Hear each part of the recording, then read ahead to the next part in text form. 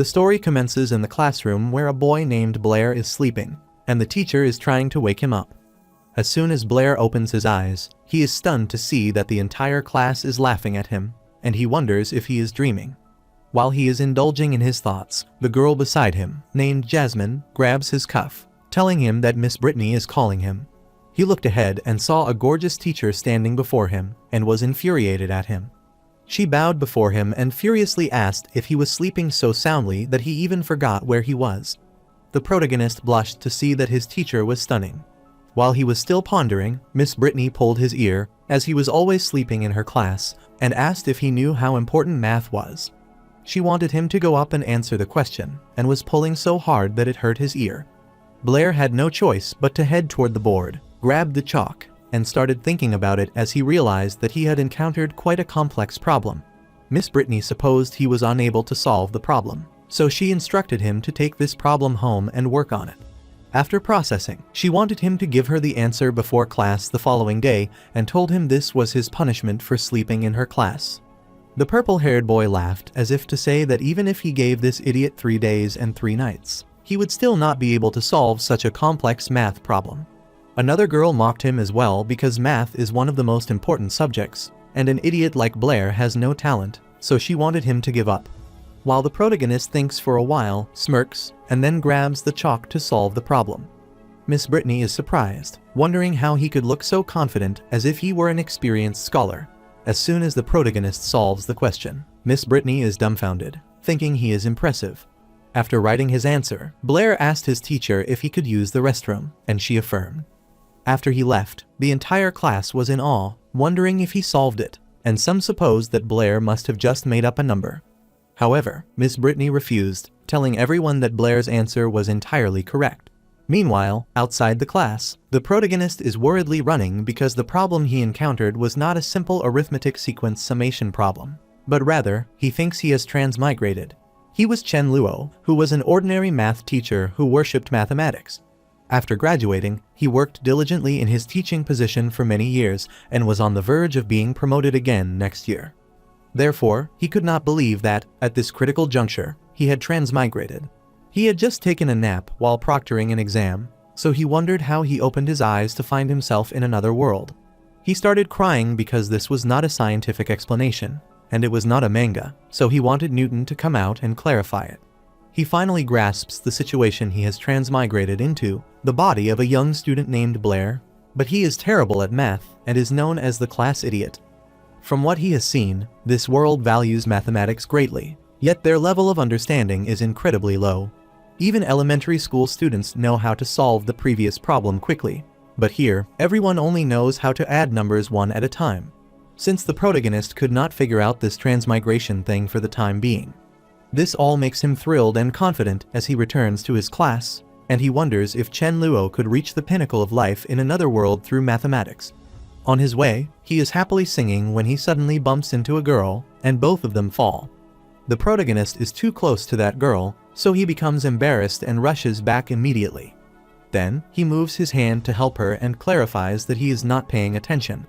The golden-haired girl named Isabella becomes infuriated upon seeing him again, which startles the protagonist, and he asks if she knows him.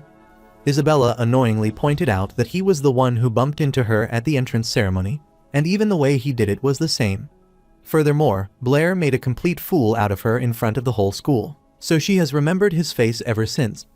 Moreover, now, he has gone too far as he deliberately ambushed her like a pervert. The protagonist is mortified on hearing this, telling her that he did not ambush her, and, if he is being honest, she was the one who bumped into him. Isabella gets infuriated, telling him that is enough, and then she starts casting the magic, requesting the fire element wandering in this world to heed her call and try to attack him. However, shortly after, her fire was extinguished, which amazed the protagonist as he realized that she was a Chunibouil. He gets annoyed, asking if she thinks she is the only one who can use magic, so he wants her to watch this. He starts uttering nonsense, wanting the god of darkness to help him. However, to his surprise, the girl summoned the fire again, rushed toward him, and asked him to take it.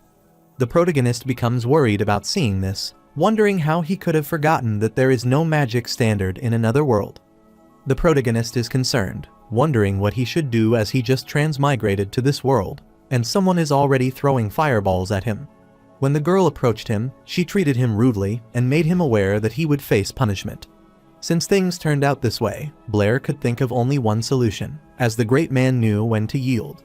He bowed before her, apologized for his rude behavior, and requested that she accept his sincere apology, as she was a beautiful lady. The girl is astounded on seeing this, so she extinguishes her fire and does not want him to think that he could get away with just an apology. As soon as she looked ahead, she was annoyed to see that Blair had disappeared before her sight and managed to slip away so fast. Meanwhile, the protagonist rushes out and is astounded to discover that science and magic coexist in this world. Suddenly, his head started spinning, so he grabbed his head, knelt, and wondered what was going on. He began recalling the memories of this body. When Blair was a kid, he cried while calling his father. However, the man worriedly told his mother that the general sacrificed himself for this country. He requested that his mother accept their condolences. Later, while his mother was working hard to earn a living, the servants hear that her family is still noble, and the other servant is surprised to learn this, realizing that after her husband dies, she will still be too poor to find work. After some time, Blair happily told his mother that he had been accepted into St. Donna's Academy. His mother wanted him to study hard when he went to his academy. Blair does not want his mother to worry about this because he has grown up. His mother could see his deceased husband's reflection in Blair and realized that he had grown up. After he joined the academy, his master commanded him to put the books in their place quickly, and he did not want him to dawdle or sleep there in the future. Blair worked hard because he certainly wanted to bring their family back to the glory of the past. Even his classmates mock him because he is trying so hard, but he lacks a single fire element and has no talent for magic. They could not believe that he could not even do the simplest fireball spell. Furthermore, he has a noble title, but he is poorer than his family servants. They are sure that with no talent for magic like that, he will indeed be expelled from the academy soon. He is also a math idiot, so some students guessed that his family could not even afford a math tutor growing up. They are sure that if it were not for the noble title left by his long-dead father, Blair would not even be qualified to come there. Some of the students thought that he must be a hybrid, based on his black hair and brown eyes, and that he had only been in the entire Yapo city. All those words spin around his head and demotivate him, so he is apologetic to his mother and father because, with no magic or skills, he might be useless. Suddenly, he had the memory of Jasmine, who accosted him. Blair opened his eyes and remembered that she was Jasmine, his classmate, but wondered whether she would find him there. Abruptly, Jasmine saw him unconscious, so worriedly asked if he was all right and told him that the next was the magic theory class. He did not expect anyone to care about someone like him, so he told her he was all right and thanked her for her concern. After reviewing all these memories, the protagonist realizes that Blair's past is similar to this. After that, he went to his classroom, where his teacher informed everyone that there are 4 magic elements in the world, and that all magic is based on these 4 elements. The protagonist understands that this world is divided into magicians and magic, and that mathematics is also essential. The school he attends is a famous magic school. His teacher teaches that the 4 magic systems in the world are earth, fire, wind, and water, corresponding to the 4 fundamental elements of magic. He further explained that magicians use spells and gestures to mobilize magical elements with their mental power, releasing various forms of magic. However, casting magic still requires some talent. After the class ended, the purple-haired boy was relieved, and his comrade thought the lecture was boring because the old professor had just read from the textbooks. After everyone had left, the teacher sighed and was about to leave, but Blair stopped him, which made his teacher wonder what the matter was and prompted him to inquire about the problem again. The protagonist wanted to ask his teacher if someone with no magic talent could release any magic at all. The teacher apologizes to Blair, as he has asked this question many times, but wants him to know that the answer will not change. Without magic talent, he could not sense or mobilize even a tiny bit of magic elements. Later, everyone mocks him, thinking that their magical genius, Blair, is daydreaming again. The purple-haired guy remarked that he looks the most attentive in class every time, but it is of no use, as he lacks the talent. A chubby guy named Toby put his hand on Blair's shoulder, telling him that it does not matter if he cannot graduate. He assures him that when the time comes, he can work with him at his father's estate, so as long as he has a loaf of bread, Blair will have half of it. The protagonist is amazed to see Toby. He remembers this person is Blair's only friend, and it seems he is nice to Blair. After protecting Blair, he decided to leave first, so he bid his farewell to him while Jasmine saw him from afar. The protagonist noticed her presence and asked if she had something that she wanted to say, but she refused. He noticed that Jasmine seemed to be paying him a great deal of attention and wondered why. Jasmine told him that teacher Britney wanted him to go to her office after class, and then she ran away. The protagonist understood, so he told her that he would be there. He thought she was a peculiar girl, having seen her several times that day, and he always felt like she wanted to share something with him.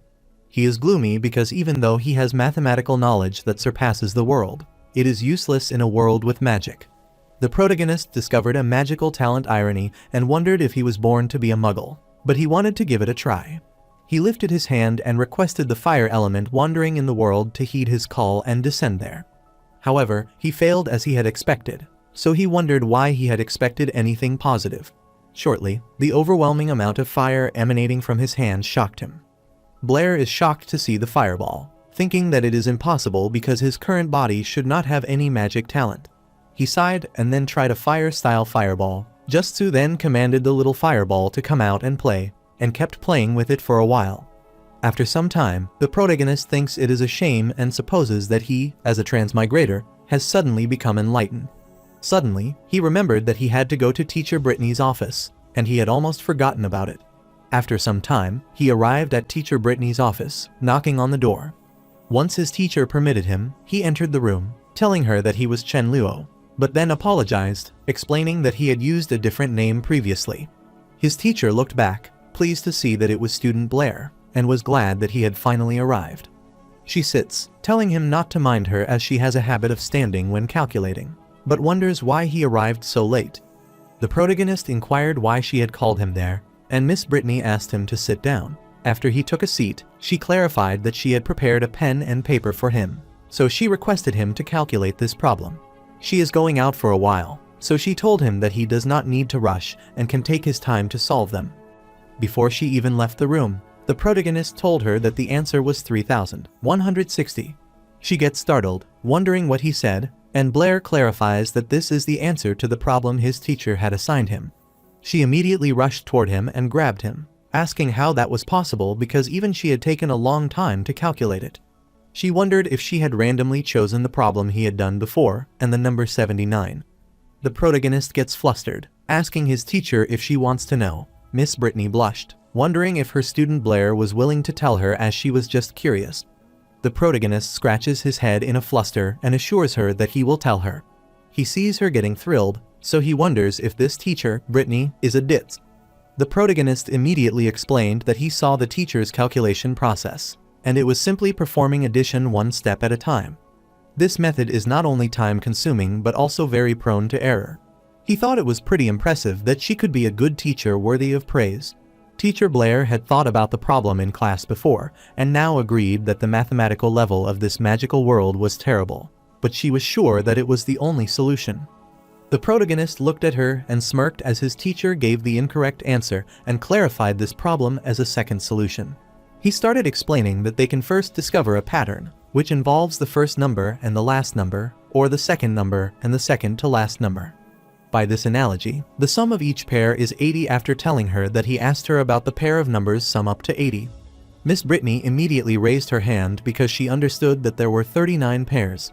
The protagonist affirmed that she was brilliant, so he requested that she sit, but then apologized, explaining it was a habit of his.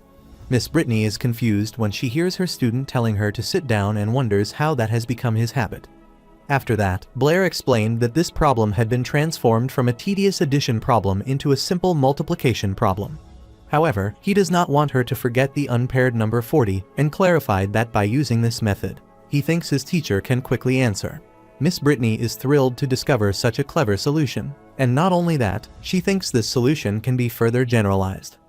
The protagonist affirmed that he thought his teacher was brilliant and started explaining that if a set of numbers starts from the second term and the difference between each term and its preceding term is equal to the same constant, then their sum can be described by the same simple formula. He noticed that this solution had dazed Miss Britney, so he tried to bring her back to her senses, wondering if the math skills he had learned in elementary school could shock the scholars of this world so much. Britney thought for a while and then asked Blair if he had come up with this solution himself. the protagonist affirmed, telling her that he guessed so and thought that it was more convenient to calculate this way. He is sure that if he told her that he guessed so, she would not be able to know who that was. Miss Britney excitedly grabbed his hand, telling him that he was a genius. She has assured him that his future is boundless as long as he is willing to continue delving into it. She gets too close to him, which embarrasses him, and she apologizes, clarifying that she is too excited. After giving it some thought, she asked the protagonist if he wanted to become a great mathematician. The protagonist refuses, telling her that he wants to become a great magician. This makes Britney gloomy, but she wants him to know that he has a great talent in mathematics and that it is a gift from the goddess of wisdom, so she does not want him to waste it. Furthermore, as far as she knows, Blair has absolutely no talent for magic. Moreover, becoming a mathematical scholar can also bring decent status and treatment, so no matter how he looks at it, the choice now should not be magic but mathematics. The protagonist pushed her hand away, apologized to his teacher, and clarified that he still wanted to become a magician. He is sure that with the mathematical level of this world, he can easily become a great mathematician by simply throwing out some advanced mathematical theories. However, those are his regurgitations, simply copying the achievements of mathematicians from another world. In comparison, the appeal of magic in this world far exceeds the empty fame of being a so-called great mathematician. Britney is annoyed, but since Blair is so insistent on becoming a magician, she asks him if he dares to make a bet with her. The protagonist wondered what bet, and Britney uttered that the magic test for his class was in a few days. This test will directly determine whether he can stay at St. Donna's Academy or not. The protagonist affirmed that he knows he will be expelled from school if he does not pass the test. Britney uttered that he wanted to be a magician, and this test was something he had to pass. Therefore, she wanted to make a bet that if he could pass the magic test, then she naturally would not try to persuade him anymore. However, if Blair does not pass, then she can help him apply for a teaching assistant qualification to continue studying at the school. But he must give up magic and study mathematics with her, so she asks him what he thinks. While the protagonist is looking at her, Britney is apologetic to him, as this is a bet he is bound to lose, given his lack of magical talent, and Blair agrees to make a bet. While returning, the protagonist thought that his teacher, Britney, was too persistent, as she had been going on and on about this for so long. He recalled how his teacher requested him not to forget about their bet while seeing him off. He worriedly grabbed his head and wanted to go back and study magic. On his way, he again bumped into Isabella, and then he fell, realizing that this plot and feeling were similar. He is startled to see a similar girl who gets infuriated at him, starts beating him, and thinks he is shameless as always. She summoned the fire element to heed her call and descend, creating a fireball jutsu. However, before she could even strike Blair, he got away, which annoyed her. She wondered where he was and could not believe he had run away so quickly again. The protagonist is worried as he is sure that if he had not run away, then he would have been burned by her. While Isabella went to Miss Britney's room, she was pleased to see her but wondered what was wrong, as she had seemed unhappy ever since her arrival. Isabella informed her teacher that she encountered a pervert twice at school that day.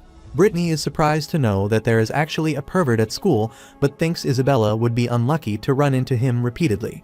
Isabella furiously clarified that she would blast him away with a fireball the next time she saw him. Miss Britney laughed at hearing this because she had expected it from Isabella. Isabella did not want to talk about that and told her teacher that she had already solved the problem she had been given. She laughed confidently, as it had only taken her half a day, and she thought she was almost as fast as her teacher at solving these consecutive addition problems now. Britney looked at the solution and agreed that Isabella's speed was almost as fast as hers, but student Blair solved this problem in under a minute. Isabella is dumbfounded, wondering how he could be so fast, as that is impossible. Britney agreed, as that was true, but clarified that he had used a method she had never seen before, and she decided to show her the calculation. After showing it, she started explaining to Isabella that they needed to make a pattern and then multiply the sum. She further added that Blair simplified it into a fixed formula, an arithmetic sequence summation formula. Isabella is dumbfounded as she discovers that this problem could be solved in this way, and inquires if that student, Blair, really came up with this solution. Britney affirmed, telling her that she was also very shocked as their academy has such a mathematical genius. Isabella is so impressed by that genius student, Blair, that she wants to meet him and requests her teacher's help in arranging a meeting. Miss Britney saw how enthusiastic she was, so she agreed to let her meet Blair. Later, she rushed into their class, kicked the door open, and asked who Blair was in this class, as she wanted him to come out to see her. Toby gets worried and sees their senior there pinching Blair as she calls for him. However, Blair is hiding under the desk and requests that Toby stay quiet, as he does not want to meet her. Toby worriedly told Isabella that Blair just happened to have something to do and went out. Isabella becomes annoyed as she realizes that he has just left again. As she is leaving, she instructs him to tell Blair that she is looking for him when he returns. Toby affirmed and bid her farewell, and after she left, he took a peaceful breath. Shortly, Blair came out and saw the entire class staring at him, and he asked Toby why they were all looking at him like this. Toby worriedly grabbed him and wanted Blair to tell him the truth about what had happened between him and senior Isabella. The protagonist is surprised to learn that the girl is now called Isabella. Toby supposed that Blair did not know anything besides reading and working and inquired if he knew who senior Isabella was. The protagonist gets scared by his aura and inquires who she is. He worriedly asked Blair if he knew how many admirers Isabella had in the academy. So, if they knew that he offended their goddess, they certainly would let him off. The protagonist wanted him to calm down because this was St. Donna Academy, so they could not do whatever they wanted there. Toby looked at him annoyingly, asking if he even knew they were at St. Donna's Academy, so he wanted to tell him where the academy was. The protagonist stated that it was at Baker Street, and Toby inquired about the location of Baker Street, so the protagonist replied that it was in Yapo City. Toby sighed, thinking Blair was playing dumb, but now it seemed like Blair was being intentionally obtuse and had told him that Isabella's father was the Lord of Yapo City. The protagonist becomes worried upon hearing this and asks if he thinks she will forgive him if he apologizes to her now. Suddenly, he heard a student utter that he dared to touch Isabella, and he did not think he would be planning on staying in the academy anymore. He worriedly looked back and saw some students there and the golden-haired boy.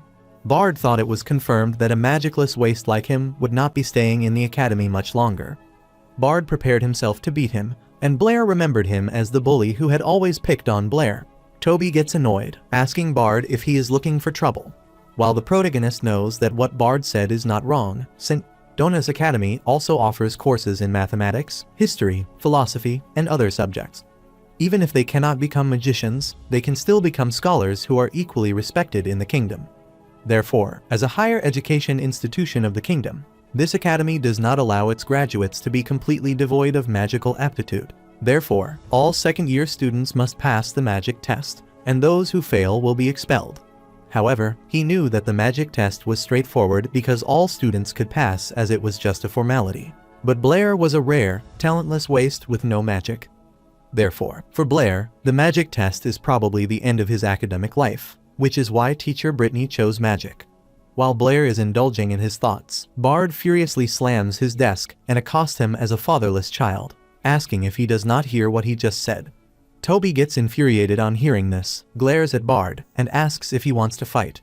Bard looked at Toby and told him this did not concern him, so he should not meddle in this matter. Toby gets annoyed, telling him that Blair is his friend, so his friend's business is his business. So he clarified to Bard that if he wanted to fight, then he could, as he did not grow this big or anything. Bard gets pissed on hearing this, telling him that he will remember this, and decides to leave for this time as he wants to settle the score with him next time. The protagonist sees them leaving and thinks this fatty might not seem reliable, but he is quite loyal in critical moments.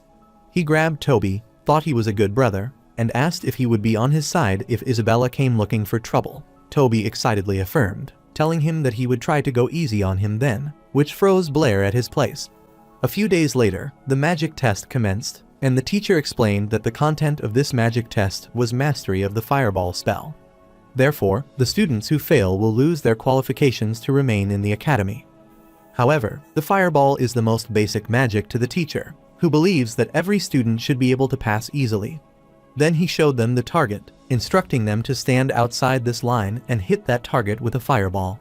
The teacher instructed Bard to go first, and Bard confidently stepped forward, enchanting his spell to summon the fire elements, creating a massive fireball and hitting the target. The teacher appreciated his outstanding performance and informed him that he had passed.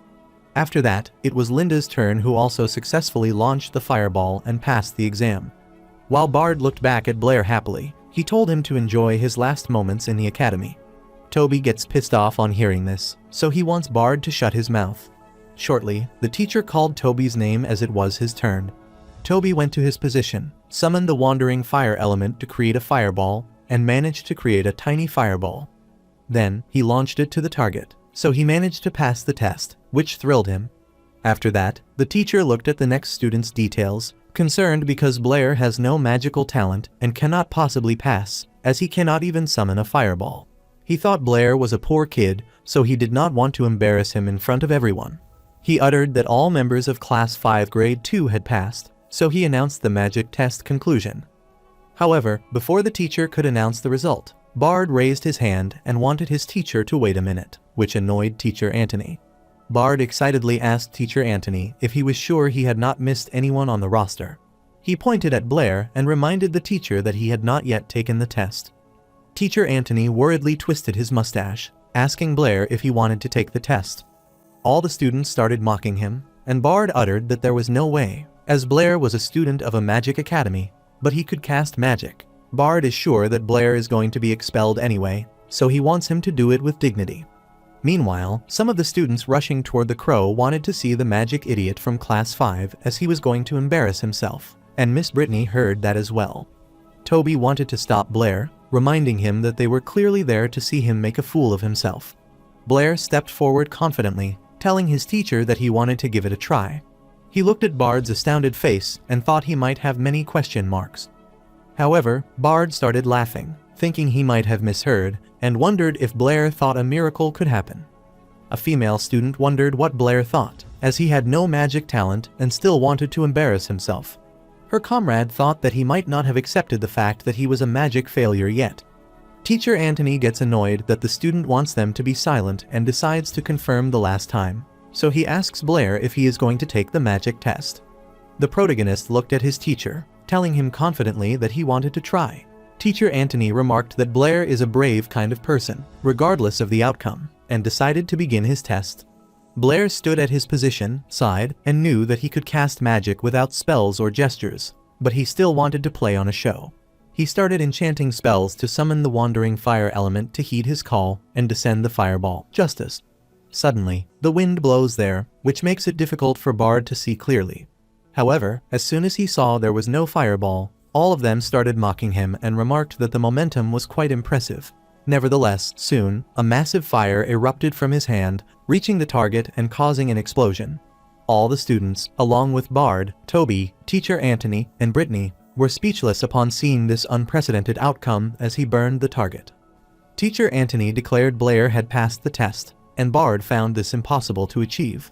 Toby excitedly grabbed Blair, not realizing that he was hiding his skills. After declaring the result, Teacher Anthony instructed Blair to come with him, while Miss Britney is dumbfounded, wondering how Blair managed to do that.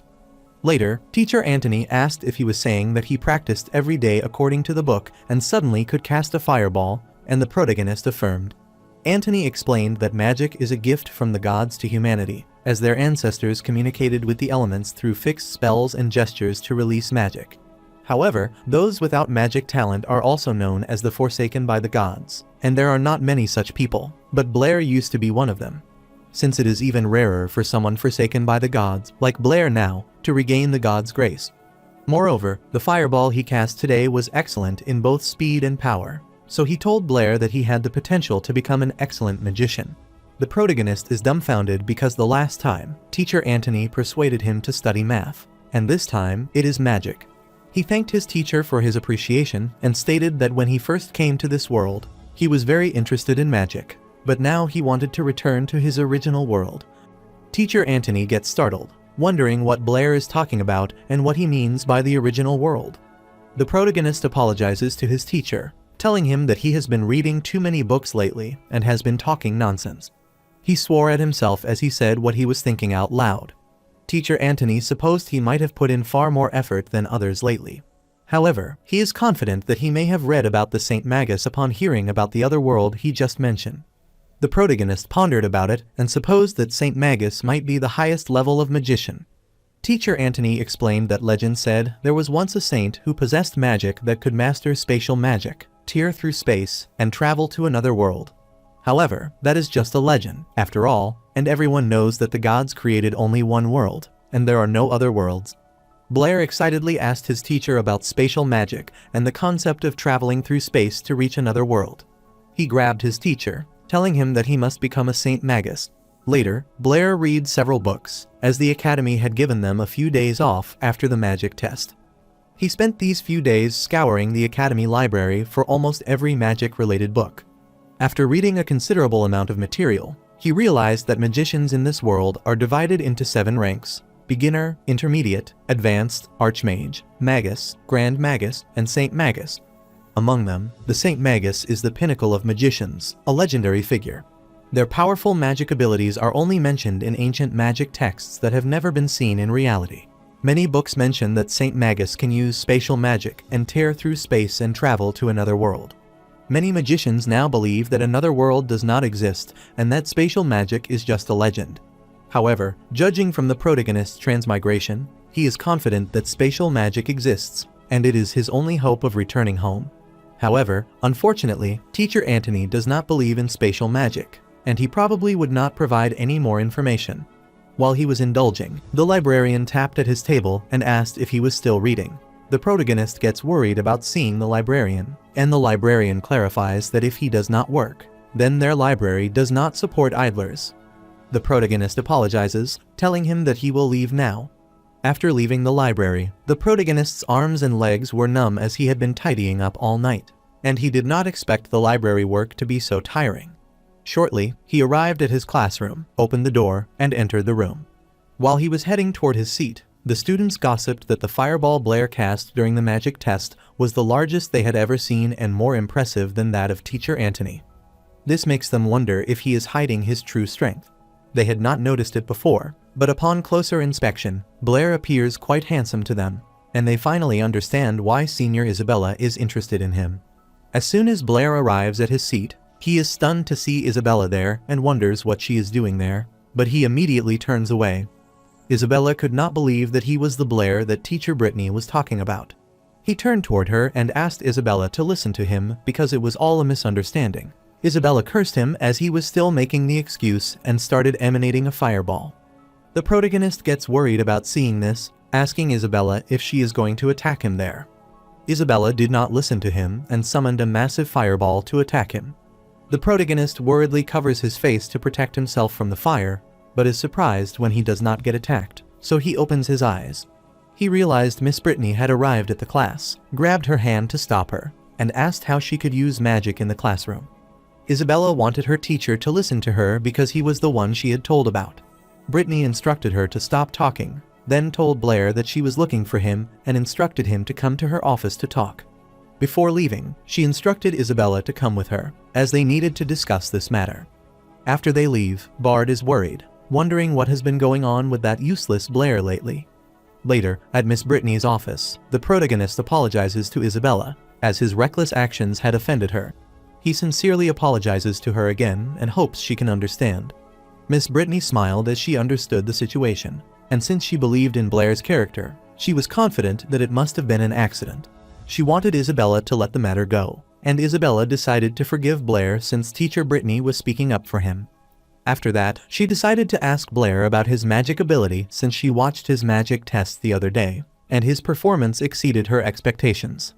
She admitted that he had won the bet, and she wanted to keep her promise not to persuade him anymore, but she also wanted to know how he had done it. She is curious because it is the first time she has seen someone without the magic talent regain their magic ability. The protagonist clarified that he had just gotten lucky, but he had a magic question he wanted to ask her. Britney decided to let it go, as Blair did not want to say it, so she decided not to force him and told him to ask away, as she would tell him anything she knew. Blair asked if spells and gestures were required to channel magic. Isabella laughed on hearing this, thinking that it was a silly question because even a child knew that spells and gestures were required to channel magic. The protagonist becomes mortified, asking if that is the same for all magicians and if there are no exceptions. Miss Britney clarified that even the most potent magicians need spells and gestures to channel magic, as just that they are more familiar with magic, so it takes them less time. Since magic is a gift from the gods taught their ancestors to channel magic through spells and gestures, allowing it to be passed down through generations. She thought that only the gods themselves could cast magic without a spell or gesture. Isabella mocked him, wanting Miss Britney to know that she didn't need to answer such a stupid question so seriously. The protagonist is confused upon hearing this and wonders if it is because he is an outsider and the god of this world has no power over him. Miss Britney clarified that he is the most basic magic common sense, so she wanted him to memorize all the theories in the magic book if he wanted to be a magician. However, this time, she asked him to come as there was a more important thing and handed him a document. The protagonist wondered what is that and started reading it. Isabella is surprised to discover that he does not even know this and explains that this is the journal where the most important academic papers of the kingdom are published. Isabella reads the document and is astounded to learn that Miss Britney and Blair's names are in it. Miss Britney smiled, telling them that she had derived the summation formula mentioned by Blair the last time and had written this paper. Since Blair initially inspired the formula, she thought that the co-signature should also be with both of their names. The protagonist is annoyed because this sign does not matter at all, and he wants his teacher to give him some money because he cannot afford enough to eat with the meager amount he earns from working in the library every day. Abruptly, Miss Britney remembered something she had almost forgotten and handed him a pouch. She explained that this is the manuscript bonus of 50 silver coins and is certain that it is trivial compared to the academic honors she believes he deserves. The protagonist is startled to see a bonus and thinks it is his good luck, as he has worked so hard in the library for only 2 silver coins for months. He directly receives 50 silver coins. He is about to take that money, but he stops himself, even though he wants to get it, because he thinks he should be polite. He said it was nice, but suppose there is at least half of Miss Britney's credit for this. Miss Britney innocently took the bag away and decided to take half of it. After taking half of the money, Britney remarked that Blair was so kind, which is why she did not want to make him sad, and handed him his 25 silver coins. The protagonist could not believe his teacher, as he was trying to be polite, but wondered why she took it so seriously. He could not believe that he lost 25 coins for a word and wondered if he should slap himself. He wanted his mother to know that he was flying and would soon leave this beautiful world. The protagonist suddenly got an idea and asked his teacher if there was a bonus of 50 silver coins for each paper published in the journal. Miss Britney thinks for a while because she has not paid much attention to it. However, after all, it was published in the journal, and the manuscript bonus of 50 silver coins should be expected. The protagonist smirked, telling his teacher that he had recently had another thought, and he had been thinking lately of a set of numbers starting from the second term, where the ratio of each term to its previous term is equal to the same constant. He was explaining the summation formula of the proportional sequence to her and asked his teacher if a unified formula could also represent their sum. Miss Britney is surprised to learn about this and asks Blair if he is talking about the mystery of Rouse. Blair wondered about the mystery of Rouse, and Britney explained that it was a mathematical problem posed by the mathematician Rouse. Then she gave him an example, according to Rouse, which involved 7 wives, each with 7 pockets, and each pocket containing 7 cats, clarifying that it was an unsolved problem. The protagonist affirmed, telling her that there are not many items in this question and that she can add them all to get the answer. But if there are more terms, they need a unified formula to help. Britney happily asked him if he was saying that the mystery of Rouse could be solved with a formula. The protagonist clarified that he has some preliminary ideas on how to address the issue. Miss Britney excitedly told him to come and deduce it now, which worried him. Soon, they began solving the problem, and time passed until evening arrived. Britney remarked that Blair was incredible because the mystery of Rouse could be solved with a formula. Britney's loud appraisal woke Isabella up, and she wondered what the matter was. Britney excitedly told Blair that his mathematical talent was unparalleled and asked if he was reluctant to study mathematics with her. Isabella also praised him, telling him that she had not known he had a talent for mathematics and asked if these were his ideas. The protagonist thinks for a while and asks if she wants to know. Isabella blushed, telling him that she wanted to know and did not want him to tell them lies. The protagonist points at her, telling her that it is an innate talent that has been refined, as he spends time on math while the others are sleeping, which mortifies Isabella, making her wonder if that is indeed the case. In this way, Chenluo's equivalent series of summation formulas once again shocked everyone, and Chenluo's small plan was also carried out step by step. The following day, Isabella pondered that what Blair said yesterday seemed to make sense, but she did not know why there was always a feeling of being perfunctory. Suddenly, she saw Blair, so she hid to peek and realized that he was in the 2nd grade. She wondered why he had come to their 3rd grade teaching building. She wondered if that crazy guy would harass other seniors, but she did not want to let this happen, so this time, she was going to follow him to see what he was up to. However, in the blink of an eye, Blair vanished before her eyes, and she wondered where he had gone.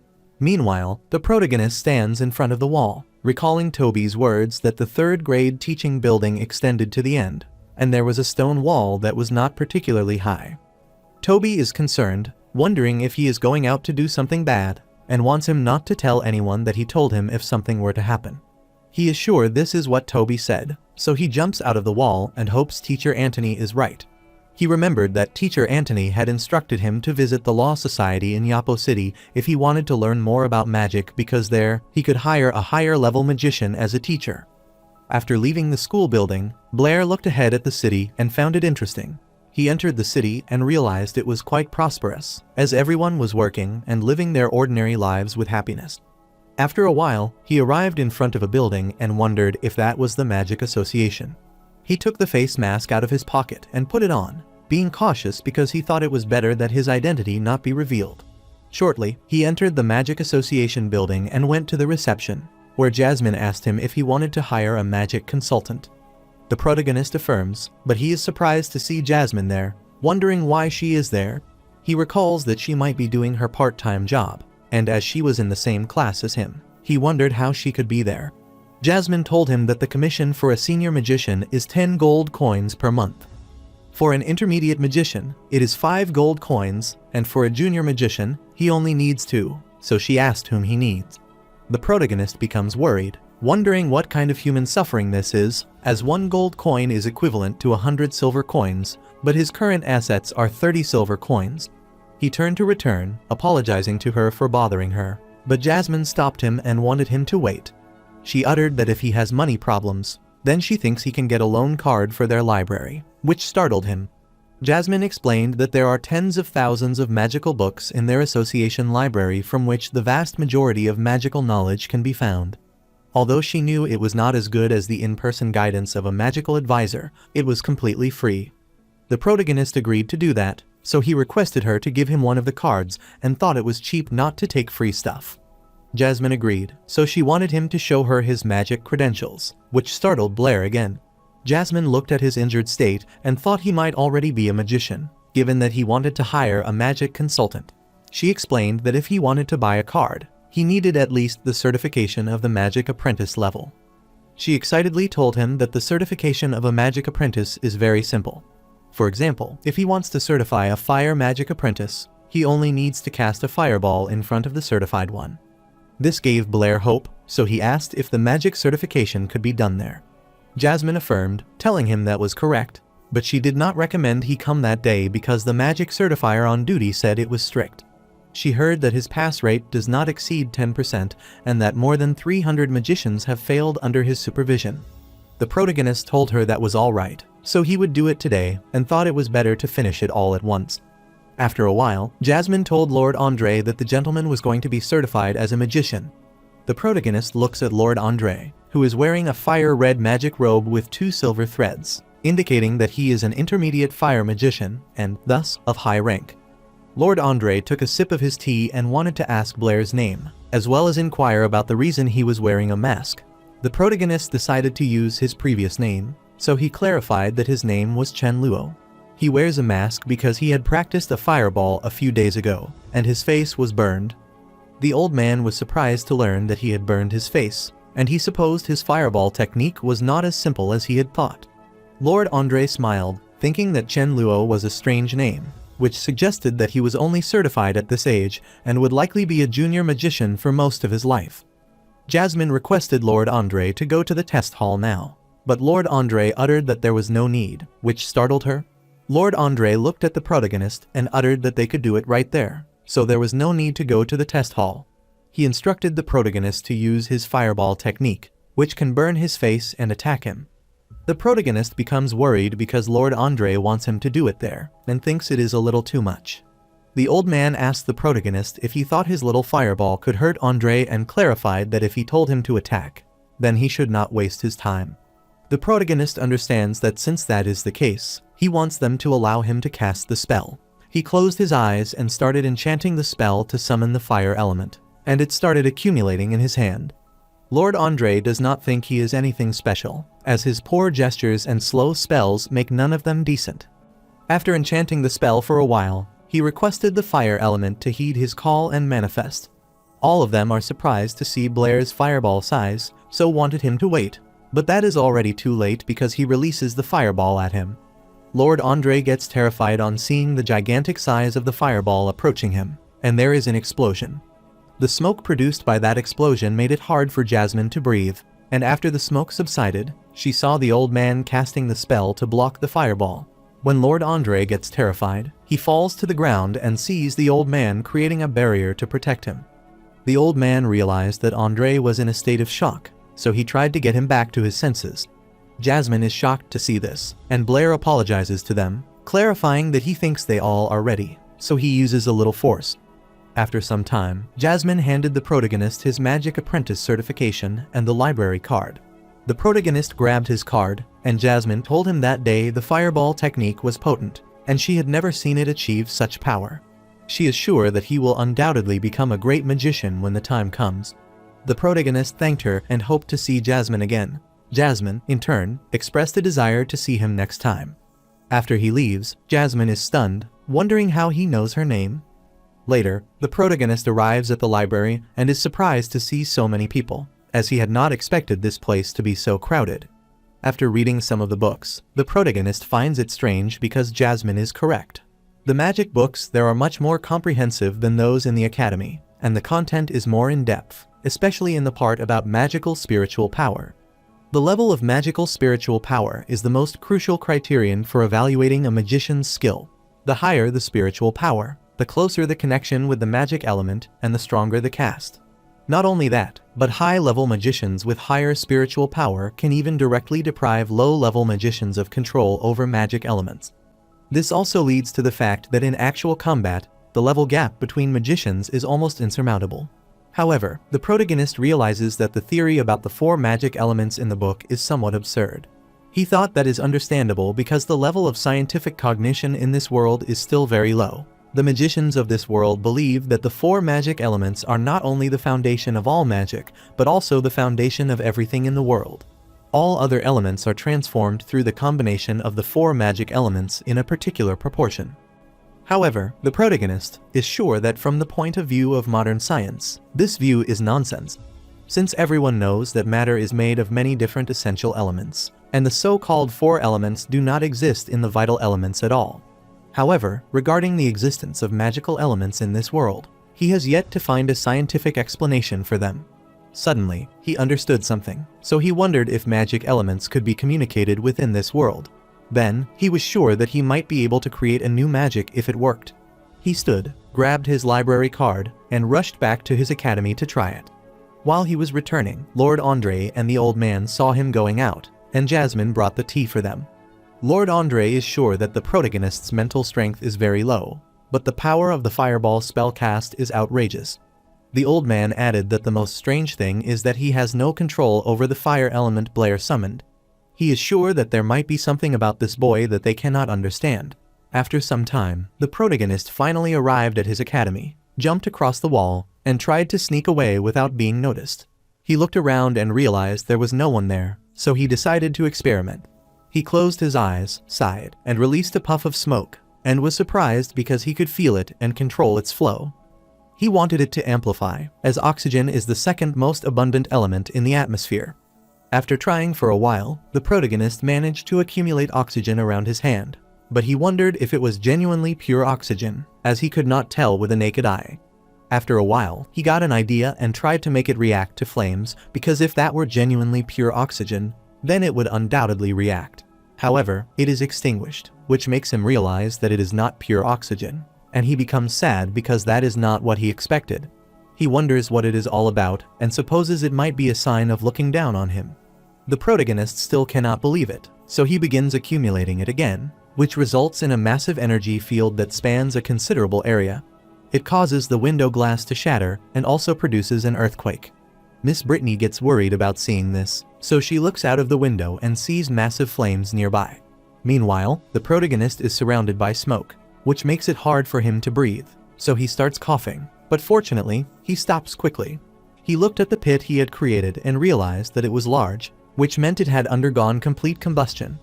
The protagonist becomes worried as he realizes that the extracted oxygen is much purer than he thought. Suddenly, he heard a student rushing there and asking him what happened. Blair worriedly looked behind him and saw a student rushing at him, so he started running away, as he had not expected to make such a big commotion. While running away, he smiled because even though it was a big commotion, he seemed to have created something incredible. The following day, the protagonist is in the class while the students are gossiping about what they will have for lunch. The protagonist is so tired that he thinks he should never stay up late in this life. Suddenly, Toby put his hand on his shoulder and asked if he knew what happened at the academy last night. Blair gets worried, telling him that he just slept pretty hard last night, so he asks what happened. Toby whispered in his ear, telling him there was a big explosion next to the third-grade teaching building the previous night, and the windows over there were shattered.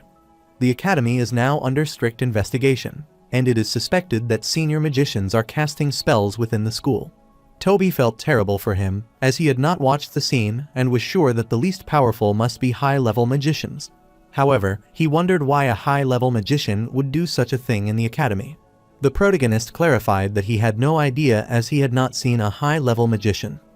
Toby looked at him with astonishment, asking if he really had not seen a high-level magician, and then mentioned that Miss Britney was a high-level magician, which astounded Blair, as he was unaware of this. After some time, Blair went to Miss Britney's office and knocked on the door. His teacher clarified that she was coming. Shortly, she opened the door and was pleased to see Blair there, as he had arrived just in time since she had been looking for him. She told him that the Mathematical Society had published a paper on Rouse's problem in the proceedings. Blair came up with the idea and the first author to whom she wrote his name. She congratulated him because Blair managed to solve one of the biggest problems in mathematics.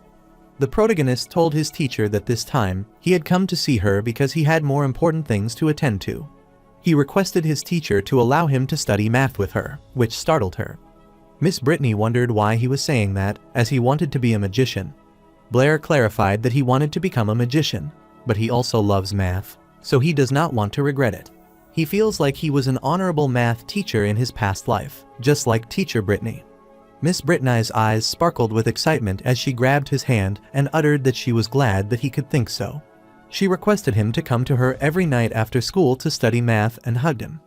The protagonist gets flustered and rushes away, and Miss Britney clarifies that with Blair's talent, as long as he studies hard, he will undoubtedly become a great mathematician. While getting away, he asked Miss Britney if, in addition to math questions, he could ask her if he had any magic questions. Miss Britney immediately agreed to his request, telling him that she had no problem, and Blair thanked her and wanted to head back now. While he was leaving, Miss Britney instructed him to remember to come the next night, and Blair affirmed, so he bid her farewell. Before he could leave, Miss Britney stopped him and indulged in deep thoughts. Blair becomes worried about seeing his teacher get serious, so he approaches her and inquires about the matter. Miss Britney clarified that she thinks if Blair says that he wants to learn math with her, he could ask magic questions. The protagonist is startled by this, and his teacher notices that he flinches. The protagonist becomes worried, wondering if he has been discovered, and so he is unsure what to do. He wanted help from someone wondering if he would leave this beautiful world and if Miss Britney would cut his head off, but he wanted to live a few more years. He thinks for a while and then asks her what she is talking about, as he feels that he wants to spend more time with her every day in the future. He thought it would be more convenient to ask the magic question directly to her. Miss Britney rushed at him, grabbed his shoulder, and excitedly told him that he could not be the kind of person who uses mathematics as a tool. Then she turned him away, telling him to go back to rest and remember to come over after class the following day. He affirmed, after coming out of her office, that Blair was unsure whether this woman was smart or stupid. The next evening, the protagonist opens the door of Miss Britney's office, telling her that he is coming in. However, he is surprised to see that Isabella is there as well.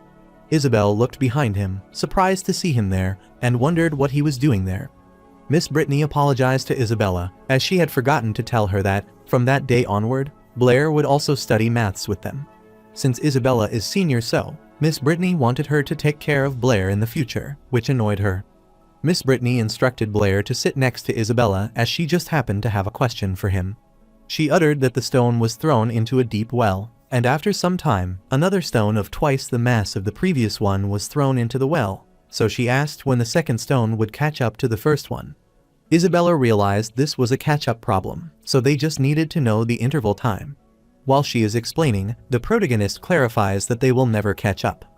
He explained that, in the case of ignoring air resistance, the big stone can never catch up with the small stone. Isabella mocked him, telling Blair that he should at least have some knowledge, even if he had no common sense. Miss Britney clarified that, even though she did not know what Blair meant by air resistance, the sages stated that the speed at which objects fall is proportional to their mass. Isabella uttered that the greater the quality, the faster the falling speed, and this is the truth of the sages and the common sense that even children know. The protagonist asked Isabella if what the sages said was right and if she had verified it herself. Isabella gets annoyed as Blair dares to question the sages. Miss Britney noticed that they were about to fight, and she got worried. Blair clarified that science is rigorous, and the attitude towards science must also be rigorous, and the truth that cannot stand verification is not the truth. Isabella asked him if he dared to bet and wanted to verify that since he had said so. The protagonist refused as he did not want to gamble because, as a student, gambling is evil behavior. Miss Britney understood, so she instructed them to stop, and Isabella bet 10 gold coins. The protagonist becomes excited upon hearing about the money, although it is a small gamble, so he requests that his teacher testify on their behalf. Miss Britney could not believe how he quickly changed his statement. The following day, Miss Britney clarified that the weight difference between the two stones was approximately double, so she wanted Blair to consider it, as 10 gold coins is not a tiny amount. Blair told Miss Britney that he had already considered it, so he wanted to verify his thoughts. Isabella worriedly asked him if he thought he could win. Miss Britney told him that confidence was a good thing, but she did not want him to be too arrogant. After saying that, she went high along with the stones with her wind magic and reached a certain height. The protagonist is stunned to see that it works, too, as he knows nothing about this skill. Isabella explained the wind control technique of wind magic and realized that he lacked common sense, as he was unaware of it. After some time, Miss Britney was at the height of the tower clock, and Isabella excitedly told Blair to wait and lose. Shortly, Miss Britney dropped both stones, and they started falling at the same time. Isabella is surprised to see this, and the protagonist is pleased because he has achieved his goal. Miss Britney was surprised, so she immediately came down and looked at it. Isabella is astounded, wondering how that is even possible, and cannot believe her eyes because it turns out that it landed at the same time. Miss Britney is shocked as well and asks Blair how he found out that the law of falling objects is wrong. Blair clarified that he saw this law in his textbook and attempted to verify it with 2 stones, but then he found that the law of falling is not the same as what is stated in the textbook. Miss Britney is worried because the truth that has been passed down for thousands of years can be overturned with just 2 small stones. However, until this year, no one has done so, which makes her wonder how many common sense errors sages and scholars have not discovered. However, she wondered why Blair discovered these truths and was sure that it might not be just a matter of luck. She is sure that Blair may not have any idea what these 2 stones mean, and she fears that in the near future, the law of falling objects in the textbooks will bear his name. The protagonist clarified that there are still many areas for improvement in the new law regarding falling objects. Furthermore, this is not due to him alone, but to the 3 of them together. He knew that was such a useless name again, so he thought it was better to sell personal feelings. Miss Britney told him that all credit goes to him because she just threw the 2 stones at him. While Isabella is mortified, Miss Britney suggests that if Blair wants to, then he could work with her to perfect the new laws of falling objects, which startled her. The protagonist thinks he needs Isabella's help, but he is unsure if she would be willing to help him. Isabella thinks about it and dreams of the shocking news that 2 genius prodigies, discovered at St. Dona's Academy, are jointly launching a new theory. She dreamed of working hard with Blair to uncover several other truths, being recognized as a genius by others, and achieving fame and recognition. She asked if he really needed her help, and then she was okay with it, willing to assist him. The protagonist is glad to discover that, so he thanks his senior for agreeing to help him. While Isabella is thrilled to know they would work together and thinks about the law of free fall by Blair, she blushes just thinking about their name. After giving it some thought, she told Blair that if someone in the academy bullies him in the future, he should tell her, as she would help him out. Now that he had noticed Blair was not as bad a person, he was smart and looked good, so she wanted to help him. The protagonist thanked her and reached out to get his money. Isabella blushed, wondering what this was for, and wondering if he wanted to hold her hand, but she also felt a little excited. She inquired what he wanted, and Blair clarified that he wanted 10 gold coins. His eyes sparkled with gluttony as he thought he was going to become rich, which mortified her as she thought something else and started running away. After some time, she brought the money and gave it to Blair. After seeing him count the money, she told him to forget it, as he did not need to count because it was a stack of 10 gold coins. The protagonist is happy as he did not know he could earn 10 gold coins by making a bet and getting rich in one day. Isabella accosted him as she realized that he did not seem to care about fame and honor, but he seemed to care about money. However, she also feels that it is not just about money, so she wants to know exactly what he wants. The protagonist thinks for a while, recalling his previous life as a teacher and the time he spent happily with his friends. After thinking for a while, he frowned, then asked Isabella what she was talking about and clarified that he just wanted more money to improve his life. He looked back, smiling, and informed Miss Britney that it was getting late, so he wanted to go back first and hoped to see them the following day. While he was leaving, Isabella looked at him, but she still did not trust what he said. The next day, the protagonist puts his head on the desk and thinks that this desk is much more comfortable to sleep in than that cubicle. However, now that he has some money, he wants to change his place. While he was indulging in his thoughts, Bard furiously slammed at his desk and startled him. Bard furiously accosted him, calling him trash, and told him that Senior Fage was looking for him, but he still wouldn't stand up. The protagonist is surprised to learn about Fage and wonders who that person is. Bard furiously grabbed his collar and advised him not to let it get to his head and asked if he thought he could do it again by releasing a fireball. Abruptly, Senior Fage arrived and instructed Bard to let him go, which startled him. He approached Blair's desk with his comrades and stared at him silently. The protagonist wondered if this was Fage. When Senior Fage asked him if his name was Blair, he stared at him, which confused Blair with what was the matter. The protagonist looked at Bard, asking if he didn't hear and wanted him to let him go, so he released him. The protagonist asks his senior why he is looking for him. Senior Fage warned him to stay away from Isabella from now on because someone like him cannot get close to her casually. After warning him, he instructed his comrade to leave, and his comrade worriedly asked if he was not going to show this kid his place. On his way, he bumps into Toby, which annoys him but makes him fall, yet Fage doesn't care and leaves with his comrade. After they left, Toby worriedly asked Blair if he was okay and wondered what had happened between them. The protagonist casually told him it was nothing, as it was just a guy named Fage who came to him with Bard and said a few words. Toby gets worried about hearing about Fage and wonders how he might be messing with him. The protagonist wonders who Fage is, as Toby seems to be afraid of him. Toby worriedly explained that it was Senior Fage, and no one in the academy was afraid of him. He uttered that is why Blair is a weirdo who only knows how to read and doesn't care about anything else. Toby explained that Fage came from the famous Howard family in Appor, and is the youngest son of Viscount Howard. Viscount Howard is also an essential figure in the number sect, and many teachers are members of the number sect. Therefore, by offending Fage, Toby is afraid that he might have a hard time staying at St. Donna's Academy. He knew that Blair was addicted to Isabella's beauty, and he couldn't help himself, but he advised him to take Fage's warning seriously. The protagonist blushed, wondering why he was addicted to Isabella, as that was not the case. Later, at Miss Britney's office, the protagonist ponders that even though the pure oxygen fireball is powerful, he needs to summon the fireball first and then the oxygen element.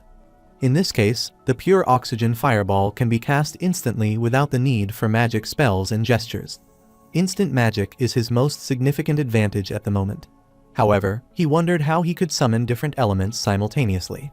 Isabella saw him in his world, so she told him to study well the topic assigned by teacher Britney because she would discuss it tomorrow.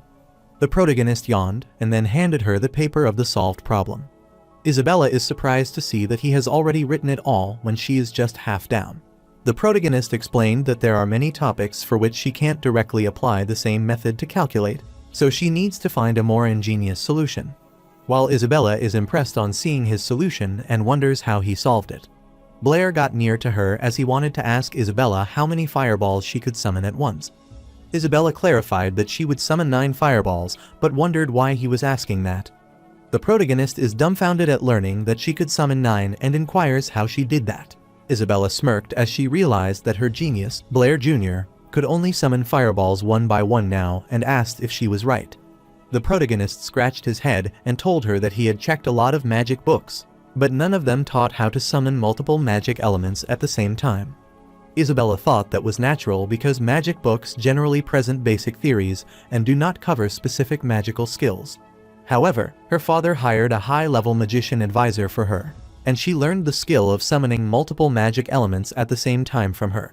She got an idea and told him that if someone was willing to call her big sister, she could teach him. The protagonist immediately called her big sister, which caught her off guard, and she thought he was too thick-skinned. But she decided to forget about it, so she left her seat and instructed him to come with her, as she would teach him. After some time, they were outside, and Isabella began demonstrating to him, summoning several fireballs and then proudly showing them to him.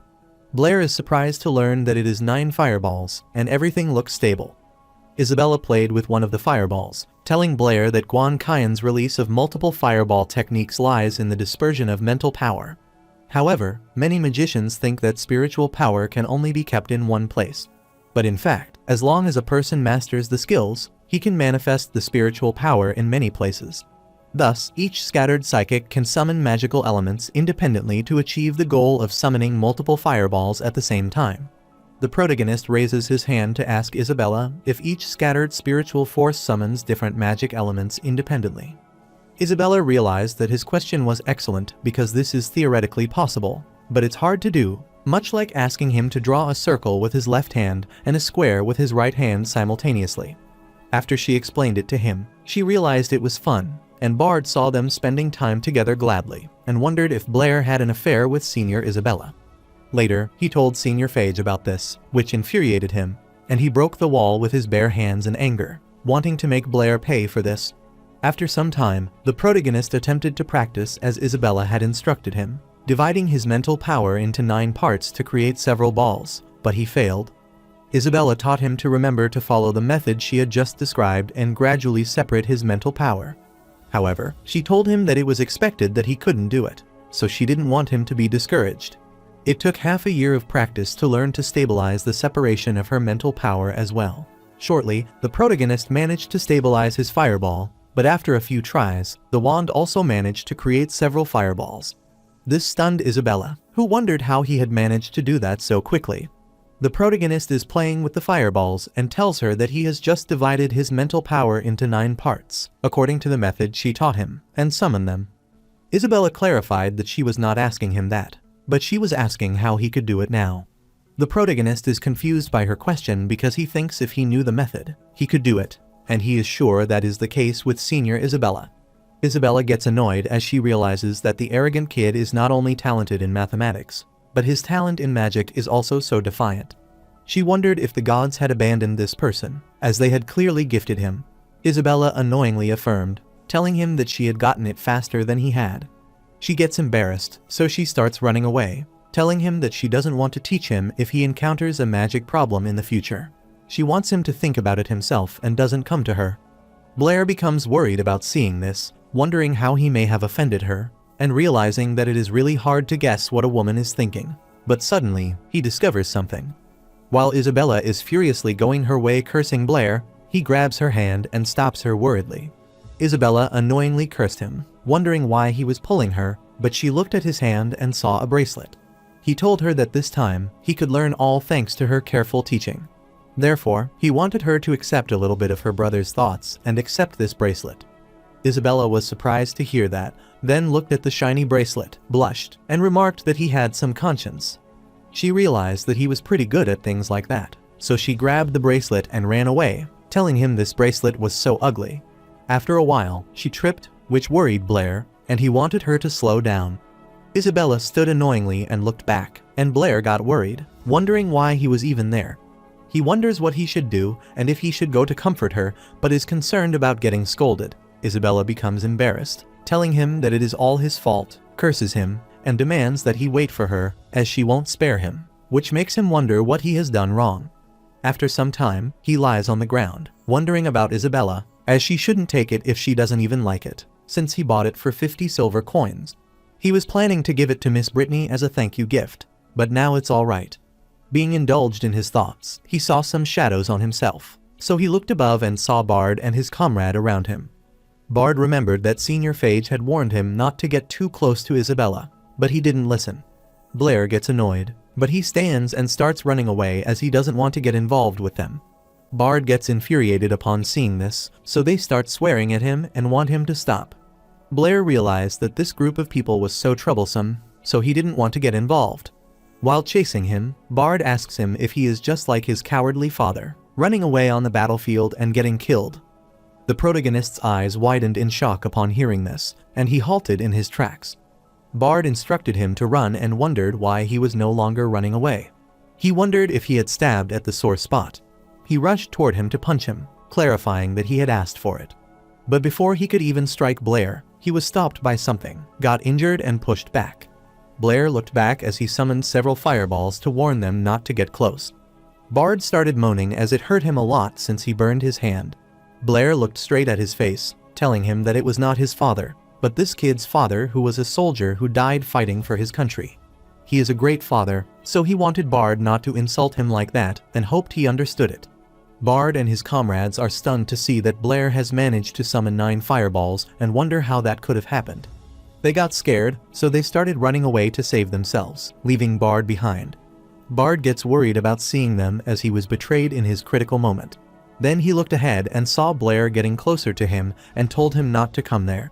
He reminded the protagonist that this academy strictly forbids students from fighting each other.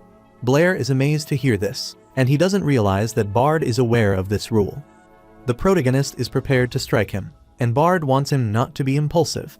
However, Blair clarified that he should have said this sooner and was about to attack him, but he noticed someone behind. While Bard is asking for help because he is scared, having never been attacked before, he looks ahead and is surprised to see Blair lying before him. He gets confused, wondering what is up with this guy, and touches his head. After seeing him unresponsive, he started running away, thinking that no matter what happened to him, he must get out of there. Meanwhile, the teacher gathered around Blair, worried about what had happened to him.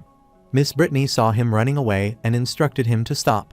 Bard turned around, raised his hand, and clarified that he had not done anything, wanting the teacher to believe him that Blair had fallen on his own and that Blair peeked at him. Miss Britney lifted her head and asked Bard if he had done nothing to make him like this, and she did not want him to think that she was unaware of what he usually did to Blair. Bard clarified that he used to do it, but it is just not what she thinks, and he wanted his teacher to listen to his explanation. Vice President Archie gets infuriated, telling him that is enough, and asks if he thinks they are all blind because he saw student Blair fall at his feet. He told Bard that he was messing around there and he lost all the face of the academy. He then instructed Bard to go to his office and wait for him, and he would take care of him when he was done. Bard affirmed. Vice President Archie apologized to Vice President Calvin as they had some negligence in the management of their academy, which made him laugh. Vice President Calvin clarified that this matter needs to be taken seriously. Miss Britney does not know how Blair is doing now, and she worries about seeing Blair, while Blair's nose is bleeding, thinking that he will see his mother in heaven and can see angels waving around him. Miss Britney gets worried about seeing blood, so asked if he is all right. The protagonist clarified that he was all right, but she almost suffocated him. Britney worriedly hugged him, asking if he was all right, and wanted him to know that she was deeply concerned about his health, and Blair apologized to her for worrying her. After some time, Vice President Archie clarified that this time, the academy would take it seriously and provide him with an explanation, but they had more important matters to discuss with him. Miss Britney is startled to see him, as she has almost forgotten to introduce them. She stated that this was Deputy Dean Archie, whom Blair should already know, and the person who had approached him was Vice President Calvin from the Mathematical Society. The protagonist respectfully greeted President Archie and Vice President Calvin. President Archie is amazed to learn that Blair can assist Miss Britney in solving the mystery of Rouse, which is indeed a good seed for learning mathematics. Miss Britney thought that Vice President Calvin had gotten one thing wrong and clarified that the mystery of Rouse was solved independently by Blair, and she just helped him write the paper. President Archie believed that solving the mystery of Rouse would greatly aid her in winning the Edwin Prize this year, and this would also bring glory to the Apollo City branch. He asked if she wished the society would do everything in its power to help her earn the Edwin Award. Therefore, he thought Miss Britney should consider this matter because the Edwin Prize is the most prestigious award in mathematics, as it is a significant achievement for both her and the Academy. Miss Britney thinks for a while, then asks President Archie if it cannot be Blair. President Archie sighed, telling her that Blair is too young to be proficient in mathematics, and even if she says that he solved the mystery of Rouse, he is afraid it is hard to believe. However, Miss Britney is still reluctant to do this, and is about to deny it, but Blair grabs her hand and shakes his head to stop further discussion. President Archie wanted her and Blair to discuss this again and make a decision after careful consideration, as the association would respect her choice, regardless of what it was, and she agreed. Later, while returning, Miss Britney informed him that the general solution to the Rouse mystery, though not a great new development, solves a historical problem that has had extraordinary significance throughout the history of mathematics. This honor belongs to Blair, so she does not want him to let anyone else get this honor. The protagonist thinks for a while, and then tells Miss Britney that she might not know as this honor does not belong to him. He looked back, telling his teacher that she was not too old. Miss Britney was startled on hearing this, wondering what he had said. The protagonist is about to explain, but Miss Britney wants him to hurry back quickly, as it is getting late, and she wants to leave first because she still has something to attend to. After she left, Blair got worried, wondering if he had repeated something wrong. After some time, the article was published and displayed on the board where all the students were gathered. The student is astounded to learn that Blair has published an article with teacher Britney again, and realizes it's about the mystery of something. They realize that the riddle of Rouse is said to be a century-old problem that many great scholars have been unable to solve. The students wondered if Blair could be more powerful than those great scholars, and supposed he must have benefited from Miss Britney. They asked what kind of ecstasy Blair gave teacher Britney. Blair is sneaking out without being noticed, and is annoyed because, unexpectedly, Miss Britney still used a co-author to publish the paper.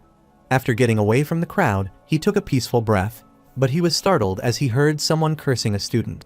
He looked back and saw Bard's father disciplining him because he had heard from the teacher that he had been fighting at school again. Bard's father is infuriated, asking him if he thinks the family supports his attendance at St. Donus so he can fight. Since Bard liked to fight a lot, his father wanted to beat him to death that day and hit him with the whip, and Blair saw this entire scene. After beating Bard, his father requested the principal not to expel him as he would undoubtedly educate this kid well in the future. The principal apologized, telling him that Bard's behavior was unacceptable and had seriously violated academy rules, so they could only expel him. Suddenly, Bard's father knelt before the principal, requesting him not to expel his son, which startled both Bard and the principal. Dean Archie wondered what he was doing, and Blair's father kept requesting him. Bard becomes worried about seeing this, so he requests that his father not do this. The protagonist saw this. He stepped forward, greeted the dean, and the dean wished him good morning, which he reciprocated. Then he looks at Principal Archie and Bard, asking what is wrong while Bard is infuriated. Principal Archie clarified that Bard has seriously violated school rules, and the academy is preparing to expel him. He wanted Blair to rest assured as they would definitely deal with this seriously this time. Bard's father grabbed his cuff, asking if he was Blair, and uttered that he begged him to forgive Bard, as he would certainly teach him a good lesson when he got back. He clarified that it wasn't easy for them to send him there, and if Bard is expelled from the academy this time, he will be finished for life. The protagonist gets worried about hearing this, so he sighs and tells Dean Archie that even though he has some minor conflicts with Bard, the academy doesn't need to punish him so severely, which startles Bard as that isn't what he expected. Dean Archie thinks for a while, then utters that since Blair is pleading for Bard, the academy can temporarily retract this decision. However, he warned Bard that if he do this again in the future, the academy won't give him a second chance. Bard's father immediately grabbed Bard's head, bowed it before them, and wanted him to thank Blair and the principal quickly. Bard did as his father commanded him, and he thanked Principal Archie and Blair for giving him another chance. Principal Archie understood, so he commanded them to return to their class quickly. While returning, Bard inquired why Blair helped him despite their conflict. The protagonist thinks for a while, and then tells Bard not to disappoint his father anymore. Bard is remorseful of hearing this, and he wholeheartedly thanks him for his help. While heading inside the room, he warned Blair to be careful of Fage, as he would not let him go quickly since he had an uncle who was the vice president of the academy. Later, he heads to the library, annoyed because unfortunate events keep happening every day, and he still has to work. He looked ahead, saw the administrator standing there, and wondered what the matter was. The administrator asked Blair if he had offended someone recently.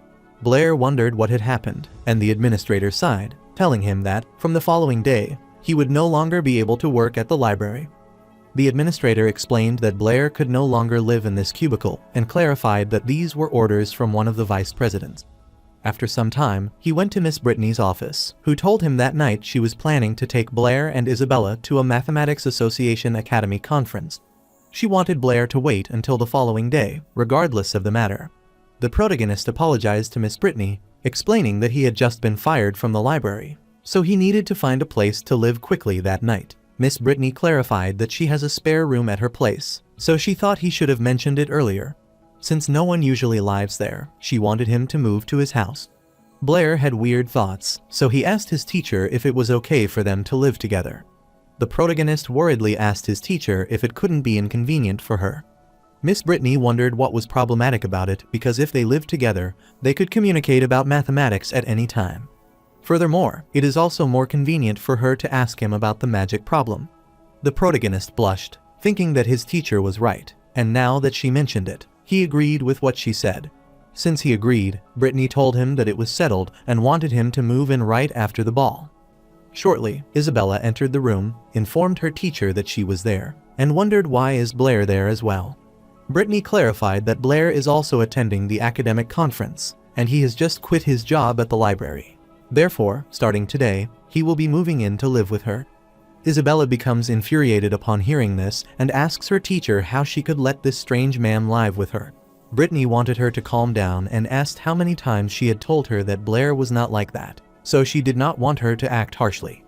Isabella clarified that she is worried about her because this weirdo is wicked, and his intentions are unclear. The protagonist is gloomy, wondering why he is being perceived as a weirdo again despite having done nothing wrong. Britney agreed that she might be worried, so she wanted her to rest assured. She wanted Isabella to hurry up and change her clothes because they needed to leave for the academic conference on time, or they would be late. Then she looked at Blair, asking if he had any suitable clothes. Since it was his first time attending this kind of academic conference, she thought it best to dress formally. The protagonist feels for a while about formal clothes and asks if the magic robe is all right. Britney affirmed, telling him that it would be all right if he had one. Later at night, they finally arrive at the conference hall, and Isabella clarifies that it is there, which makes the protagonist wonder what she is talking about. Miss Britney said this is the Howard family manor and also the permanent venue for the Yapo City Mathematics Academic Exchange Conference. She explained that even in the entire Lauren Kingdom, the Mathematical Society is one of the best, so the Howard family's position in the Yapo City Mathematics Association is also extraordinary. Therefore, each Yapo City Mathematics Academic Exchange Conference will be held at Howard Manor. The protagonist looked ahead worriedly because this manor is Fage's home. Meanwhile, inside the manor, Dean Calvin is speaking with a few men, asking for their opinions on algorithms, and they think it is not bad. Suddenly, Miss Britney arrived and greeted Vice President Calvin. Calvin is pleased to see Britney and Blair there, and the protagonist greets him. Isabella is annoyed, wondering when this guy got to know the vice president of the Mathematics Association. Calvin told Miss Britney that he had just happened to be chatting with a few old friends about her and clarified that if she was willing, he could introduce her to them. Miss Britney instructed Blair and Isabella to go first, as she would find them later. So they head away, and Blair is amazed to see so much food around and starts eating it. He thought the food was delicious, as this was his first time eating such good food since arriving there. Isabella is surprised to see this, asking if he is a pig, and reminds him that Miss Britney brought them there not for him to eat, but because he is genuinely embarrassing them. The protagonist looked behind, saw the picture hung there, and asked what it was. Isabella explained, this is the Howard family's proud royal capital, Seven Bridges. The protagonist is startled to hear about the royal capital Seven Bridge and wonders what that is. Isabella is surprised to learn that he does not even know the royal capital, Seven Bridges, and wonders how he dared to attend the academic conference. Abruptly, Fage appeared there, surprised to see Blair there, and couldn't believe that he had come to his house begging for food. He supposed he needed to teach the guards a lesson later, as they would let someone of his caliber in, and thought they were too careless. Isabella gets annoyed telling Fage that Blair has come with them, so thought his words are too much. Fage asked if he was wrong as Blair didn't even know Royal Capital Seven Bridge, and he was eating and drinking there, Isabella gets infuriated, and she instructs Blair to ignore this guy and leave with her. Fage gets infuriated upon seeing Isabella holding Blair's hand and asks what is wrong with him, implying that he could only hide behind a woman. The protagonist looked at him, saying that the royal capital's 7 bridges seemed quite interesting, so he wanted to hear more about it. Isabella wanted to stop Blair, but he clarified that he did want to hear about the royal capital's 7 bridge problem, as he might have some new ideas. Fage mocked him for thinking he might have new ideas and reminded him that Miss Britney had added his name out of pity, so he didn't want him to think of himself as a math genius. Isabella gets pissed on hearing this, as she is sure Fage doesn't know about this, and explains Blair was the one who came up with the ideas for those papers, and he deserves the credit. Since that is the case, Fage wanted to see what new ideas Blair could come up with. He accosted everyone who tried to look there because Blair said he could solve the royal capital problem, which annoyed Isabella. Everyone is startled to hear Blair's name as they realize it's the young man who recently solved the riddle of Rouse with Britney. They were sure that he was just someone inexperienced, but they didn't know what method he would use to get Britney to add his name. But they couldn't believe how he thought he could solve the royal capital 7 bridge. Fage looked at him, wanting to mock him so that the math genius wouldn't disappoint everyone there. The protagonist gets worried as he doesn't say he can solve it. Abruptly, Miss Britney grabbed his hand, startling him, and asked why he had a conflict with Fage. She wondered if he was aware of the Howard family's influence in Yapo City, so she was concerned that if Blair offended them, he would have a difficult time not only in the mathematical society, but also in the academy. Moreover, the royal capital's 7 bridges are a problem that has troubled countless scholars for hundreds of years. This is the reason Fage used this problem to make things difficult for him, to embarrass him in front of so many people. Fage accosted Miss Britney and reminded her that she said Blair was a math genius, so she wondered why she did not have faith in him now, which infuriated her. She was about to say something to Fage, but Blair stopped her, telling her that is all right as he wanted to try. He wanted Fage to consider it a thank you to him for helping him with his library work transfer. This worried both his teacher and Isabella. She wondered if he thought this through. The protagonist looked at Fage, accosted him, and stated that since he had insisted on solving the royal capital's 7 bridge problem, he would do it. Fage mocked him, telling him that he did not expect him to be this stupid, but he wanted to see what brilliant ideas he had. He explained that the royal capital 7 bridge is a problem proposed by the first patriarch of the Howard family. From the time it was proposed hundreds of years ago, no one, except the first patriarch, has been able to find a solution to this problem. 100 years ago, the first patriarch of the Howard family held a position in the royal capital, and he took note of the city's unique terrain at that time. The royal capital's urban areas were not as large as they are now, and the main urban area was divided in two by the Lauren River, with 2 islands in the middle of the river. For convenient passage, the royal capital built 7 bridges to connect the island in the river with the urban areas on both banks. The people living in the royal capital relied on these 7 bridges for communication. One day, the first patriarch looked at these 7 bridges and suddenly had an idea. He wondered if it was possible to start from any of these 4 landmasses and islands, pass each bridge exactly once, and return to the starting point. After the first patriarch made this idea public, it immediately attracted the attention of the entire kingdom's mathematics community. Many well-known scholars at the time came to the royal capital to try and find a solution. However, after a long time, the scholars made countless attempts, but no one could find a solution to crossing the bridges without repeating any. One day, the first patriarch finally found the solution himself, and he announced this news to the entire mathematical community of the kingdom. He then decided to publish it the next morning, under the witness of everyone. The next day, almost all of the kingdom scholars gathered in front of the 7 bridges of the capital, but the first patriarch did not appear until the evening. A few days later, the first patriarch's body was discovered, and unfortunately, he was too excited the night before the announcement and fell into the river. The death of Howard's first patriarch was a loss to the entire mathematical community of the kingdom. However, the solution to the 7 bridges of the capital was lost, and even the descendants of the Howard family were unaware of the solution at the time. For hundreds of years, from then until now, countless scholars have sought it, but none have succeeded. Fage uttered that even though the solution has been lost, in order to commemorate the first patriarch's proposal of the 7 bridges of the capital, and become the only person to find the solution. However, his Howard family still has it carved on the hall, and this is also the glory of them as a mathematical family. The protagonist thinks about it as he bets that the so-called 7 bridges of the capital are just a version of the 7 bridges of Königsberg in this world. While he is pondering, Fage accosts him, calling him a great genius, and asks if he can find the lost solution. The protagonist refused, clarifying that he could not find the solution, and that he would not find it in the future either. Fage started laughing upon hearing this, wondering if that was his answer, and remembered that he had been the one being arrogant just moments ago, thinking of himself as a genius. The girl at the ball is astounded to hear this and reminds her friend Alice what she told her. This kid is just a useless person who does not know the immense heights of the sky. Alice wondered if that was the case, then she looked at Blair and remarked that she didn't think he was that simple. While Fage is laughing, the protagonist explains that the reason he can't find it is that the 7 bridges of the capital problem are unresolvable. He thinks, according to Königsberg, the problem is the same, but that the answer is unsolvable. The scholar who proposed this answer was named Euler, and he created a new branch of mathematics. These new branches include graph, theory, and geometric topology, which also unfolded a new journey in mathematical history. Everyone is surprised to hear his answer, and Miss Britney and Isabella are also surprised to know that it is unsolvable.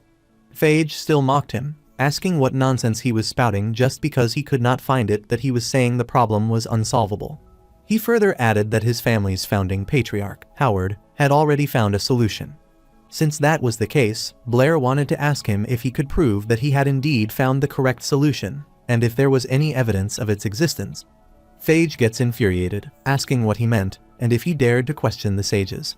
He asked if Blair knew what position the founding patriarch held in the kingdom's mathematical community. While he is arguing, Viscount Howard instructs him that is enough and reminds Fage that he has already told him many times that the honor of their ancestors is not for him to show off. Fage gets scared, so he apologizes to his father for the mess he created. Viscount Howard supposed that might be Blair and clarified that he heard Calvin mention him. The protagonist greets Viscount Howard and is honored to meet him personally. Viscount Howard saw the argument between Blair and his son just now, and he apologized to him on his son's behalf because he indeed had some shortcomings.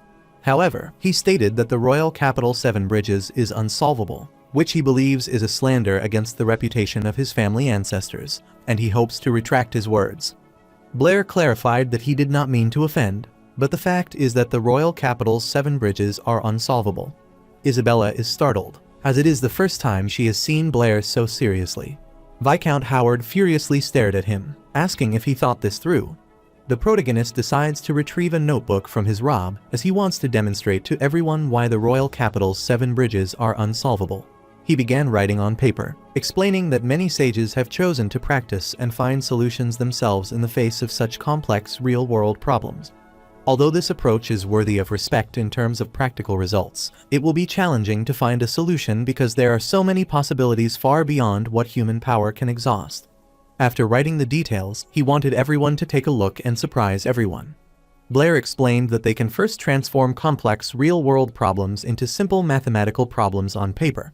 Since they consider each piece of land as a point, and the bridge connecting 2 pieces of land is represented by line A, they obtain such a graph. Therefore, the royal capital 7 bridge problem can also be simplified to this. So, if they can start from any point and draw this graph in one stroke without repetition, it means that they could start from a piece of land, walk through the 7 bridges without repetition, and then return to the starting point. Everyone is astounded to learn that it can be done this way and thinks this is wonderful. The golden-haired girl is amazed as she realizes that it could simplify real-world problems into geometric figures, a brilliant idea. She realizes that Alice is right because Blair does have a way to answer. Blair explained that, except for the starting point and the ending point, when someone enters a piece of land through a bridge, they must leave from another bridge. Then, he wanted everyone to call the points on this graph connected by an odd number of line segments odd points. Since points connected by an even number of line segments are called even points, he continued to explain. Miss Britney finally understood that to start from the starting point and return to it, a person must reach all points. Then the person must leave all the points, so only if all the points are even points does the royal capital 7 bridge have a solution. The protagonist praised his teacher, Britney, telling her that she got it right and clarified that it was the key. The man is surprised, wondering if that means that all 4 points of the royal capital's 7 bridges are not even.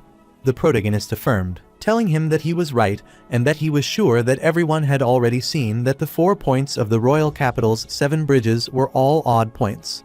Therefore, there is no way for someone to start from the starting point, eventually return to the starting point, and pass through the 7 bridges without repetition. So in conclusion, this problem is unsolvable.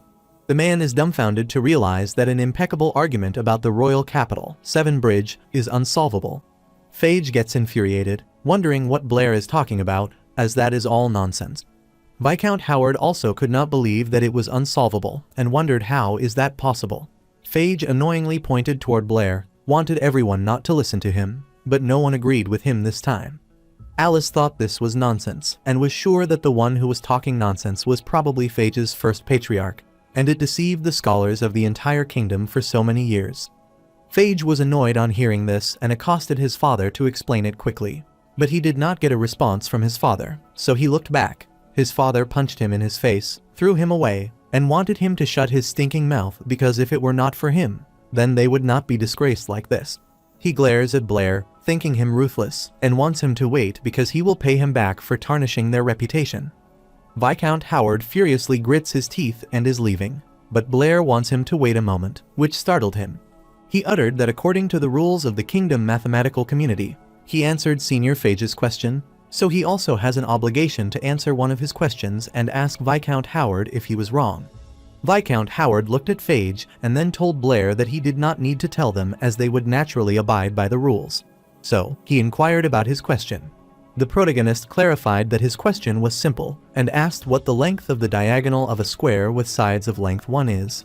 His question surprised Viscount Howard, and Miss Britney asked Blair if he did not know that the Howard family proposed the Howard theorem. Viscount Howard started explaining that according to the Howard theorem, the square of the diagonal length of a square with sides of length 1 is 2, and thought it is a piece of common knowledge. The protagonist shakes his head, telling Viscount Howard that he has not answered his question, as he has not asked about the square of the diagonal, but rather about the length of the diagonal itself. Viscount Howard becomes annoyed upon hearing this, as he does not know the answer. The guest was amazed, as they had not considered the length itself, and another guest thought it might be easy to answer. Viscount Howard is startled and then gazes furiously at Blair, and Blair guesses that this man is already aware of the existence of this number. In the original world, scientists are respected, but they are mostly obscure, compared to the scientists who have made considerable contributions to human development. People are more concerned about the gossip and scandals of celebrities. However, in this world, the current level of science is still relatively low, and the status of scholars is very high. The people of this world value knowledge even more than their focus on magic. Therefore, scholars who have made significant contributions to scientific progress are respected by everyone, regardless of nationality, and even royalty and nobility must extend them the utmost courtesy. For this reason, scholars with similar ideas will choose to gather together and establish schools, utilizing the vast political and economic resources at their disposal, thereby forming a powerful force. The Mathematical Society is one of them, and as a long-established mathematical family, the Howard family is a core force within the Mathematical Society, which also gives them considerable influence within the broader mathematical community. Even Isabella's father, the city lord of Yapo City, has to give Howard's family 3 points of respect. The Mathematical Society is an organization that integrates politics, academics, and religion, and its members often have a natural affinity for worship. They argue that everything can be measured and that numbers can accurately represent any entity in nature. The belief is that the Mathematical Society is akin to the Pythagorean school in another world. The Pythagorean school appeared in ancient Greece and was founded by the famous scholar Pythagoras. The Pythagorean school was once compelling, but their belief had a fatal flaw, and it was this flaw that doomed the entire school. That flaw is that the numbers they understood were not real numbers but integers. The Pythagorean school confidently believes that integers and the ratio of integers could represent all numbers in the world. The first to discover this flaw was Hippasus, a student of Pythagoras, who also discovered that the length of the diagonal of a square with sides of length 1 cannot be expressed as the ratio of integers or as an integer. This discovery directly overturned the Pythagorean school belief that everything is a number and shook the foundation of the school. The school followers were terrified to find they could not solve this problem, so they decided to focus on the person who raised the question. Ultimately, Hippasus was tied to a rock and thrown into the Aegean Sea by the followers of the Pythagorean school. However, the truth cannot be hidden forever, and more descendants noticed Hippasus's discovery and ultimately sounded the death knell for the Pythagorean school. Later generations called numbers that are neither integers nor can be expressed as a ratio of integers irrational numbers. From then on, humanity's understanding of numbers expanded to the entire actual number domain. Now that Blair looked at Viscount Howard's expression, he is confident that he should have known about the existence of irrational numbers for a long time. This makes Blair wonder what kind of treatment the Hippasus of this world received. The guests found it strange because they could not see this number. Some of them thought it was impossible because there couldn't be a length that numbers could not measure, and they wondered what the problem was. Miss Britney looked at Blair, asking what exactly is this number, as it seemed impossible to derive it from the ratio of any numbers.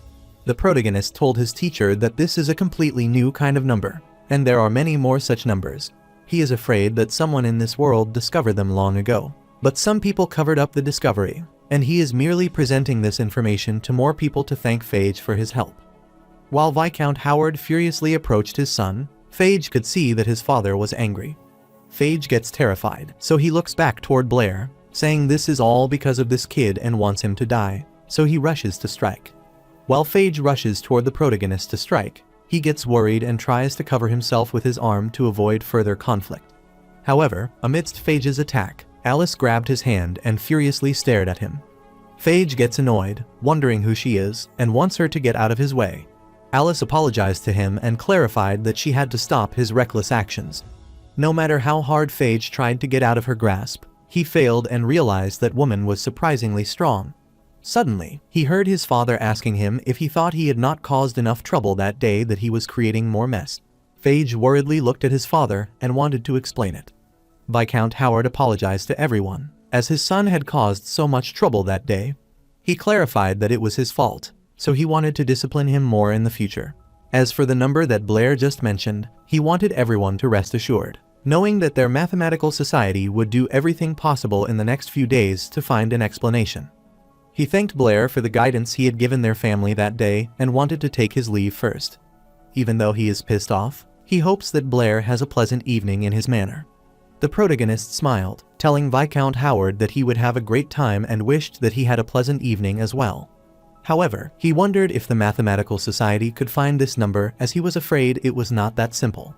At the same time, Alice did not expect Blair to push the Howard family this far. Blair thanked the lady for her help, and Alice was astounded to learn that he called her lady. He wondered if Blair had already forgotten her and thought that was not very kind. Isabella got annoyed, so she smacked at his head and asked how he could make a move on someone other than her. Blair clarified that he was innocent, as he had not done it, and was startled when he realized what she had said. He asked her what she meant by making a move on someone other than her, as he had not done anything to her either. Alice laughed on hearing this and apologized, as she could not help but interrupt their flirting. She clarified that she was joking at the moment, but it is admirable how good their relationship is. Isabella blushed, asking who was flirting with whom, and clarified that they were not like that. She wanted to know why Alice was there. Alice wondered if teacher Britney had not told her, and she greeted her teacher. Then she explained that she always attends the conference, but she thought this was the first time she had met Isabella there. Miss Britney explained that Alice's family is a famous mathematical family in Yapo City, and she has been attending academic conferences as a family representative for several years. Alice reached out to shake hands with Blair and decided to reintroduce herself. She introduced herself, telling him that she was a third-year student at St. Donna's Academy and Isabella's classmate. She is pleased to meet Blair, and she hopes her little joke just now did not bore him. Blair shakes hands with her, telling her that he is pleased to meet his senior Alice. Alice told him that his performance that day was great, and this was the first time she had seen the usually arrogant Howard family so embarrassed. She asked if she could discuss the math problem with him alone in the future. The protagonist apologized with a straight face, as he wanted to decline her offer.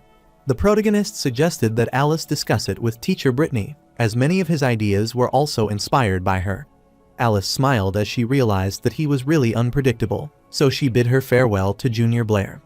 She wants to have a good chat when there is no one around him next time, and the protagonist also bids her farewell. At the same time, Isabella is pissed as she can't believe Alice and wonders what she means by chatting when no one is around. Miss Britney also bid farewell to Alice, and Isabella realized that Blair had almost lost his soul, so she thought that he would want to follow her. Blair is startled, wondering why he would follow her, as there is no need for him to do so. Isabella furiously told him that he wanted to follow Pretty first as soon as he saw them and realized that he was just like those horrible guys. The protagonist is confused, wondering if Alice is prettier than Isabella. Isabella blushed at hearing this and asked if he thought she was not as pretty as she was. The protagonist refused, saying she was pretty, and Isabella understood. She realized that Blair was easy to coax, but she was concerned because she hadn't been asked about her figure, just her face, so she supposed she shouldn't be wrong. Abruptly, Vice President Archie arrived there and addressed them to notify his presence. Miss Britney is startled to see him there and wonders what he is doing there. Vice President Archie uttered that 3 of them were the stars of the show that night, so he had to come and say hello. The protagonist supposed that President Archie might be joking because he was helping to solve a problem, and by the way, he had raised a small question. President Archie clarified that the problem he solved and the question he raised is not simple. He explained that solving the 7 bridges of the royal capital has always been regarded as the highest honor by the Howard family. Still, Blair's argument today directly pointed out that this problem has no solution. This will lead to a substantial moral flaw in the Howard family's foundation of honor as a mathematical family. And that number, which Blair mentioned, is that the Mathematical Society aims to measure everything in terms of numbers. Since the Mathematical Society relies on the ability to measure everything with numbers, it can no longer find a number to measure such a simple line segment. President Archie wondered if that number could be found, and if it weren't, the entire Mathematical Society and the cognitive foundation of the entire mathematical community would be shaken. Therefore, he wanted to know what exactly Blair's true identity is. He wondered why Blair only revealed a terrible talent today despite having it all along, so he wondered what exactly his purpose was. Blair smiled and tried to act innocent before President Archie asked what he was talking about. He is certain that everyone saw it today that Senior Fage took the initiative to ask him the question, and he suddenly had an idea that helped him solve it. As for that number, the protagonist is curious about it, and besides the Viscount, Howard states that he and the Mathematical Society can certainly find that number. President Archie understood, so he supposed he might be overthinking it and wanted Blair to rest assured, knowing that the Mathematical Association would always stand on the side of truth. However, he warned Blair to be cautious of the Howard family, as they are more difficult to deal with than he had thought. On the contrary, in the room, Fage is lying on the ground in an injured state after being beaten by his father. Abruptly, a man entered the room, telling Viscount Howard that the head of the family had everything prepared so they could act at any time. Viscount Howard instructed his man to act after he left the manor, and the instruction was still the same as before. He should make it look like an accident so no one could tell. Viscount Howard's underlying bowed before him in affirmation. Abruptly, his other son Abel gets worried as he realizes that his father is going to kill someone again. Viscount Howard gets startled upon hearing his voice and wonders why Abel is there. His man is startled, thinking that it is impossible because he personally escorts him. Abel thought it was normal that he couldn't imagine it because it was his father who had personally given the order, just as he had this time. Viscount Howard is stunned, wondering why Abel isn't dead and why he has suddenly appeared. He wondered if the boy outside, named Blair, was one of Abel's subordinates. Abel approached Fage to help him stand and remarked that his father was still as ruthless as ever, even to his son. Viscount Howard doesn't have a slight remorse, and he points his gun toward Abel, wanting him to answer his question. Fage is surprised to see his brother there as he thought he died in the accident. Abel accosted his father and asked why he always has so many questions, as it makes it hard to know where to start. Abel decided to explain that a young kid named Blair outside had nothing to do with him. But he provided Abel with an excellent opportunity, which is why he has returned now. But for why Abel is returned, he can tell his father about it, and he clarifies that he is there to change the entire Howard family. Viscount Howard is annoyed at learning that his son wants to change the family. Abel affirmed, telling his father that it was right, and asked what he thought was the cornerstone of their family now. Viscount Howard uttered that it is undoubtedly honor, but Abel uttered that it is wrong as it is a lie. Viscount Howard gets pissed, wondering what he meant by this. Abel smirked, knowing that his father had likely known for a long time that the 7 bridges of the royal capital had no solution and that the number could not be expressed at all.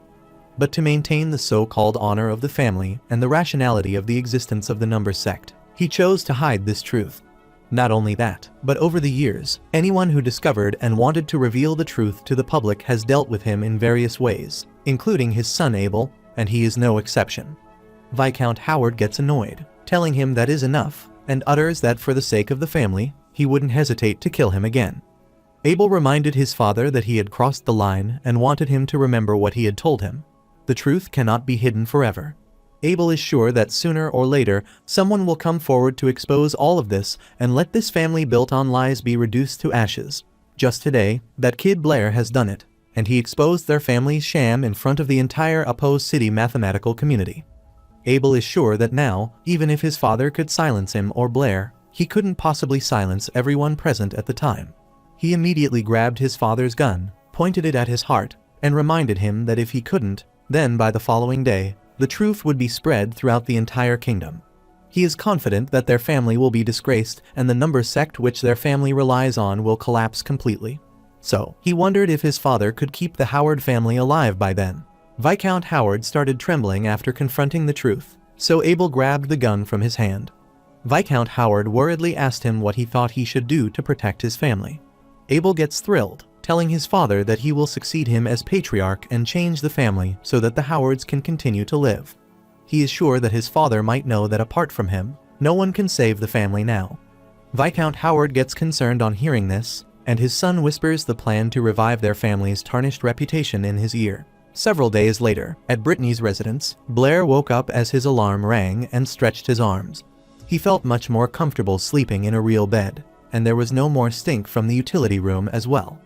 After waking up, he went to Miss Britney's room to wish her good morning, and was dumbfounded to see the bundle of files on her table. He realized that his teacher might have stayed up all night recalculating that number.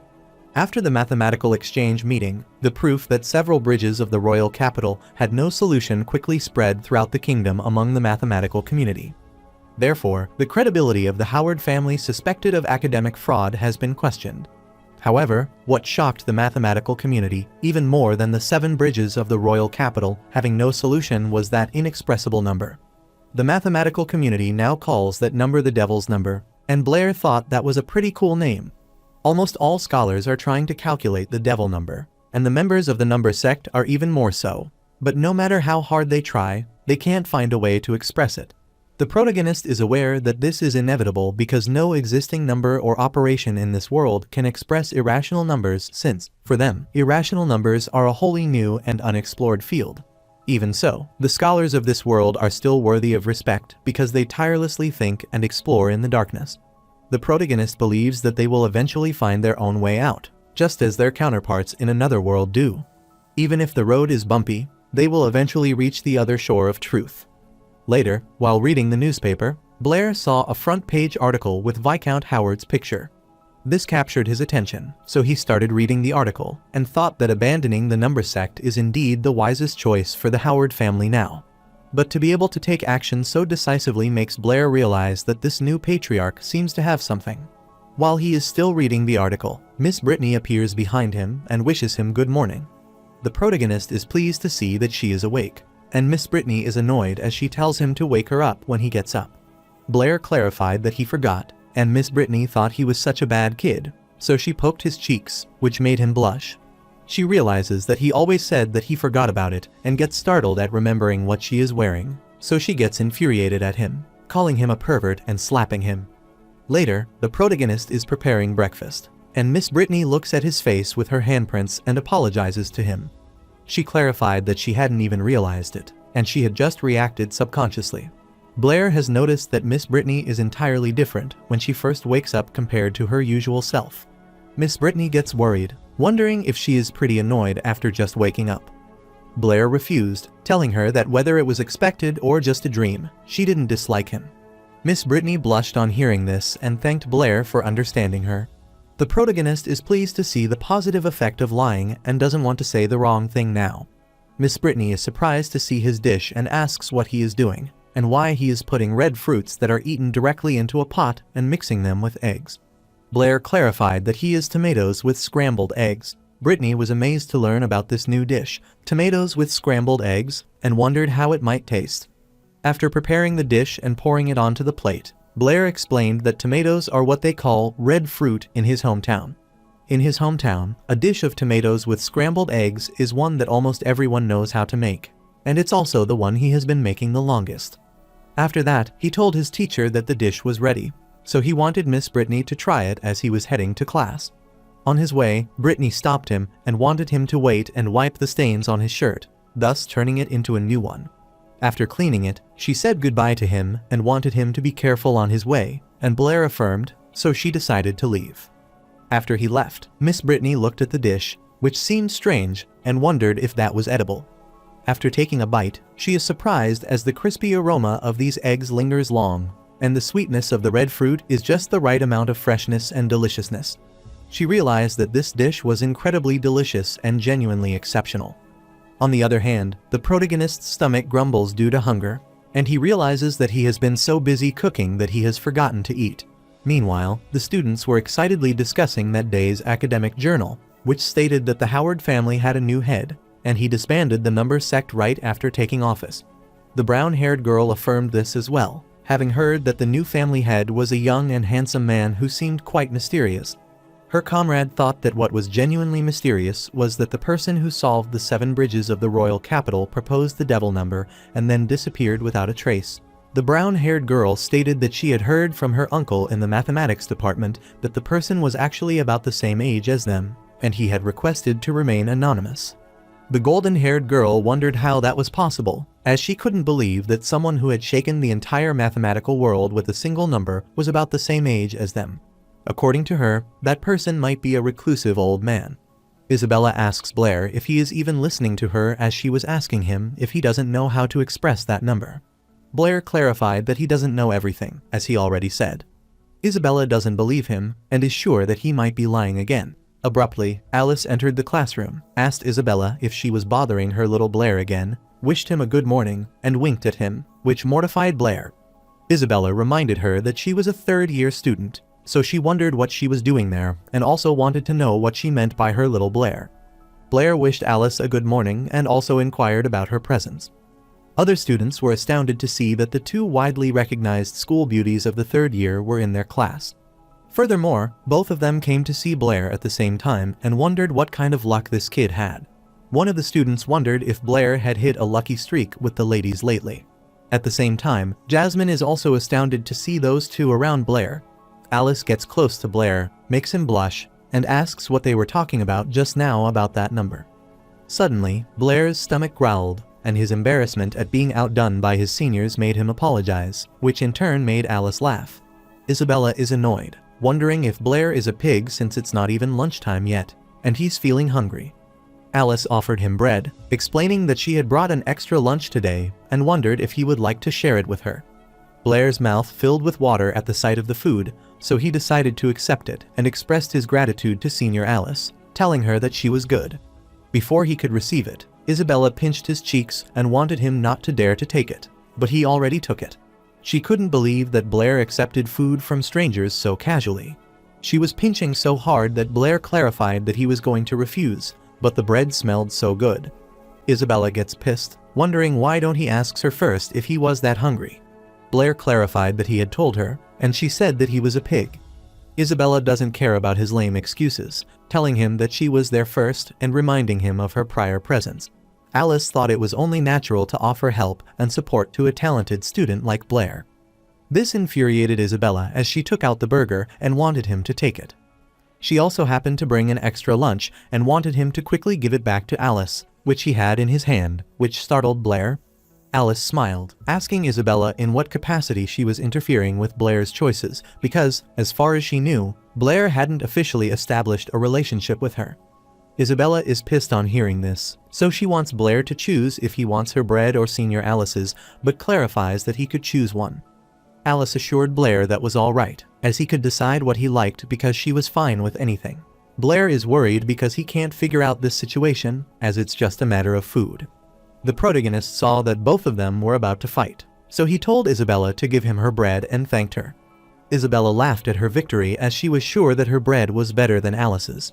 The protagonist doesn't return Alice's bread to her and eats both of them simultaneously despite having a hard time eating them and hardly swallowing them.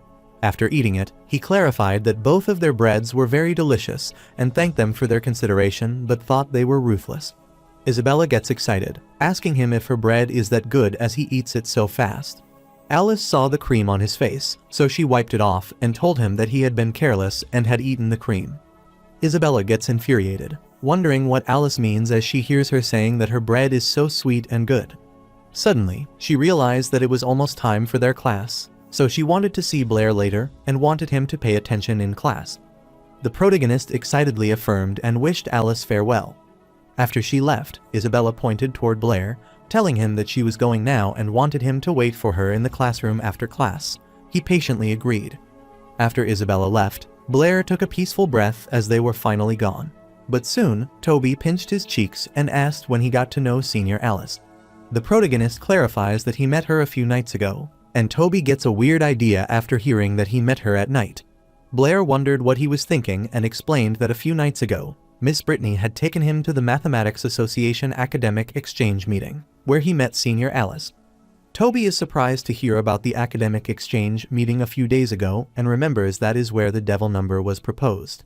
The protagonist becomes worried about his identity being revealed and is relieved when Miss Britney enters the class.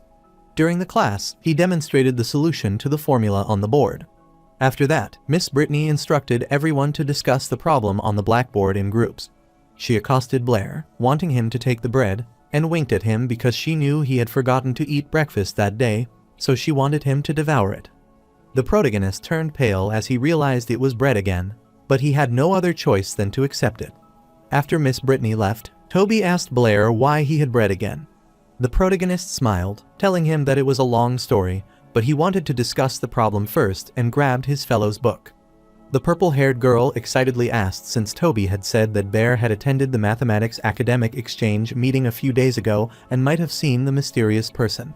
She read in the journal that the mysterious person had solved the 7 bridges of the royal capital problem and proposed the devil's number at the meeting a few days ago. The protagonist becomes worried, wondering what she means, and he guesses she could be referring to the fact that he saw him and stared at Toby, who looked away in guilt. The purple-haired girl doesn't believe that he guessed it, and Jasmine finds him suspicious. Blair worriedly explained that when that mysterious person stepped forward, he happened to be away from the venue. By the time he returned, the devil number had already been proposed, and the venue was in chaos, and he couldn't find that person. The purple-haired girl wondered what business Blair had to leave the venue at such a necessary time. Blair clarified that he had eaten too much and experienced diarrhea, which startled them. Toby is surprised to learn that he had diarrhea at such a necessary time and remarks that he had the chance, but he didn't take it. The purple-haired girl wondered what Toby was talking about because Blair was qualified to participate in the academic exchange. She thought it would be amazing to get to know those who were all rich and noble people of Oppo City. Then, she excitedly asked Blair if he had time recently to come to her house to help her with a math problem. She has so many questions she doesn't understand and tells him that her family manor is enormous. So if he gets tired of explaining, he could go to sleep, and she has no problem. Toby gets annoyed, wondering if she wants to learn math, as he is embarrassed even to expose her vicious thoughts. The purple-haired girl explained that she just liked to learn and wondered if that was not okay. Later, the protagonist rushes away from the class and is glad because, luckily, he had moved quickly. Otherwise, he would have been blocked in the classroom by Isabella again. He stretched his arm while leaving as he wanted to go practice magic. That is the actual business because it's better to deal with magic. Suddenly, he heard someone asking him when he became so dedicated to practicing magic. The protagonist looked ahead and saw someone who immediately tried to attack him and asked who it was. Blair hardly managed to block the attack and saw Jasmine, who instructed him not to move as this dagger was quite sharp. The protagonist wondered what Jasmine was doing as he raised his hand. Jasmine uttered that if she was not mistaken, the one who solved the 7 bridges of the royal capital and proposed the devil's number at the exchange meeting was him. She has noticed recently that his math and magic abilities have improved too much. She is confident that he is not Blair, as he couldn't possibly have this kind of talent. Therefore, she wants to know where Blair is and also wants to know his identity and the reason for impersonating Blair. The protagonist doesn't know where to start as she has too many questions, but wants to tell her that he is Blair. He doesn't want to mention his time traveling for now. Jasmine gets annoyed because he is still lying and asks if he thinks his disguise is perfect and starts pinching his face. She is surprised to see that the face mask hasn't been removed because even the most perfect disguise will be compromised if touched directly. She kept pinching his cheeks, surprised to see there was no reaction. Abruptly, Blair hit her legs, causing her to lose her balance, but he grabbed her to prevent her from falling. Jasmine blushed at being so close. She immediately pushed him back, asking what he was doing and wanting him to let her go. Blair clarified that he could let it go, but didn't want her to put this on his neck again. Furthermore, he is sure that she has tried it herself, and now she should believe that he is Blair. Jasmine wanted him to let her go first and said that even if he didn't use a disguise, she wondered how he had suddenly developed such a talent in math and magic. Furthermore, the way he talks is very different from Blair's, as she knows him well. The protagonist scratched his head and wondered how he had gotten into this situation, as it was a long story because he was Blair, but he was not Blair. He explained that he had had a very long dream, and when he woke up, he was in this state. He came from a world without magic, but with advanced technology. The people there don't know how to use magic because, to them, it is just a fictional existence. Instead, the scientific technology of that world is very advanced, even surpassing magic, and people can use technological creations to do many things that magic can't. Relying on advanced technology, people have extended their exploration to almost every corner of the planet, and they can even travel through space to reach other planets. The protagonist explained that he was an ordinary math teacher in that world. Therefore, he has advanced mathematical knowledge that people there can't imagine. In the protagonist's world, a girl similar to Jasmine raises her hand, prompting Chenluo to wonder if she has any questions. The student asked him if the stars are traversed and if there are other planets beyond them. Chenluo thought that was a good question, so they told her that the stars could be traversed and that, in addition to their planet, there were countless other planets in this universe. The student laughed upon hearing this, as she understood, and thanked her teacher for his answer. However, the main point was why he had suddenly become like this. At the present moment, Blair apologized to Jasmine as he got a little carried away. So, he explained to her that after having that long dream, he woke up with his current math and magic talents, but unfortunately, he also lost some of his original memories. Jasmine thinks for a while as the protagonist tells her that is all. She sighs and wants him to forget about it, and she supposes he might be Blair, as he is still the same, liking to say some nonsense. Blair gets startled, wondering if he had said something similar before. Jasmine affirmed that he could tell that because he was always more interested in science than magic, and he also said he wanted to live in a world without magic. She supposed that might be because Blair had no magic talent at all, and the reason he was crying in his dream was due to amnesia. She asked if she was right and wanted him not to worry as she would help him remember the past. After hearing this, the protagonist supposed she might have always cared about him so much that he reached out to grab her hand in thanks. Jasmine blushed and didn't want him to overthink it because she had just promised to help him recover his memory. The protagonist became confused, wondering what he was overthinking. After some time, when he returned to school, he glanced at his hand, pondering something. But suddenly, Toby grabbed him from behind and hugged him tightly. The protagonist is startled, wondering what he is doing, and wants him to let go of him.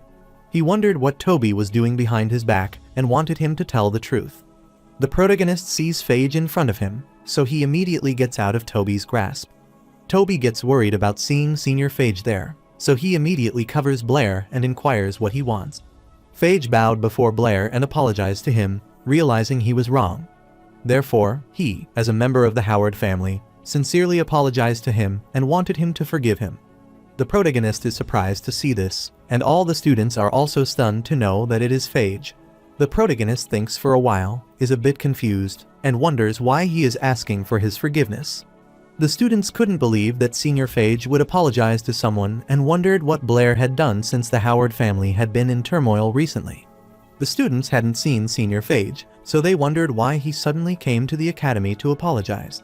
Fage handed him an invitation, telling him that this was from his brother, the current head of the Howard family. Abel Howard had asked him to give Blair this invitation. Fage explained that his brother was holding a briefing that night for the entire kingdom's mathematics community. Therefore, all questions regarding the Howard family will be addressed during the briefing.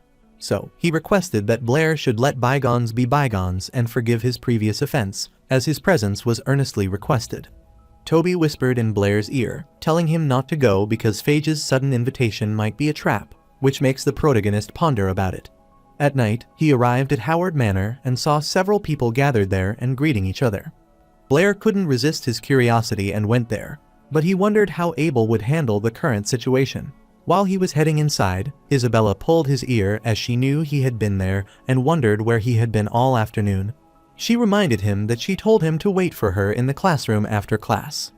Shortly after, Miss Britney arrived, saw them fighting, and was surprised to see that Blair had also come. She clarified that they were looking for him at the academy before coming there. The protagonist is startled to see her there and asks if she also received an invitation. Miss Britney clarified that the news of the Howard family holding a briefing tonight has essentially spread throughout the entire mathematical community of the kingdom. Therefore, almost everyone from the Apo City mathematics community was present, and many people from other areas also attended despite not having received an invitation. The protagonist finds it strange, wondering if he is the only one who received an invitation. Momentarily, Isabella released Blair's ear, and Alice asked if his ear was okay. She was sure that it was all because of super violent Isabella, so she wanted to rub them for him. The protagonist is surprised to see that Senior Alice is also there. Isabella becomes infuriated upon hearing such a harsh remark, telling Alice that she didn't even use any force and asks Blair to tell her if it hurt. Alice wanted to blow on them for him and told Isabella that they were all red, so there was no way it wouldn't hurt. The protagonist gets worried as he expects them to start fighting again, and he always gets crushed in their quarrel. While they were fighting, Miss Britney informed them that the briefing was about to begin, and the protagonist requested her assistance. After they head inside, Blair is surprised to see that the 7 bridges of the royal capital have already been solved. Miss Britney smiled on seeing this, wondering how Abel would be able to handle the current situation. Blair is surprised to hear this and inquires his teacher if she knows Abel.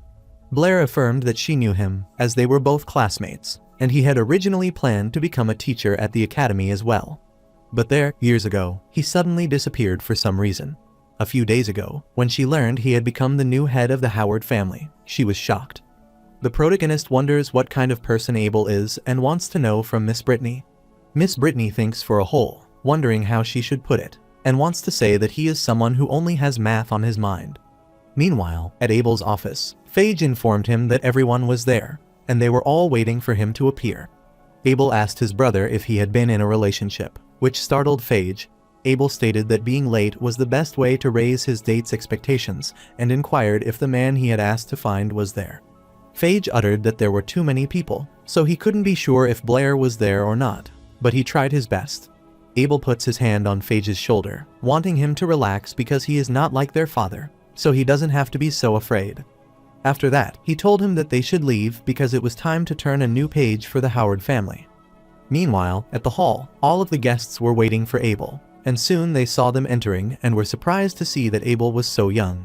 Abel wished all the prestigious guests a good evening and was honored to have them in his humble abode tonight to attend this briefing. Abel Howard, on behalf of the Howard family, extends his gratitude to everyone. Miss Britney realized that Abel feels utterly different from 3 years ago in his clothing and speech. Abel believes that everyone has been waiting for so long and took out a book. He is sure everyone wants to get straight to the point, but he requests that everyone allow him to share a past family event with them first. The protagonist is startled to see this book, wondering what that book is. Abel explained this is the notebook of the first patriarch of the Howard family. Inside that book is the truth that has been hidden by their family, recorded. He explained that back then, to solve the question of the 7 bridges of the royal capital, he proposed the first patriarch, like many scholars at the time, repeatedly walked and tried among the 7 bridges. Although he didn't find a solution after a long time, the first patriarch still didn't give up. Finally, one day, he suddenly discovered that he had successfully completed a non-repeating route. The excited first patriarch immediately announced his success on the spot, and stated that he would demonstrate his route live to everyone the following day. The first patriarch at that time was too excited, which led him to announce it to the public without conducting further verification. It wasn't until late at night when the first patriarch calmed down and tried again, that he realized he had made a fatal mistake. He hadn't succeeded, but only at that time did he realize he had mistakenly thought he had found a non-repeating route. The first patriarch discovered that he had committed an irreparable mistake and that the following day, he would be publicly discredited. In the end, the first patriarch, filled with guilt, made his choice, which was to drown himself in the lake to apologize to the public for his death. At the same time, he left his notebook, which detailed the entire course of events and instructed his descendants to clarify the facts to the public on his behalf. However, what the first patriarch didn't expect was that his descendants would not reveal the truth to the public as he had wished. On the contrary, they chose to hide the notebook and claim to the outside world that the first patriarch had indeed found a solution, but accidentally fell into the water on the eve of the proof.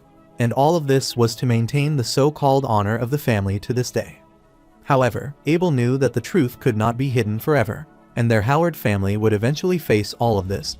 So he bowed before everyone, which worried Fage, wondering what his brother was doing. Abel, on behalf of the Howard family, apologizes to everyone for this truth, which is many years in the making, and for the long-standing lie. Everyone is shocked to learn the truth and can hardly believe its reality. They couldn't believe how the Howard family had hidden this matter for so long. The protagonist looks at Abel and realizes that he is undoubtedly decisive in making this decision. After the 7 bridges of the royal capital were proven to have no solution, it was already a foregone conclusion that the Howard family was lying. Since Abel is now revealing the truth, which means that more responsibility will come to the descendant, even though the impact on the family symbol of the first patriarch itself is minimized. One of the guests asked Abel if he disbanded the number sect a few days ago to atone for this lie. Abel clarified that disbanding the number sect was indeed a consideration for atonement. However, that wasn't the main reason, because the main reason was the devil's number.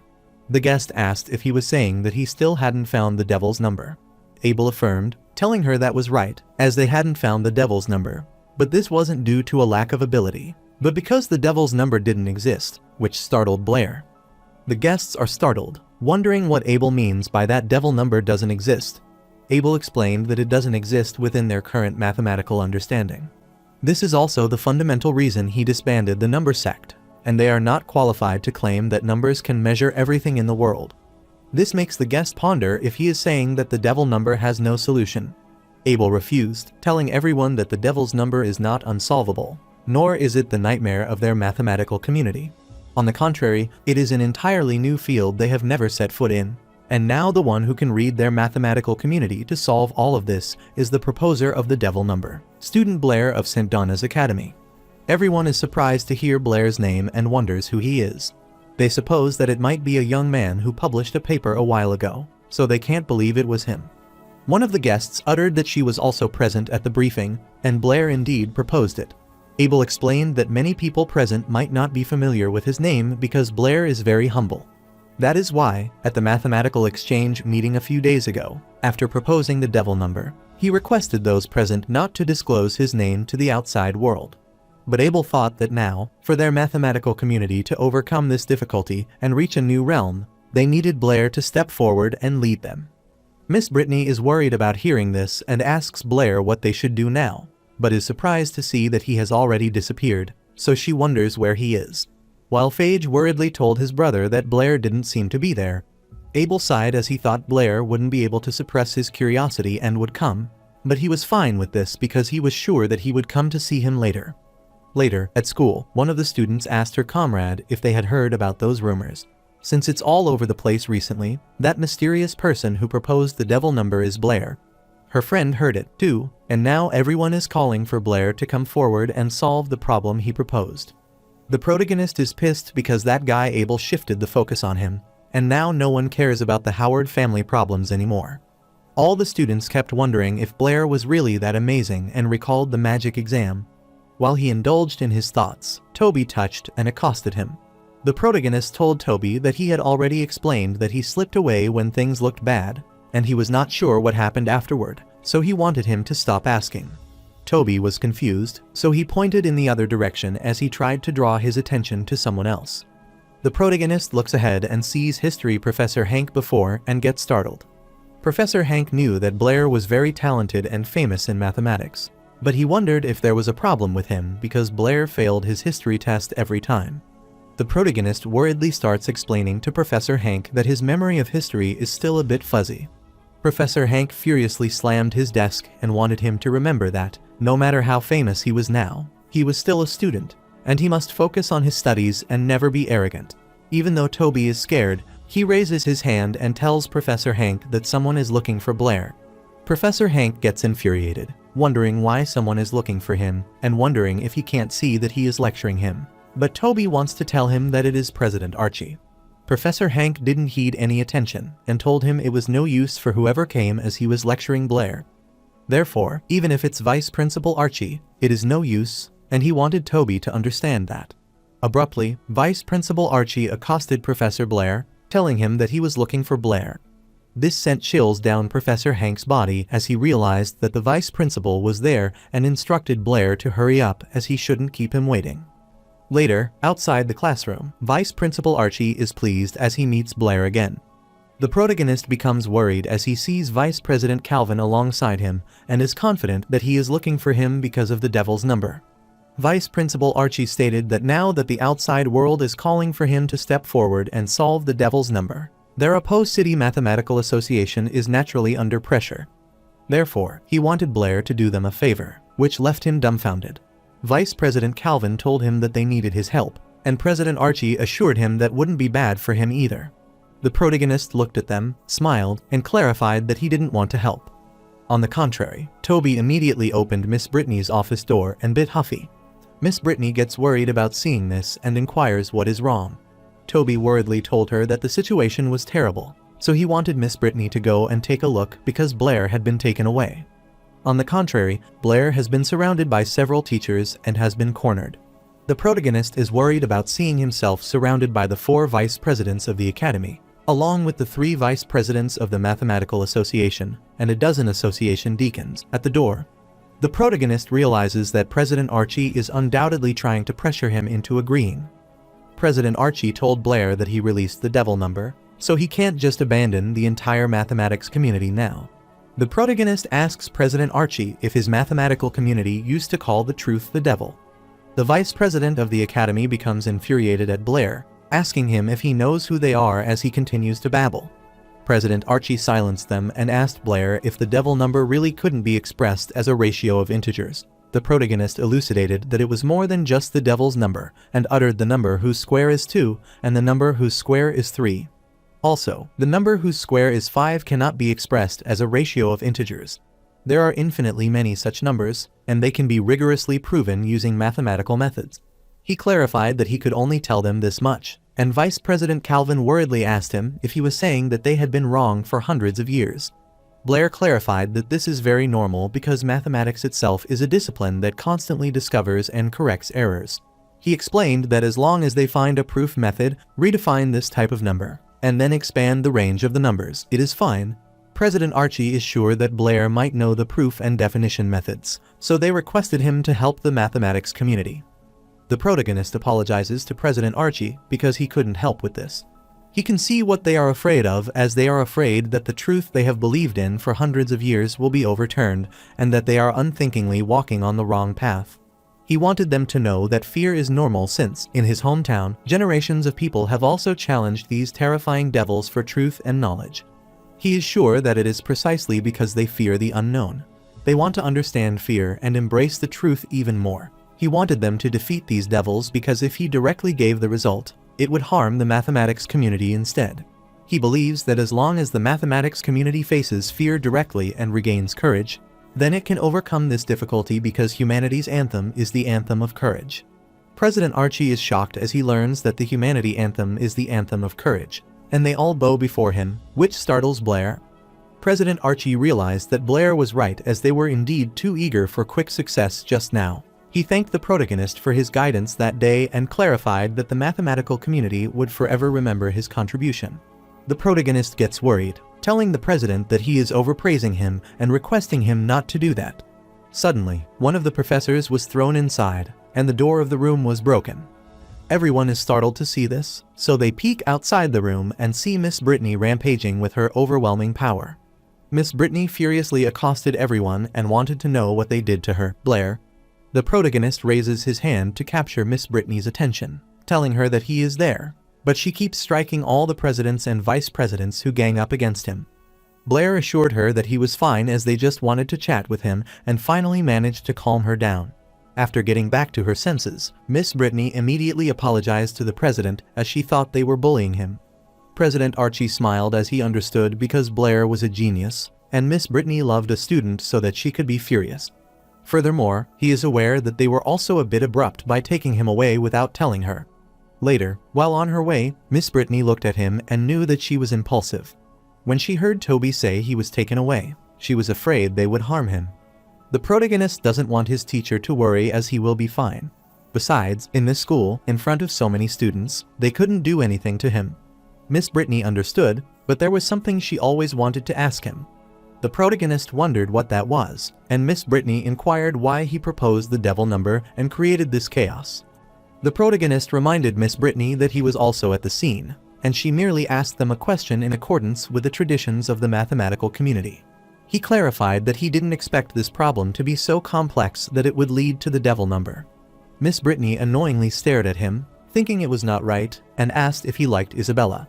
Blair was startled on hearing this and thought she might be thinking that he got jealous after seeing Fage with Isabella and then getting into a dispute with him. Miss Britney grabbed his shoulder, telling him that the roundabout was amazing and didn't want him to worry as she wouldn't tell anyone, and she supported him. Blair gets flustered and wants his teacher to listen to him. But Miss Britney didn't pay any attention and happily rushed away since she had a class, so she instructed him to go home early after school. The protagonist affirmed, but he wanted her to wait as he wanted to clear the misunderstanding and froze at his place because Miss Britney didn't listen to him. Later at night, the protagonist is preparing dinner and realizes that he didn't expect teacher Britney's imagination to be so strong, so he wants to find some time to explain it to her adequately. Abruptly, Isabella barges in, asking him what he is doing, and realizes that he is cooking. Blair is surprised to see her there and wonders what she is doing there. Miss Britney clarified that she asked Isabella to come that night because she wanted to study the devil number together. Since it happened that they hadn't had dinner yet, she wanted Blair to let Isabella try his cooking as well. The protagonist understood, but he wanted to know if his teacher's major was wind magic. Isabella smiled, telling him that Miss Britney was a high-level wind magic user. The protagonist understood, telling that he was buying groceries that day, so he wanted to make a refrigerator, but it could require the help of a high-level water magic user. While Miss Britney wondered what ice shrimp, then looked at the document and asked what it was. Blair explained that it's a box made of ice to it can preserve food. After looking at the diagram of the fridge, Isabella burst into laughter and told him that his drawing was too artistic. Blair gets infuriated, telling her that it is none of her business as this is called a design drawing. Isabella mocked him, telling him that the design drawing looked like a dog paddling.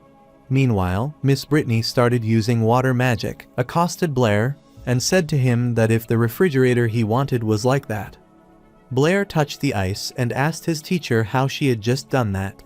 Miss Britney explained that as he could see, she could also use water magic, so this was quite simple. Isabella was surprised, wondering how that was possible because dual element mages were few and far between. The protagonist realized that Miss Britney's magical talent was so good that she wondered why she stayed at St. Donna's Academy. Miss Britney thinks for a while, then looked at the food and told Blair that the food seemed to be ready. The protagonist gets startled as he almost forgot to turn off the fire, so he immediately turns it off and then places everything on the table and utters that everything is done. While taking her seat, Isabella remarked that it smelled good, but it looked strange, and they were all things that she had never seen before. Miss Britney explained that she thought Blair's dishes looked weird at first, but they were delicious, so she was sure that she would know once she tried them. Blair explained that these are dishes from his hometown, so it's expected that Isabella hasn't eaten them before, and he didn't ask her to eat them either. Isabella gets annoyed and thinks he is weird and asks what else he could make that is good. She declares that night she would rather starve to death than touch this suspicious thing. Later, they finished the dinner, and Isabella was pleased because those dishes were delicious. The protagonist is startled, reminding Isabella that she said she would rather starve to death than touch the food he made. Isabella gets angry, so she pulls his ear, telling him this isn't her fault, but it is because he cooked it too well. Miss Britney started laughing on seeing this, which makes both of them wondered what is wrong. Miss Britney clarified that it is nothing, but she thinks that the two of them are well suited. This made them blush, so Isabella quickly released his ear, cursed him, and informed her teacher that she was not well suited with that weird guy. Blair is also annoyed, telling that he is not well suited with this tsundere. Miss Britney remembered that Isabella was about to be promoted to junior magician, and inquired if she had thought about which element she wanted to specialize in. Isabella clarified that she wanted to major in wind, just like her teacher, Britney. While wind magic is potent in the later stages, it doesn't have much combat power before becoming a senior magician. As a girl, the most important thing is to protect herself. So Miss Britney wanted her to consider earth magic because its defense is the strongest of the 4 elements. Isabella refused to tell her teacher that the earth magic robes were too ugly. Her reason confused Blair, which Isabella noted, so she started pulling his ears again. Blair gets infuriated on seeing that she started again when he hadn't even said anything yet. Isabella is sure that he must be cursing her in his head because she knows what a person like him is thinking. After they had calmed down, Miss Britney asked Blair what element he was planning to major in. The protagonist thought for a while, and then answered that only children have to choose, so he wanted to pick them all. Isabella mocked him, wondering what kind of dream he was having again to think of selecting them all. She clarified that Miss Britney is exceptionally talented, so she wondered if he thinks he can also cultivate multiple elements, specifically all 4 of them, which makes Blair gloomy. Miss Britney thinks for a while and utters that if it's Blair, then he might be able to. Isabella wondered how Miss Britney could believe him when he was talking nonsense. Miss Britney clarified that the magical elements around Blair fell strangely, as they are chaotic yet dense. She thought he might be able to be attuned to all 4 magical elements. She wanted them to forget about it so they could talk about choosing the elements later, and she is sure they will make their own choices when the time comes. Although they follow her to learn mathematics, math and magic don't conflict. In addition to math, she can also guide them in magic in the future, which thrilled both of them. However, Miss Britney clarified that to become an excellent magician, first, they can't rely too much on magic. Although the gods have bestowed upon them the ability to cast magic, the existence of magic spells and hand gestures often means that magicians don't have time to cast magic. Therefore, to compensate for this shortcoming, excellent magicians need to practice combat skills to deal with situations where they are approached too closely and don't have time to cast magic. The protagonist is startled to see Miss Britney's magic and realizes that with this, he doesn't have to bother washing dishes anymore, so he thinks that magic is so convenient as she washed and set them quickly. Miss Britney explained that in many cases, combat ability was more important than magic, so she hoped that they would realize this soon. Therefore, before teaching them magic, she wanted to teach them combat. The protagonist is astounded to learn that Miss Britney knows combat. Isabella excitedly told her that she had learned combat skills at home, so she suggested that her teacher should let her and Blair try it first so that he could have a direct understanding of combat. Miss Britney agreed to her but wanted Isabella to be careful not to hurt Blair. Isabella didn't want Blair to worry because she would go easy on him. She stretched her arm, sure that he was a bit better than her in math and magic, but she was sure that her combat skills would not be lost to him, and Blair got worried on seeing her enthusiasm. Later, in the training room, Isabella was prepared and wanted Blair not to start crying when she beat him up. She immediately rushed to strike him and wanted him to take it. Isabella kept trying to land an attack, but Blair kept dodging it. Then he grabbed her hand, twisted it, and managed to stop her. Isabella cursed him and wanted him to let go of her hand. The protagonist agreed to do that but wanted her not to sneak attack. Before he could even complete the sentence, Isabella tried to kick at his face. Blair hardly managed to evade the attack, then started swirling his hand in the air to create wind and disrupted Isabella's balance. Isabella gets worried as she realizes that she is going to fall, but is startled to realize that she didn't. So she opens her eyes, looks ahead, and sees Blair holding her. The protagonist accosts her and apologizes for being a formidable opponent. Miss Britney was stunned to see that and asked if he had learned martial arts before. The protagonist clarified that he hadn't learned it formally, but he was interested in combat, so he practiced Sanda for a while back home. Miss Britney was startled to hear about Sanda and uttered that it was something she had never heard of again and realized that his hometown was mysterious. The protagonist becomes worried as she finds him suspicious, and Isabel curses him, asking how long he plans to hold her and wanting him to let her go. The protagonist understood, so he immediately let go of her.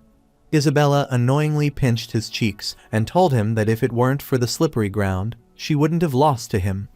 Miss Britney thought that the sanda that Blair used was quite interesting, and she wanted him to try attacking her. The protagonist isn't sure, telling her that sanda is hard to control, and he almost hurt Senior Isabella just now, so he was reluctant. Miss Britney permitted him to go ahead and attack her with all his might. So the protagonist agreed to attack her and wanted his teacher to watch out and rushed to attack her.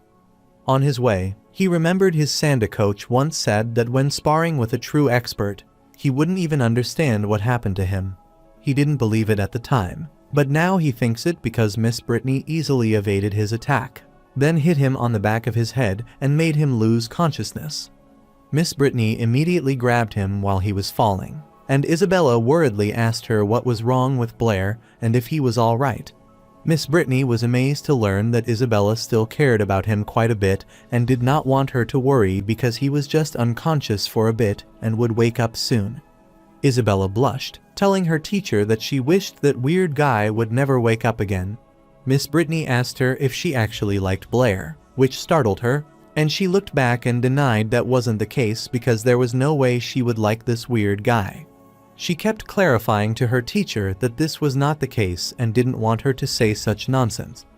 Miss Britney told her that there was no need to deny it because she couldn't be wrong. While explaining, she accidentally presses on Blair's hand, which makes him shout at his teacher so she could stop.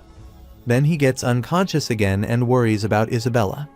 The following day, Blair's face is injured, so he is moaning with the pain. Toby asked him what happened and how he got hurt while sleeping at teacher Britney's house and wondered if it was intense last night.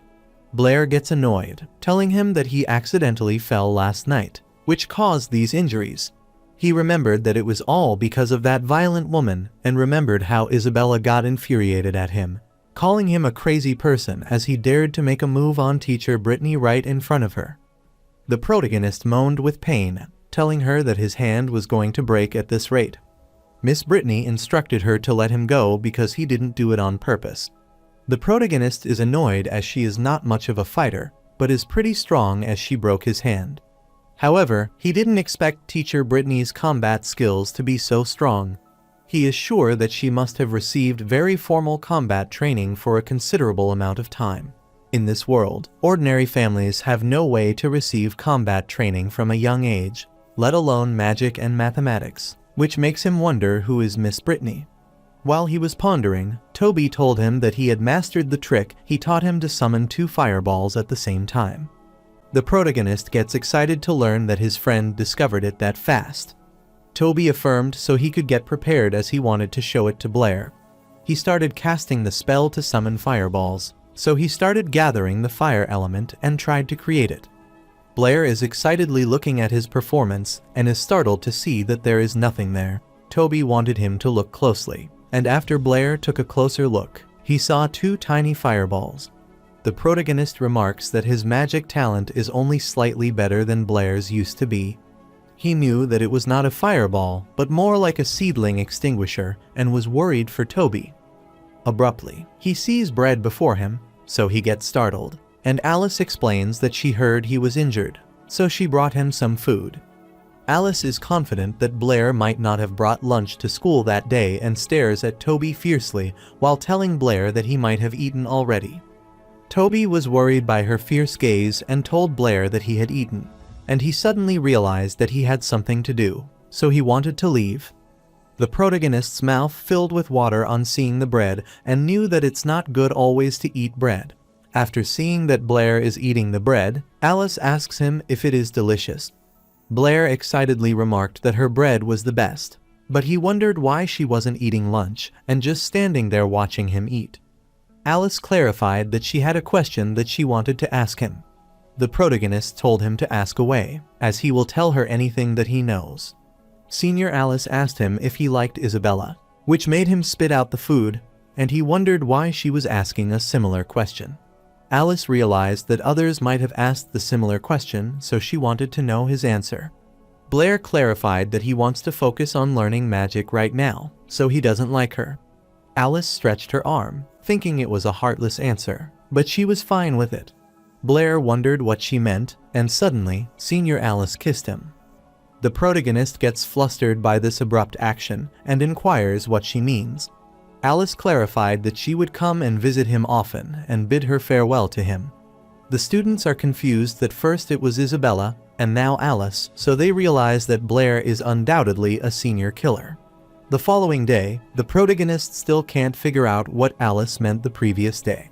He decided to forget about it as he had almost finished reading all the magic books on this floor. So it was time to check the second floor, because he had heard they had more magic books there. So he approached the receptionist and wanted to ask her how he could get to the association's second floor library. She looked at Blair's card and realized that he was an apprentice. She then told him that to go to the second floor library, they needed to be at least junior magicians. The protagonist clarified that his spiritual power wasn't enough yet to pass the junior magician certification and asked if there was any other way. The receptionist explained that there was no way he could understand the books on the second floor, given his level of magic, and wondered if he could even comprehend them, which infuriated Blair. Abruptly, Jasmine appeared pleased to see Chenluo after a long time and asked if there was anything she could help him with. The receptionist is surprised to know that Jasmine knows him and clarifies that the apprentice isn't even qualified for the junior magician certification. Yet he wants to go to the second floor library. She wanted Jasmine to talk some sense into him as she needed some fresh air, so she was leaving. Jasmine told the protagonist that he needed to be a junior magician to access the second library unless he could complete a new magic certification. However, that is highly unlikely, so she wanted him to focus on increasing his spiritual power and completing the certification. The protagonist suggested they should do it this way, as he had just had a new idea for a modified water magic spell. Jasmine told Blair that if the new magic certification fails, the association will deem him as deceiving the association and blacklist him. Therefore, he will no longer be able to access any association resources, so she wondered if he is sure that he wants to do this. The protagonist doesn't want her to worry about this and trusts him, leaving her with no other choice but to comply. She instructs him to follow her. Later, she informed Lord Andre and Lord Barty about this incident. Lord Barty is shocked to learn that a magic apprentice wants to certify a modified water ball spell. Lord Andre thought it might be another one using modified magic as an excuse to swindle the association. Since the water ball spell is a basic spell that has been passed down for generations, there is no room for improvement, especially from a mere magic apprentice. Lord Barty wanted her to tell the apprentice better think of it through. If the certification fails, not only will the association blacklist him, but for wasting the association resources, he will also be punished. Jasmine affirmed that she understood, but she believed in this magician, so she requested to let him try. After her persuasion, Lord Barty agreed and instructed her to let him in, and then they would do the certification there. Abruptly, she brings the protagonist inside, who introduces himself and clarifies that he is a magic apprentice, which startled Lord Andre. The protagonist explained that he is there to certify the modified water ball spell, so through his modification, the power of the water ball spells can be significantly increased. Lord Andre's eyes spread with shock, wondering why it is him again. He wanted Lord Barty to listen to him, as they should go to the testing room for the certification because this kid is the one from the last time. Lord Andre is startled upon seeing Andre so flustered, wondering what is wrong with him, as he has become increasingly timid since the explosion incident. Furthermore, the person for the test is just a magic apprentice, which makes him wonder what Andre is so afraid of. Lord Barty instructed Blair to attack him with his modified water spell now. The protagonist affirmed this, so he requested permission and started summoning his water magic along with his fire magic simultaneously. Lord Barty's mouth opened widely because of shock as he realized this kid could summon two elements of magic at the same time. Lord Andre summoned his fireball to counterstrike. The protagonist fused the water element with the fire element, overpowered Andre's attack, and then extinguished his fire. Andre gets annoyed to see that it is happening again, and soon the entire room is covered with the bright light. After the smoke subsided, Lord Barty asked him in shock how he had done that. The protagonist explained that an improved version of the water ball is straightforward. Firstly, he has to summon a water ball and then summon a fire ball. After fusing them together, the evaporation reaction from the fusion will release power far exceeding the water ball and fire ball themselves. Lord Barty was in a state of shock, wondering how that was possible because this magic apprentice could cast dual element magic simultaneously, and is sure it would be helpful if the water ball could be used like this. He requested the protagonist to wait for him there for a moment and instructed Jasmine to take good care of this distinguished guest. After they left, Jasmine requested the protagonist to have some tea, and he thanked her. He requested Jasmine to sit down, too, as he felt a little uncomfortable with her standing there. She affirmed, then sat beside him, and the protagonist asked her if she was also a magician. Jasmine affirmed but clarified that her magical talent is not high. She remarked that he was amazing, as last time he could summon such a powerful fireball, and this time he simultaneously cast dual element magic. The protagonist clarified that his magical talent isn't high because his spiritual power hasn't even reached the level of a beginner magician yet. The power is great only because his magic casting method is a bit different from others. Furthermore, for simultaneously casting dual element magic, he clarified that it has nothing to do with magical talent. Jasmine was shocked to learn this had nothing to do with his magical talent. The protagonist affirmed, telling her it depends more on the ability to multitask. So if she can do different things with both hands at the same time, then simultaneously casting dual element magic is not difficult. So he started drawing on the paper with both hands to explain it. She looked at the drawing of the dog and cat and remarked that Chenluo drew it quite cute. The protagonist gets embarrassed as he tells her that those are wolves and tigers. Jasmine said that she is also good at it if he is speaking of doing different things with both hands at the same time. On the contrary, Lord Andre and Barty met Vice President Elton to explain the incident. Vice President Elton is shocked on learning about a magic apprentice who could simultaneously cast dual element magic and supposed he might be kidding. Lord Barty clarified that is true because he saw it with his own eyes, and Andre can also testify to it. Andre explained that what Barty said was indeed true and uttered that that person also created the powerful fireball last time. Vice President Elton uttered that what he certified is not just an improved magic, but this kind of idea of combining different types of magic may represent a new direction in magical development. But the problem now is how many people can use this magic, and it seems like this is the only way, so an improved spell without universality is meaningless. He commanded them to summon the magic stewards and staff to verify it immediately. Shortly, the staff gathered there, wondering what was going on and why they were all suddenly being asked to put down their work and gather there. Since it is the Vice President Elton's emergency order, they supposed he might want to verify magic. The receptionist heard the gossip and was surprised because she didn't even have time to do his nails.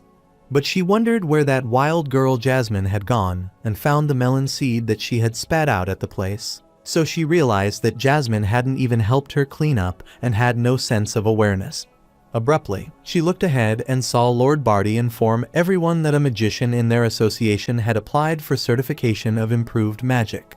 However, his magic casting method is quite extraordinary and requires the simultaneous casting of fireballs and water balls. The reason he has gathered everyone there is to verify whether this magic is widely applicable, and he has requested that they try their best to give it a try. One of the magicians stated that simultaneously casting a fireball and a water ball is impossible. The receptionist is startled to hear about the improved magic and wonders if it could be a person from earlier, but thinks that might not be him as he is just a lousy apprentice. Abruptly, the magicians tried casting water and fire magic simultaneously, but they failed. The magician is annoyed because, no matter how much he concentrates his spiritual power, he can't make a fireball and a water ball exist simultaneously. Since the communication methods for different types of magic elements are different, he wondered how magicians could be able to communicate with one type of element while also communicating with another. Another magician uttered that simultaneously casting dual elements of magic is impossible to begin with. Lord Barty worriedly informed the vice president that no one in the association could do it. Vice President Elton uttered that is what he thought and wanted Barty to take him to see Chenluo. On their way, Lord Barty wished to ask Vice President Elton about the certification this time. Vice President Elton stated that it seems this combined magic that Chenluo showed is a unique talent, as no one can replicate it. So, he clarified that this certification wouldn't be successful this time.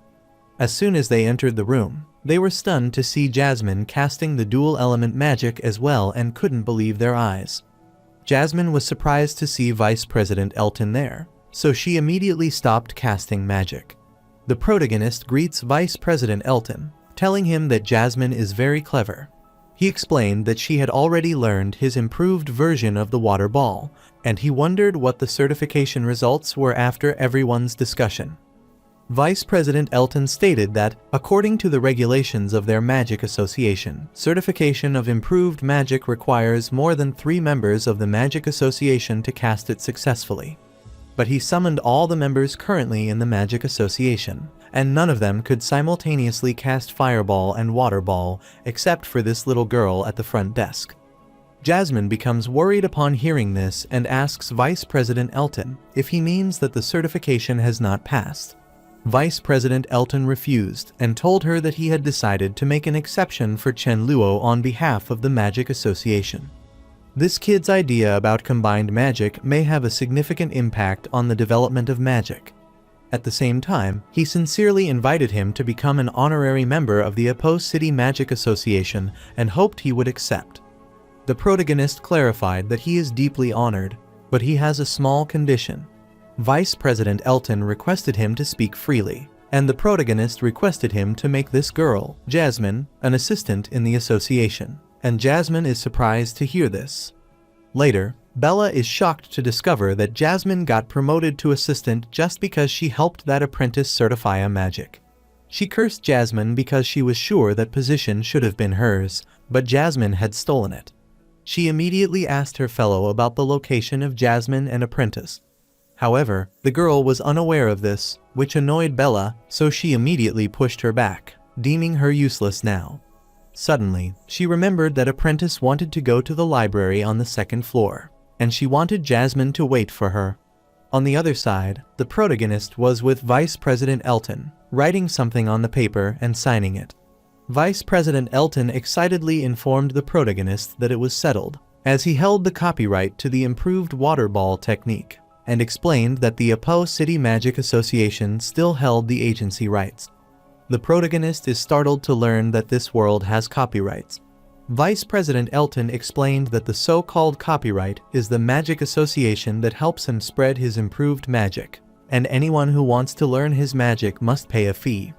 Out of the earned money, half of it would go to the protagonist, who is the owner of the magic copyright, and half goes to the association as the agent. He further explained that if anyone learned or spread his magic privately without paying and was subsequently discovered, those with serious offenses might be sent directly to jail. The protagonist is surprised, as he didn't expect that, despite the backward technology, the copyright awareness is quite advanced. Abruptly, Vice President Elton inquired about the price of the improved water ball magic and asked what he thought about 100 gold coins. The protagonist is shocked to hear about the 100 gold coins because that is a substantial amount. However, Vice President Elton asked the protagonist if he thought that was too little and explained that magic has an extremely high talent requirement. He is just afraid that if the price is too high, people who buy it but can't cast it will come looking for trouble for their association and Chenluo. The protagonist thought that if that were the case, then they would go with President Elton's idea of 100 gold coins and clarified that, in response to worrying about those people causing trouble, they had an idea. The protagonist finally realized why the magicians are so rich. For them, 100 gold coins is still too little, and it is merely a means of excessive profit. The protagonist suggested that to solve the problem, they should add this line to the end of the magic description. This made Elton wonder what that was and read the statement that said that improved magic has a special requirement for a magician's talent. Therefore, he requested that the purchase be made with caution because there is no refund once the item is sold, and the final interpretation right belongs to the Magic Association and Chenluo. Vice President Elton asked the protagonist about the final right of interpretation. The protagonist explained that means they wouldn't be held responsible in the end. Vice President Elton smiled cunningly and thought that Chenluo was truly excellent and thoughtful. The protagonist laughed ingeniously, telling him that he was indeed flattered. After some time, Jasmine showed the protagonist the second floor of the association library. The protagonist is amazed because this feels significantly larger than the first floor, and it seems like no one is there. Jasmine explained that only junior magicians can come in, so there is usually no one there. She elucidated that not only are there high-level magic books there, but there are also many new magic spells with copyrights, so she wanted the protagonist to take a look around. The protagonist looks at her and affirms, which makes Jasmine wonder if something is wrong. The protagonist clarifies it is nothing, but he thinks that she looks very pretty in the assistant enforcer's uniform. Jasmine blushed and got flustered but told Chenluo that it was all thanks to him. Abruptly, the protagonist remembered something and asked her if she knew where the books on improving spiritual power were. Jasmine explained that there weren't many books about spiritual power, but she remembered one, and soon she found it. She took it out, telling the protagonist that this was the book on the improvement and practice of spiritual power. The protagonist is pleased, telling Jasmine that she has been a great help to him, and he expresses his gratitude to her. While descending, her foot slipped on the stairs, causing her to trip, and she fell. However, the protagonist grabbed her on time and asked if she was all right. Jasmine is flustered, but she wonders why she has a sense of familiarity, while Bella, who saw this scene, gets infuriated. Jasmine was flustered, but she wanted Chenluo to take a look first while she worked and asked him to call her if he needed anything. He agreed. Bella is infuriated, knowing that Jasmine is trying to seduce him, which might be why she got promoted, and she confronts the protagonist. The protagonist becomes annoyed, wondering about her role, and asks why she is there. Bella winked at him, congratulated him on passing the magic certification, and clarified that she knew he could do it. She tried to seduce him and asked if there was anything that she could help with, as she could help with anything. The protagonist becomes annoyed and instructs her to leave, wondering how she dared come over all wiggling and twisting, which shocks Bella. The protagonist apologized, explaining that he had accidentally spoken his mind and wanted to start over. He accosted her respectfully and asked if she could leave because he needed to read some books that an apprentice wouldn't understand. Bella apologized to him, explaining that at first, she had been disrespectful, but it was all a misunderstanding. She requested that he let her explain and not believe the bad things Jasmine had said about her. The protagonist sits on the chair and clarifies to Bella that he hasn't heard Jasmine say anything bad about her, but since she says so, it seems she often does terrible things. He requested her to leave voluntarily. Otherwise, he would have to ask President Elton for help. Bella gets scared on hearing this and wants him not to go as she will leave now. After she leaves, the protagonist reads the book and realizes that the method mentioned in this book is worth trying. Since magicians have always believed that the growth rate of magical spiritual power is only related to an individual's magical talent. Therefore, people with high talent tend to grow faster, while those with low talent grow more slowly. Therefore, for improving magical spiritual power, the current magical world generally believes there are only two methods, which are meditation and continuous casting. However, the author of this book discovered that when learning new magic, the spiritual power in a magician's body is quickly depleted. But after resting for a while, the spiritual power will be replenished, and the upper limit of spiritual power will be significantly increased compared to before. Therefore, Blair realized that he just needed to learn a great deal of new magic to constantly deplete his spiritual power and replenish it, thereby breaking through the shackles of talent and potentially becoming stronger. He became enthusiastic about learning some new magic that night and is pleased because there is finally hope of becoming a Saint Magister. Later, he returned to Miss Britney's house and realized that he was so familiar with turning these pages. But now that he thinks about it, he feels like he has forgotten something important that day. He entered Miss Britney's house, looked at her and Isabella's exhausted faces, and realized that he had forgotten to make dinner for Miss Britney. He gets worried on seeing Miss Britney, who is acting like a pet because she is so hungry and wants some food. Isabella furiously slammed the table and asked Blair where he had been and why he was only coming back now. She uttered that Miss Britney and she haven't eaten all day and asked if he wanted to starve them to death. Blair clarified that he went to the Magic Association for something and thought Miss Britney had already cooked, but he wondered why Isabella wasn't at her home at this hour. Isabella gets startled, wondering if Miss Britney hadn't told him yet that she would be moving in there as well starting that day. Hearing this, the protagonist immediately drops the bowl of food and turns pale. Isabella wondered what was with that expression as he was living with such a cute upperclassman. Yet he was not satisfied. Miss Britney worriedly clarified that she didn't get a chance to tell him that Isabella was moving in, so it was easier for her to teach them math and magic together. The protagonist sighed worriedly, which annoyed Isabella, so she grabbed his collar and asked if he had any objections. Blair clarified that he never dares to have any objections and that he always welcomes his upperclassmen with open arms. Isabella wanted him to remember to put on the matching expression when he says something like that next time. The protagonist decided to forget about it because the method experiment was more important that night, so he wanted to start the experiment after dinner. After eating dinner, Isabella was so complete that she didn't want to move an inch. Blair becomes infuriated with her and wants her to wash the dishes after she finishes eating. Later, he accidentally enters the bathroom. Blair gets annoyed and reminds Isabella to clean the drain after washing dishes as it's all clogged with her hair. He becomes mortified by his mistake but tells her to remember to do it and return to her room. However, he is slapped on the face by the slipper. Later, in his room, he was reading the book, and he felt as though he was serving an ancestor, as it was too tiring an experience. But he refused to stop, as even if he had to stay up all night, he wanted to learn this new magic. He wanted to study this firebird spell, so he started practicing it. But suddenly Isabella came into the room, which made him wonder what was the matter. He looked back at her, and Isabella asked if she could talk to him for a few minutes. Blair told Isabella to come in, and Isabella got mortified, telling him that she shouldn't have hit him with her slipper earlier, so asked if his face was all right. Blair closed the book, knowing it was too late, so he was sure that Isabella wasn't there to check on his face. Isabella clarified that she couldn't sleep and wanted to chat, so she asked him about his plans for the future, which made him wonder what kind of plans she was referring to.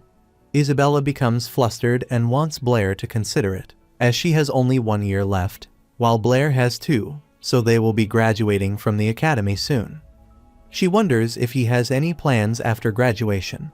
Blair clarified that he hasn't thought about it, and supposed he might stay in St. Donis as a teaching assistant.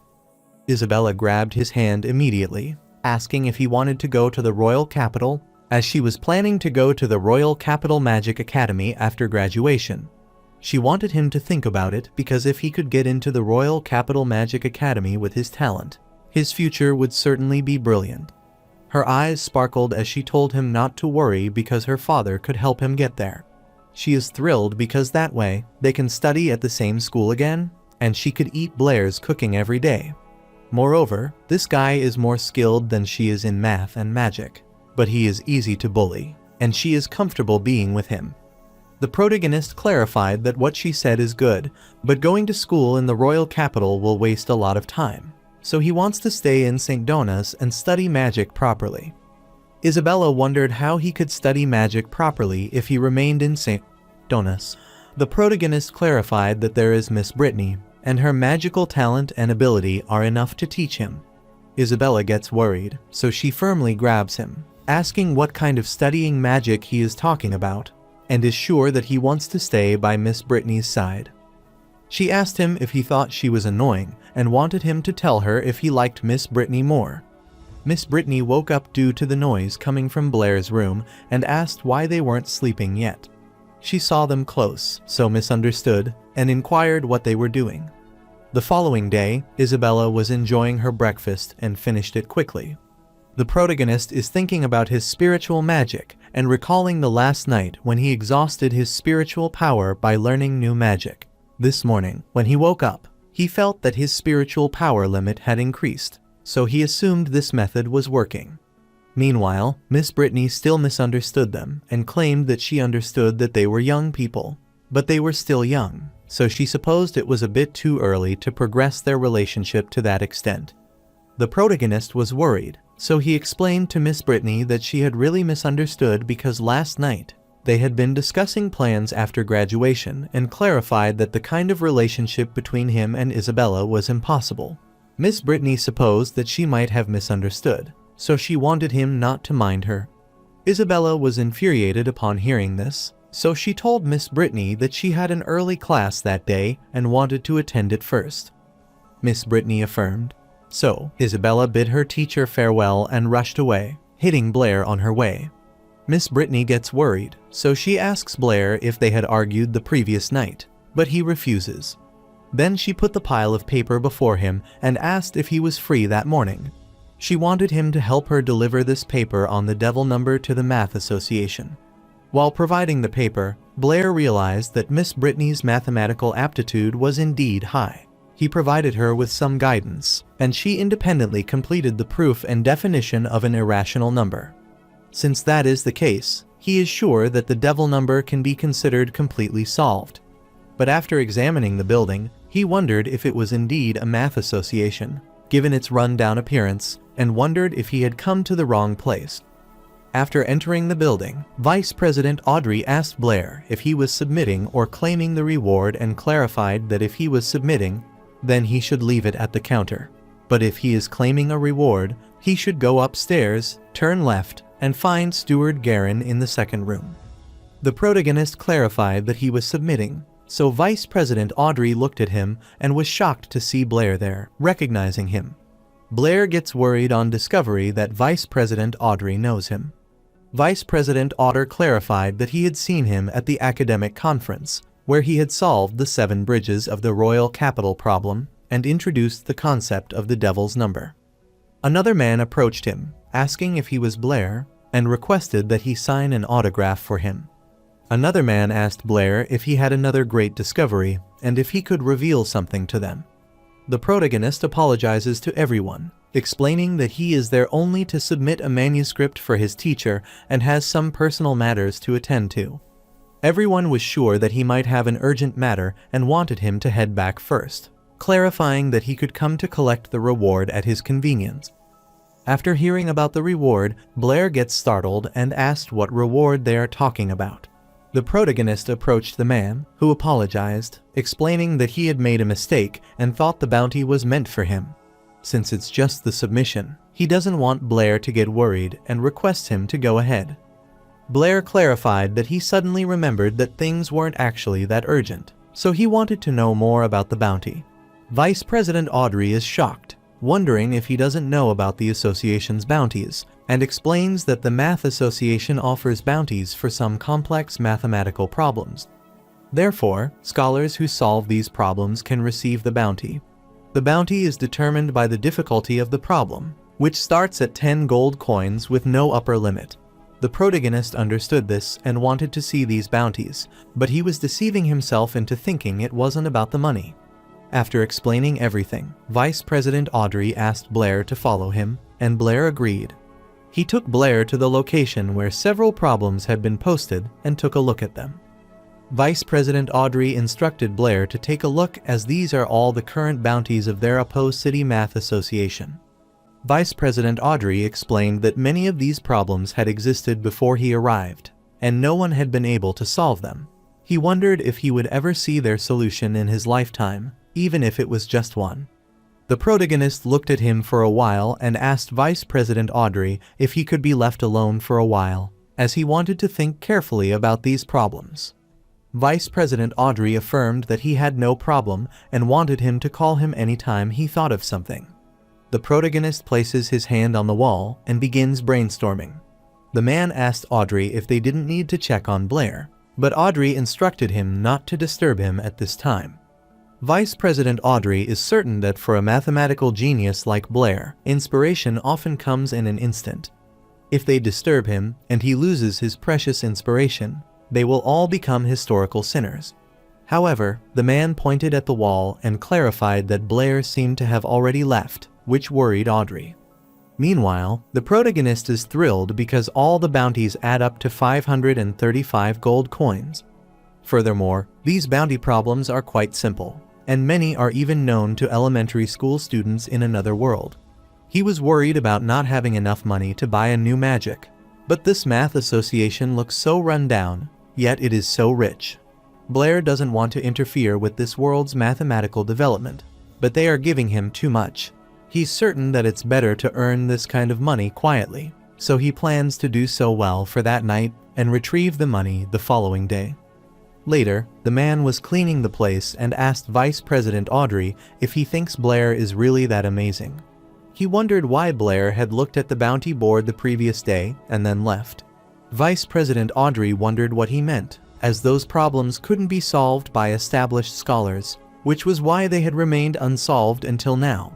He is sure that even a genius like Lord Blair couldn't solve them that easily, but he is startled to see the pile of papers before him and wonders if that is the solution. The protagonist immediately demands the bounty since he is in a hurry.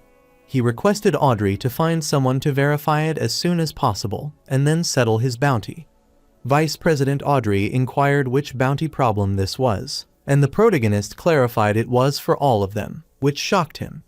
Blair confidently told him that these are the solutions to all the bounty problems of the Apo City Math Association. Later, they continued to check the answers, and the man informed Vice President Audrey that he had already verified them all, and they were undoubtedly correct. Audrey is stunned to know that he has solved them all, as he never thought he would witness such a miracle in his lifetime.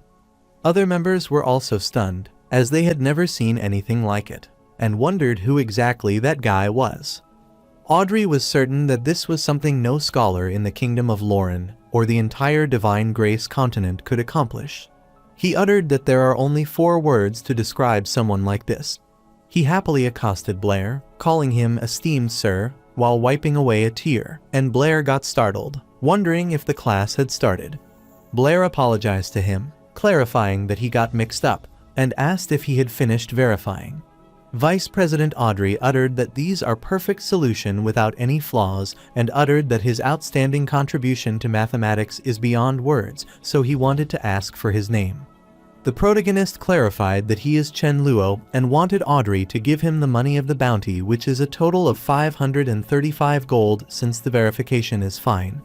Lord Audrey becomes worried upon hearing this, and Blair wants to round it down since this is their first cooperation, and wants him to give him just 530 gold coins. Later, he took the bounty money to the Magic Association, and Jasmine was stunned on seeing this and asked what it was for. The protagonist looked at her shocked face, smirked, and clarified that he wanted to buy the new magic item. On the contrary, a man rushed toward the Apo City Lord Mansion in torrential rain on his horse. The soldier protecting the Lord's mansion tried to stop him, telling him that no trespassing is allowed in the City Lord's mansion.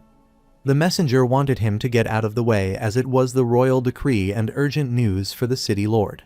Shortly, he was permitted to enter the Lord's mansion, so he handed the royal decree to the Lord. Austin Calvis, the City Lord of Apo City, is stunned upon seeing the document and asks if this is true. The messenger affirmed, telling Austin Calvis that the royal capital had verified that Bayard had indeed infiltrated the Apo City, but the exact location and purpose were unknown. The lady becomes worried because Bayard is a high-level magician who defected, and he should have disappeared 3 years ago. So, she wonders why he has suddenly appeared in Apo City. Austin Calvis also doesn't know the reason, but with Bayard's magical cultivation, he is worried that if he intends to destroy the entire Apo City, then it would be a piece of cake. On the contrary, the protagonist is so exhausted that he loses his grip on the pen, and it falls down. He bowed down to pick it up and knew that the method of using new magic to improve spiritual power was fast enough, but the physical exertion was too great. Furthermore, it costs money because all the latest magic he just bought has already been learned. He realized that 500 gold coins were not enough at all, and it seemed like he had to think of some new ways to make money. Toby tried to make fun of Blair, asking why his body was getting weaker and weaker since he had started living with Miss Britney. which annoyed Blair, so he wanted him to leave. Suddenly, they heard the girl showing her friends the portrait of the goddess of Luo that she finally got. Everyone fell in love after seeing the portrait and thought that the goddess of Luo was so handsome. Toby gets annoyed by these nymphomania, and Blair inquires about the identity of the god of Luo.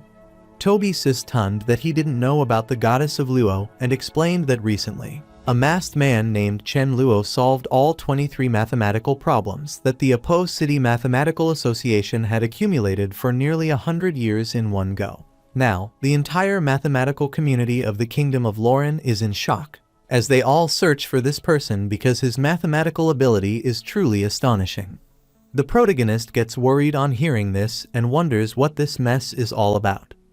Toby utters that this person is the goddess of Luo.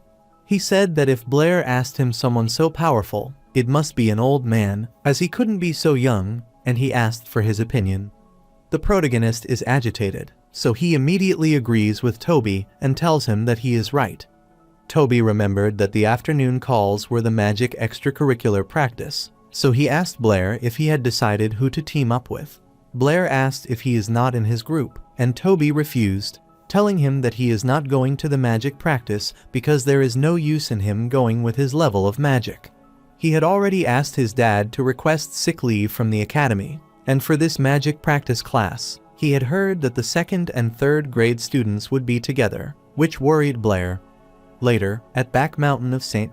Dona's Academy, all the students gathered, and the teacher clarified that the purpose of the magical practice class was to develop the students' magical abilities further. This will allow them to apply magic theory to practice through this rare forging opportunity. However, the teacher wanted the students to remember that although exercising magic ability is important, safety is even more critical. Most of the dangers of the mountain behind him have been eliminated by the academy, but he wanted the students to pay attention and not leave the area of this mountain without permission. Next, he wanted the students to form teams freely, with 3 or 4 people in a team. He wanted them to enter the back mountain in an orderly manner, spend one night moving around in the mountain, and return there before noon the following day. He asked if they understood. Later, Isabella asked Blair if he understood, and he was worried, but he clarified that he understood. Isabella said that now he wanted him to decide who would be his teammates and whether it would be her or Alice. The protagonist is a bit worried, so he asks her if they can all be together. Alice laughed on hearing this, as she couldn't tell that Junior Blair was quite ambitious, given that he wanted to be teammates with both of them. She liked this proposal, thinking it was very good. Isabella gets infuriated that Alice agreed, so she also agrees with this and thinks that if they are teaming up, then they shouldn't be afraid of anything. The protagonist is pleased to hear this and utters that it is more like it. Abruptly, he started moaning, wondering why Isabella was pinching him and wondering why she kept doing it. Meanwhile, a man is looking down from the cliff and tells Bayard that the sun has come out. Therefore, Bayard stepped forward and accosted everyone, telling them that they had finally reached this point, so he wanted to ensure that the city would never see the following day's sun again. Back on the mountain of St. Dona's Academy at night, the rabbit heard some noise, so its ears stood straight up, and it widely opened its mouth to throw a tremendous amount of fire. But it is shocking to see that his fire doesn't affect them, and Isabella quickly got rid of this with her magic, thinking this is a piece of cake.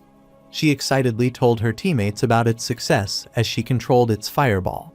The protagonist looks at the rabbit, lifts it, and realizes it is precisely as Teacher Anthony said. Once the rabbit's fireball control is taken away, it will freeze in place and not move. Abruptly, Isabella started pulling his ears, telling him that rabbits are so cute, so he shouldn't pull its ear. Blair is annoyed as it genuinely hurts him, so he wants her to let him go. Isabella took the bunny and was happy, wanting it not to be afraid as she chased away the bad guy. The protagonist is gloomy, as he can't believe that he is worse than a rabbit to be treated in such a manner. But he is startled as he sees Alice massaging his ear and asks if the rabbit is okay. She wondered why he wasn't catching the rabbits because only by catching a rabbit could he get credit for this magic practice.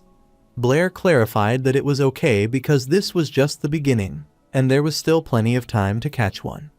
But he wanted to ask Alice if, besides the rabbit, other animals could use magic. Senior Alice affirmed, telling him that it should be common knowledge.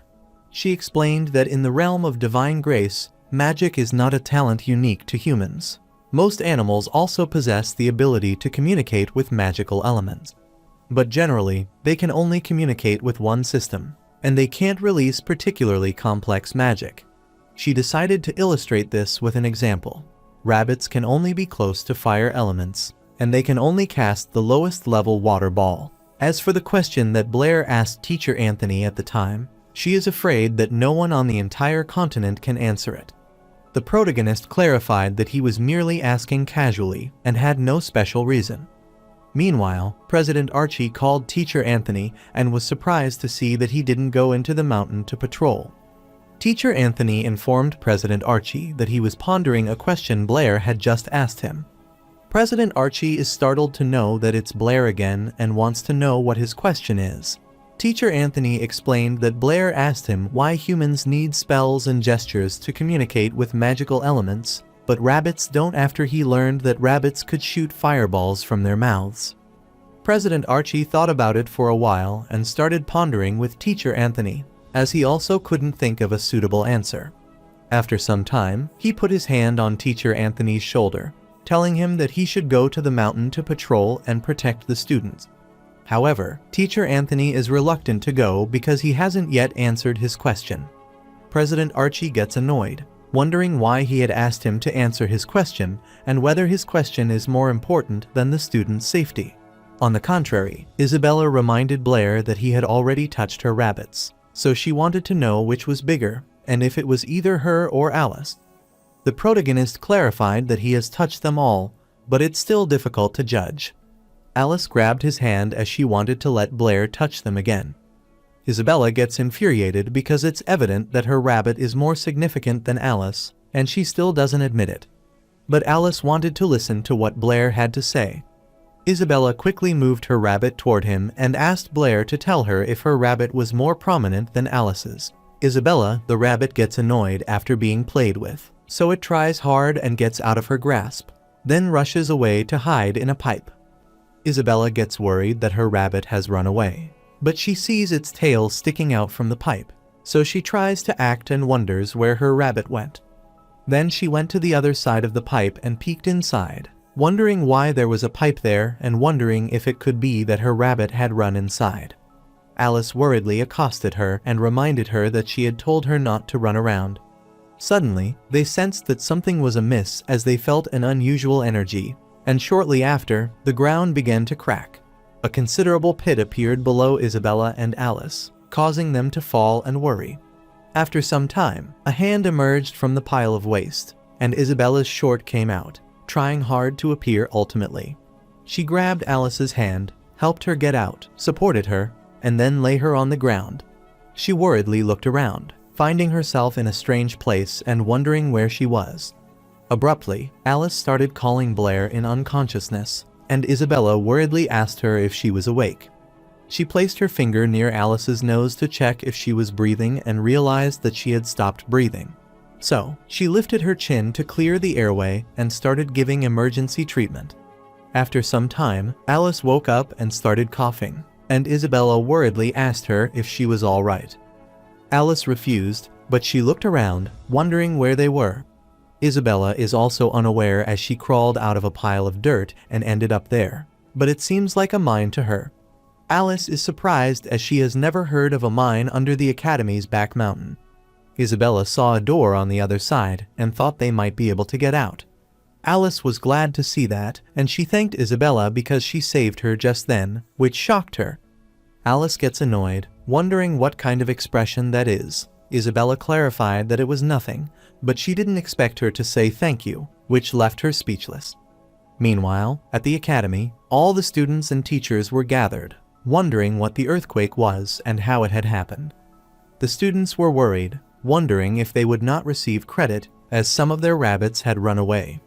One of the students worriedly asked President Archie if they wouldn't receive any credit. President Archie doesn't want to cause him to worry. This will be considered an accident, so he doesn't want them to worry. Teacher Anthony accosted President Archie, telling him that all the students should have been evacuated from the mountain. Archie was startled to hear this and wondered if there were still some students left. Anthony explained that the earthquake had occurred suddenly, and he and the other teacher had done their best, so there shouldn't be any students left on the mountain. He said that Teacher Cook is currently confirming the student list so that they will have the exact results soon. Suddenly, a horde of horses rushed there, and the soldier instructed everyone to make the way. All the students get worried on seeing this state of emergency and wonder what is the matter as the soldier went inside the mountain. Anthony gets worried, wondering why the city guard has been mobilized. President Archie's eyes widened with shock as he realized that the earthquake might not be as simple as he had thought. On the contrary, Alice opened the door, entered the room, and found this place quite strange. She saw a huge pillar at the center of the room, which was enchanted by a spell, and wondered what this place was. She touched the pillar and was stunned to see such intricate patterns. After touching the pillar, she gets electrocuted and is immediately thrown away. Alice gets worried on seeing this, so she worriedly rushed toward her and asked if she is all right. Isabella clarified that she was fine, but she realized that someone had cast a high-level protection spell on this pillar. Alice explained that this pillar reminded her of something she had seen in an ancient magic book. She explained that legend has it that the ancients would erect multiple copper pillars inscribed with magic spells over a large area and connect them by copper wires to form a powerful magic circle. Isabella is startled to hear about a magic circle and wonders what this magic circle is for. Alice clarified that she didn't know, but it could be a large-scale healing, growth, acceleration, or maybe something else. While they were conversing, someone threw arrows at them, which they managed to evade and protect themselves against.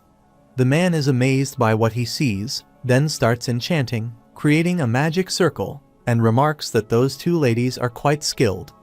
Alice was shocked to see the strange man before her, so she inquired who he was.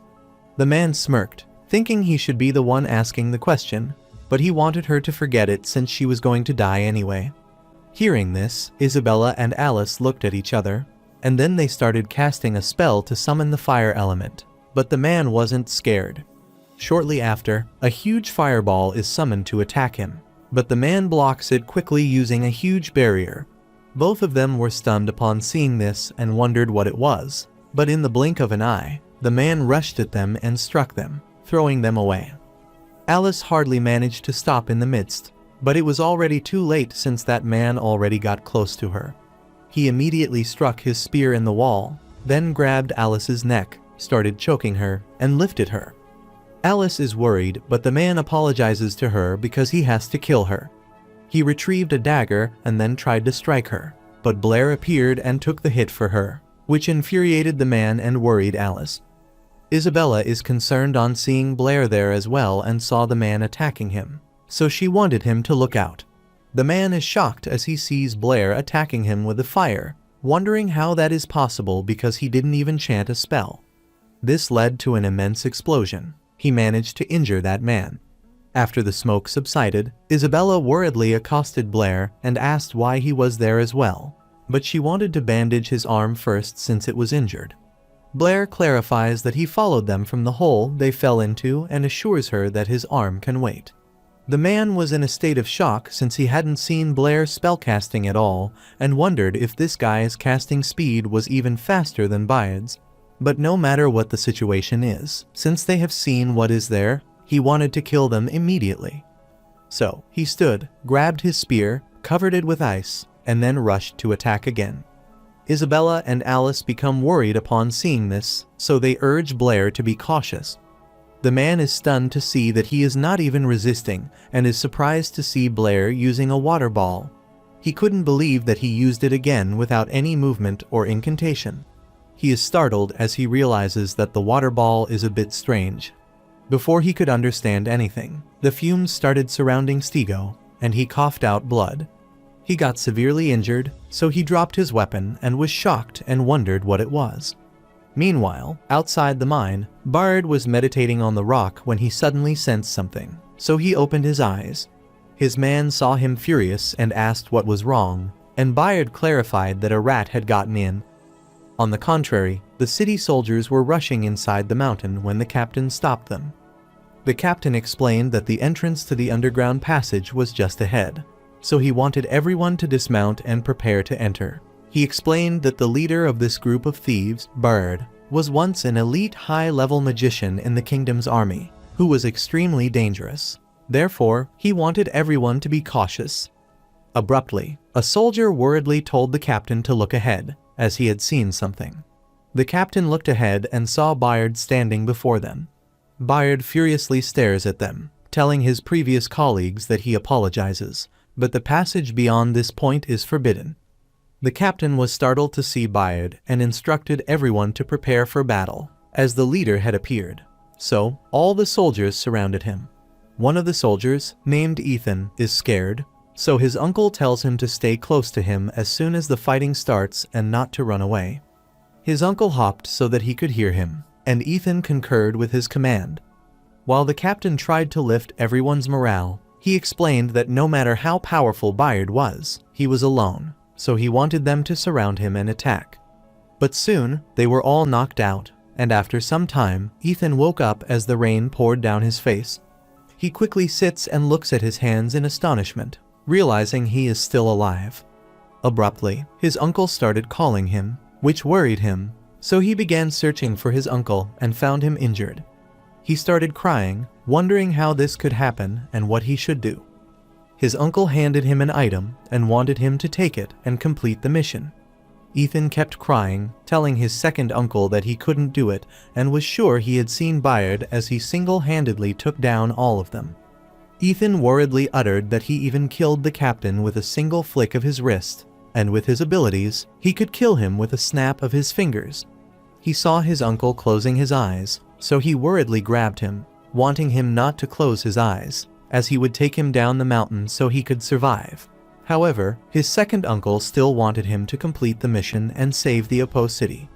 After saying that, his uncle took his last breath, which made him grieved, and he worriedly kept calling his uncle. On the other side, Isabella is bandaging Blair's wound tightly. Blair moaned with pain and wanted her to be gentle as it hurt. Isabella wanted to know how Blair was able to use magic just now without chanting a spell or using hand gestures. The protagonist gets worried, but he clarifies that it might be because his mouth and hands are too fast, so she didn't see it. This infuriated Isabella because he lied, so she firmly pressed on his wound, causing him so much pain that he kept turning to his side in pain. Alice worriedly instructed her to be nicer to Blair, and Isabella uttered that he deserved it for being so pretentious and secretive all the time. After thinking for a while, she asked Alice if she figured out the true purpose of these pillars. Alice refused, as she couldn't figure it out, but she could confirm that these were the pillars she had seen in the book and the ones that formed a magical circle. Although he still didn't know what this magic circle was for, the earthquake that just shook them in there should be related to it. Furthermore, with this sudden attack, this magic circle might not be a good thing. Abruptly, the protagonist sits, telling them that they need to find a way out quickly and report everything that happened there to the academy, letting them handle it. While he is talking, someone puts the sword at his neck, which worries both Isabella and Alice. Ethan looked at them in shock and asked them who they were and what they were doing there. The protagonist immediately grabbed his hand, rushed at his back, twisted his hand, and pushed him down. The protagonist realizes that there are accomplices, and Isabella begins to ponder this. Ethan worriedly instructed him to let him go, because if he didn't, Apo City would be finished. Blair is shocked on hearing this and inquires what he means by this. After Ethan explained everything, Isabella understood that those soldiers had come there to stop Bayard from activating the magic circle. But Bayard's ambush had wiped out his entire army, and now he was the only one left. Ethan explained that the royal capital had detected that Bayard had infiltrated Apo City a few days ago, but they couldn't locate his exact position. They also didn't know what his plan was until just now, when an earthquake with intense magical fluctuations occurred there. Ethan uttered that they didn't expect Bayard to be so strong because even when all of them were combined, they couldn't win. The protagonist raises his hand worriedly, asking if he has a small question and inquiring about who Bayard is. Isabella gets annoyed as she wants to know where his bottom line is, for lack of common sense. Alice explained that Bayard is the most famous and dangerous criminal in their Lauren kingdom, and even children know his name. Bayard was once a general in the Lauren Kingdom Border Defense Army. Not only is he strong in melee combat, but he is also a high-level magician with powerful magical abilities. He participated in many of the kingdom's border wars and made a significant contribution to the Lauren Kingdom, earning him the title of a well-known war hero at the time. But what no one expected was that during an important operation, Bayard suddenly betrayed the kingdom with his subordinates. It was Bayard's betrayal that led to the war's failure for the Lauren Kingdom. From that time on, Bayard disappeared, although the kingdom has been offering a reward for the arrest of this traitor. However, he hasn't caught him yet, but there are rumors that Bayard is hiding in the royal capital, ready to overthrow the kingdom's government at any time.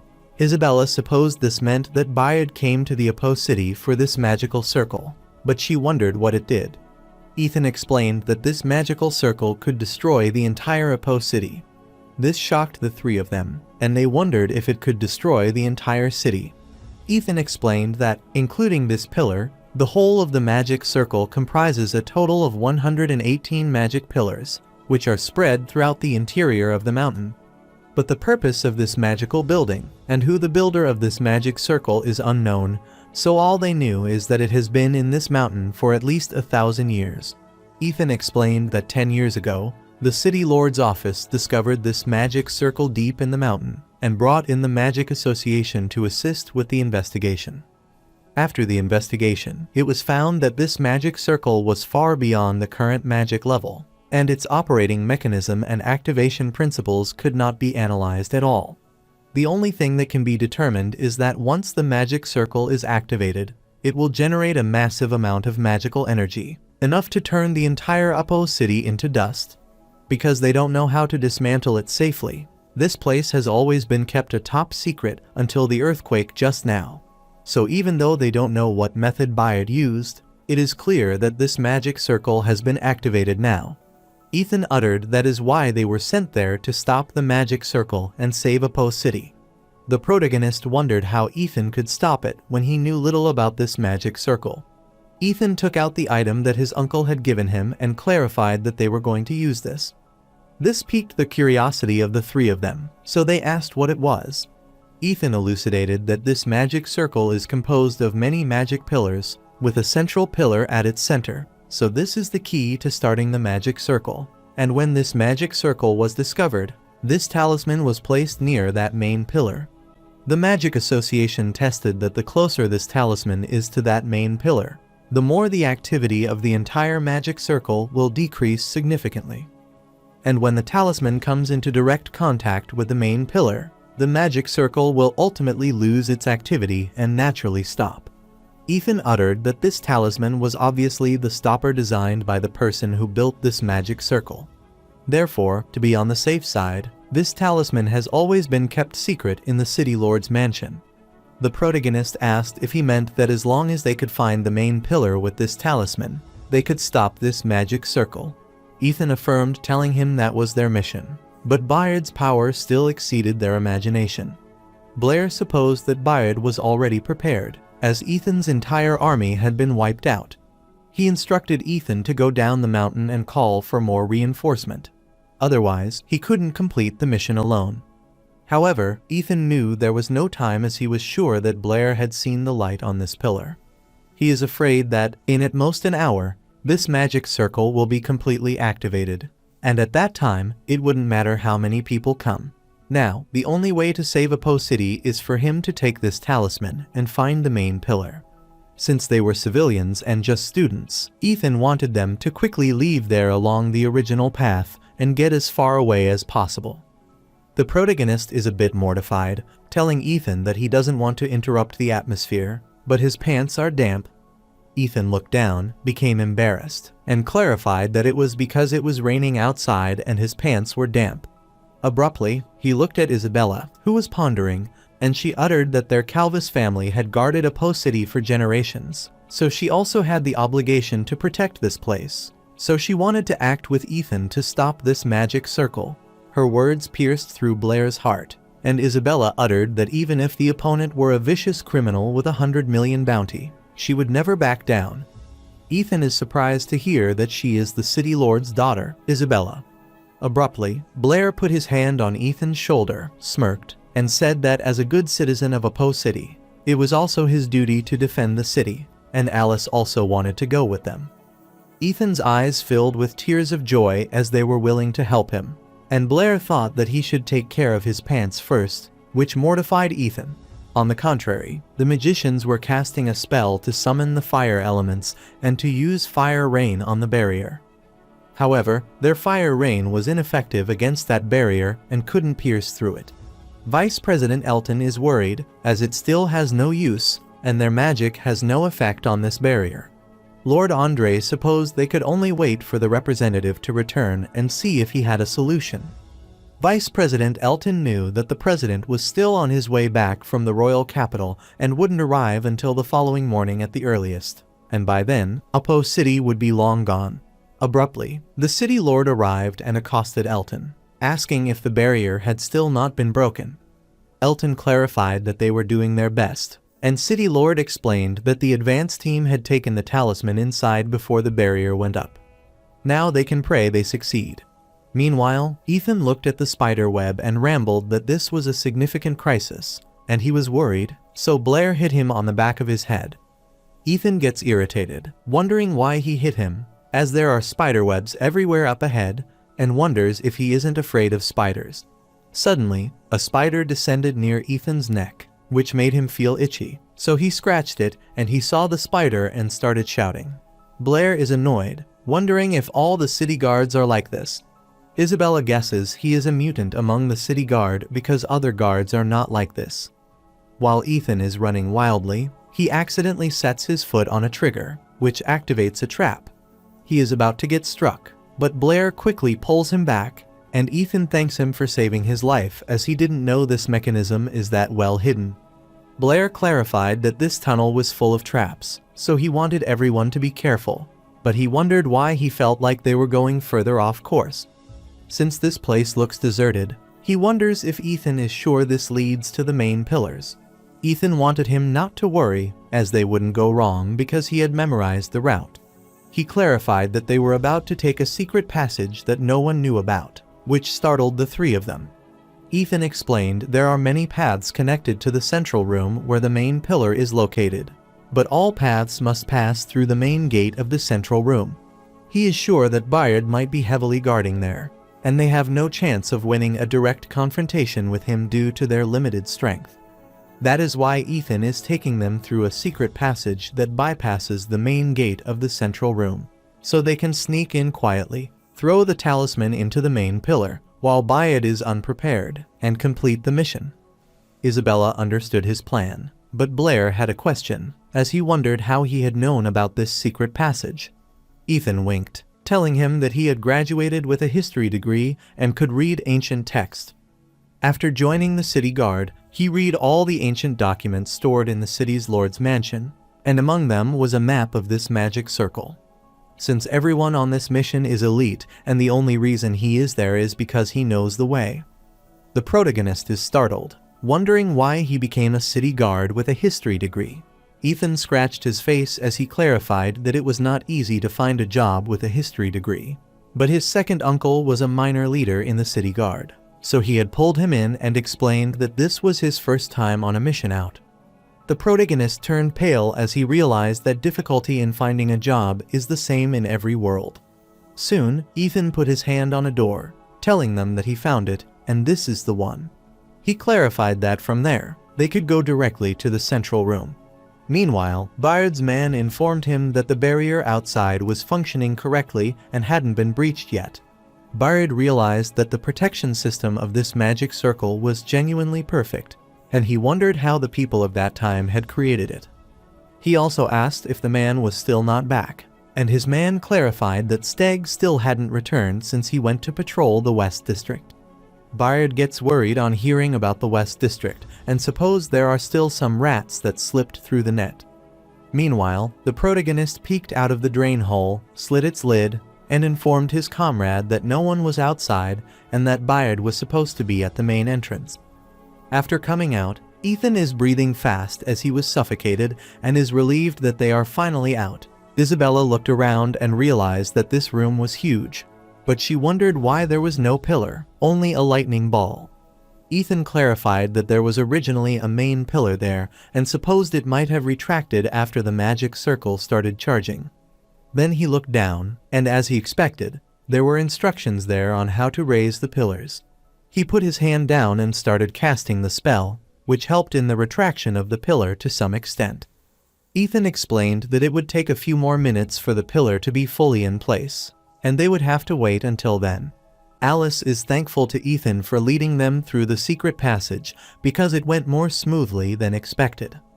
She knew that Ethan was so timid, so she wondered why he insisted on completing this mission instead of escaping himself.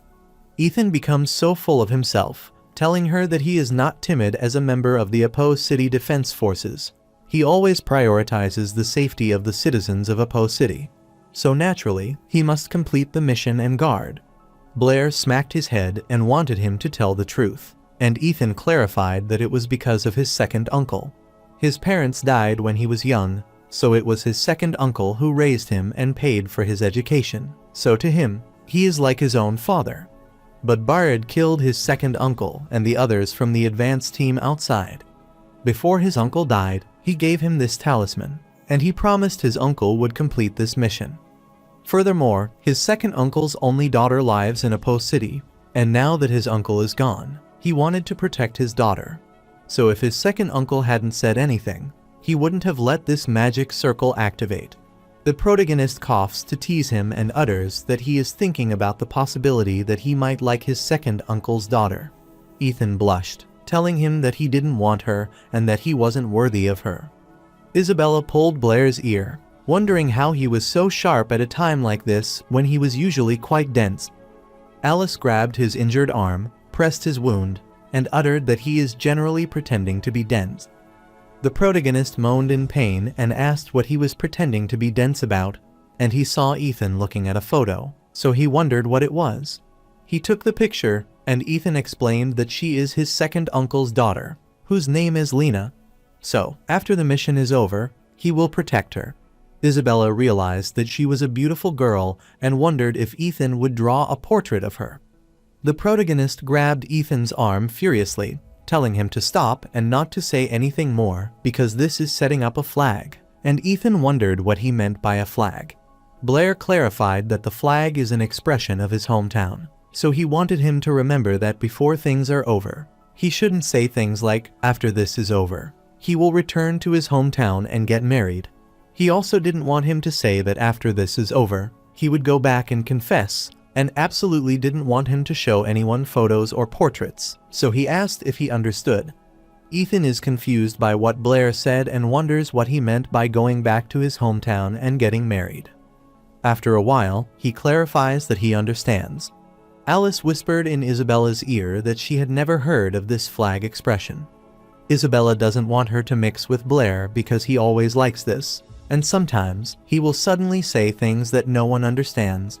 While they are concentrating, the pillar emerges from the ground, and Ethan is pleased because it is finally done. He grabbed the talisman as he wanted to undo the seal, so he wanted them to get ready. The protagonist is confused upon hearing about the seal, and Ethan utters that this was done to prevent Bayard from detecting it before they reach the main pillar. This talisman was placed under a simple magic seal before they entered the mountain, but it can be unsealed instantly with a bit of spiritual magic, and once the seal is undone, the magic circle will react. So, Bayard will detect the talisman, and they need to act fast. Soon, he unsealed the talisman and placed it on the pillar, telling them that as soon as they released it, they would immediately retreat. While Ethan is trying to put the seal, his eyes widen in shock as a tremendous fire magic attacks him and injures him. Bayard extinguishes the fire he started to attack Ethan, and is relieved that he has finally met the little rats. Ethan is infuriated upon seeing that Bayard has already arrived, and Isabella and Alice realize that person might be Bayard. They secretly started casting the fire magic and immediately tried to strike Bayard, but he quickly stopped them. Alice becomes worried as she realizes that Bayard's spiritual power far surpasses theirs, and their magic is controlled by him the moment it comes into contact with him. Abruptly, Blair tried to attack him, but Bayard stopped his fireball as well. Blair is astounded to see that he blocked his attack as well and realizes that Bayard's reaction is incredibly fast. While Bayard's man was worried for his safety, Bayard clarified that he was all right. Bayard is concerned as he didn't even see Blair's spell or hand gesture, so he wonders where his magic and spiritual energy come from. Furthermore, Blair's magic is too strange, which is not strong, but he can't wrest control of it. Blair instructed Isabella and Alice to retrieve the talisman, as he would hold Bayard there, and they agreed. Abruptly, he started striking Bayard once again with several fireballs. Bayard is astounded as there aren't any spells or hand gestures, and it's hard to believe that he is afraid of this kid as he can use magic without spells or hand gestures. On the other side, Bayard man already captured Alice and Isabella before they could get their hand on the talisman. Isabella is pissed as she is so close, but she couldn't take it even when she tried to extend her arm. Blair saw this, so he supposed he must take those men down first and started using fire and water magic simultaneously. Bayard is astounded to see that Blair is using the water ball, but is confused as he wonders why there are fire elements. After Blair fused those elements, a massive explosion ensued, and the man was astounded to see this power, wondering if it was a fireball.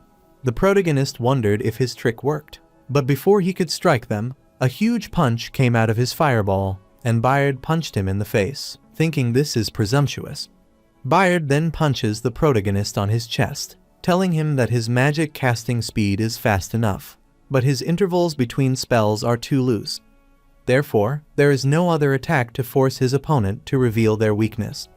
Then he hit on Blair's face, telling him that not only his footing was unsteady, but his lower body was weak, and he was completely unprepared for a sudden close-quarters attack. After the protagonist fell to the ground, Bayard told him that he had exceptional talent, but he lacked battle awareness. He clarified that if this were a battlefield, he would have already been dead as he is the one without awareness. Meanwhile, Ethan managed to get his hands on the talisman, and he looked at Blair, annoyed. As soon as Bayard looked at him, Ethan got infuriated, so he firmly grasped the talisman, lifted it, then aimed it toward the pillar. Bayard becomes worried upon seeing this, so he commands his man Oslo to stop him. Blair saw this, so he worriedly told Ethan to get out of the way, but he didn't hear any of their voice. Ethan recalled his childhood when he visited his Uncle Jason's grave and asked his uncle if Uncle Jason was a hero because he was strong. His uncle refused, telling him that Jason wasn't strong and his physical abilities had always been subpar. Furthermore, he has been scolded by the captain countless times for it, and he is incredibly timid. If they scare him, he will wet his pants. Ethan looked at the grave and asked his uncle why everyone said he was a hero. His uncle explained that it was because he stepped forward and protected everyone when the apprentices came. While Bayard's eyes widened in shock, and Isabella and Alice's eyes filled with tears of worry for Ethan, Blair was also worried. The Oslo spear pierced through Ethan's chest, but he managed to put the talisman on the pillar. He remembers his uncle's words, "Even an ordinary person can do extraordinary things. That is what a hero is," and Ethan is glad because he did it. Once the talisman attaches to the pillar, it begins to take effect, stopping the activated magic circle. Bayard becomes worried upon seeing that the magic circle has stopped, and Isabella starts crying for Ethan. Oslo is startled because Ethan didn't even try to dodge his spear. When Bayard gets close to Ethan, he checks if he is breathing and utters that he is dead, which worries Blair, and he furiously accosts Bayard. One of the Bayard men asked him what they should do now because the magic circle seemed to have stopped. Bayard grabs Lena's portrait that Ethan dropped after being killed and thinks for a while. While his man asked for his command, Bayard uttered that they lost this battle.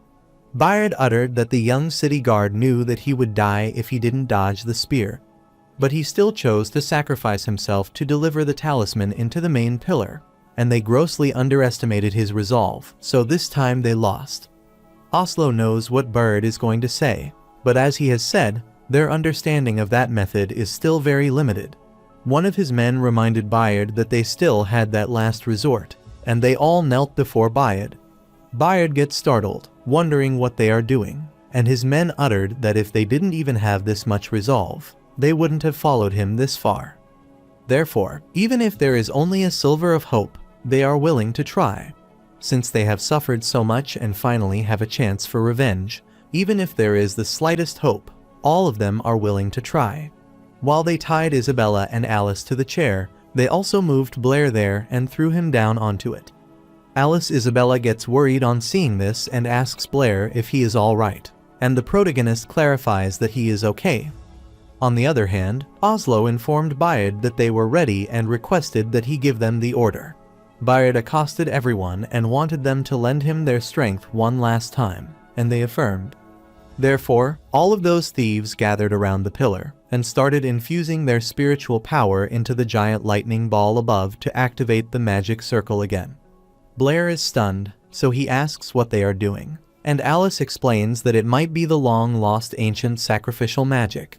She explained that they are sacrificing their spiritual power to the magic circle, recharging it so it can restart. Soon, the magic circle began to appear on the pillar, and Alice explained that this type of sacrificial magic was often irreversible, so in the end, they would all be annihilated. Shortly after, the magic circle was activated again.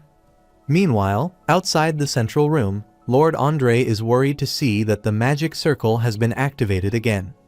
Elton explained to the city lord that the barrier had suddenly weakened at that moment, so they intensified their attack. They were about to break through, but now, for some reason, the barrier has regained its strength. The city lord becomes worried upon hearing this and wonders what is happening inside. Meanwhile, inside the central room, Bayard Man is glad because it has restarted, so he supposed they succeeded. But shortly after, they started disappearing, and Oslo bid his farewell to Bayard. Bayard bid his farewell to them and wished them to go in peace, as he had promised that Apo City would be destroyed, so Oslo thanked him. Alice is worried to see that the magic circle has restarted again. Isabella got infuriated, wondering why Bayard would go this far, and asked what he thought he was doing. Since he wanted to destroy Apo City, she reminded him that there are thousands of civilians in this city. She wondered if he wanted them all to die and asked if Bayard thought he was doing some glorious deed. Bayard started crying as his comrade died, and he told her that she was right as he never thought what they were doing was right, as they were just a bunch of fools whose minds had been clouded by rage. Isabella becomes flustered and asks why he would do such a thing. Bayard thought for a while and told her that there was still half an hour left. After that, they, along with the entire Apo City, would completely disappear from this world. Therefore, before that, he wanted to tell her his story, which was a long one, so he didn't know where to begin.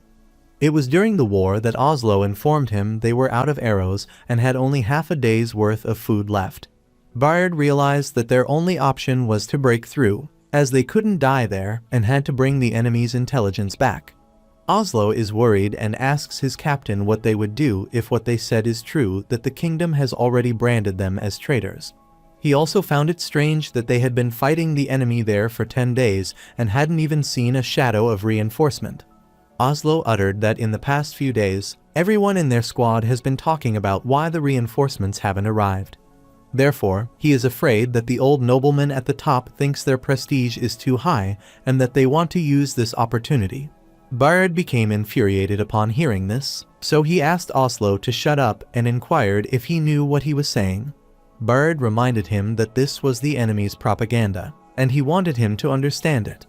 However, Oslo is reluctant to admit this, but Captain Bayard didn't even hear him. Bayard reminded him that they fought all the way for the stability of the kingdom, and he believed that their nation will not betray them. He can understand if any one of them want to surrender to the other side, but he wanted those who believe in him and are willing to break through with him to stay there, as he wouldn't hold this against them. Abruptly, one of the warriors shouted that he believed in the captain, so he wanted to break through, and Oslo also clarified that he believed in him. All the warrior believed in their captain and requested him to lead them to break through. Bayard is thankful to all of them and doesn't want them to worry because the kingdom wouldn't abandon them. After some time, he instructed everyone to stay close and break through, and they affirmed. 3 days later, outside the opposed city, the soldier guarding the entrance saw them approaching the gate. Bard is relieved as they are finally back, and he faints at his place, feeling relaxed enough to return to his city. The soldier guarding the entrance realized that they were their people, and wanted his comrade to go check it out.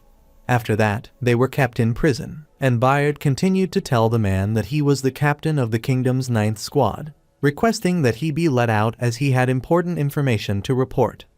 The man is amazed that Bayard still thinks of himself as part of the kingdom army, so he wants him to give him a break and reminds him that he is now a traitor, hoping he understands. The man clarified that his wife and children had been dealt with according to kingdom law, so as for Bayard, he can go down and join them the following day, so he told him this is what happens to traitors. Bayard couldn't believe that they would punish Lisa and Greg and wondered how this could have happened. He grabbed the man and told him that he hadn't betrayed the kingdom, and he wanted him to take him back to his wife and child, as he was not a traitor. The man looked at him and then told him that he knew he hadn't betrayed the kingdom, but that didn't matter.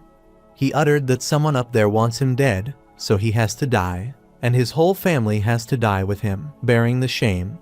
Since he has already said what he needs to be said, he hopes to see him the following day at the execution grounds. Bayard couldn't believe this, so he wanted that man to come back as he didn't betray the kingdom and started crying. After some time, the guard is shocked as he sees something, and he is killed abruptly. Shortly, Stigo opened the door to the prison and told him that they were there to rescue him.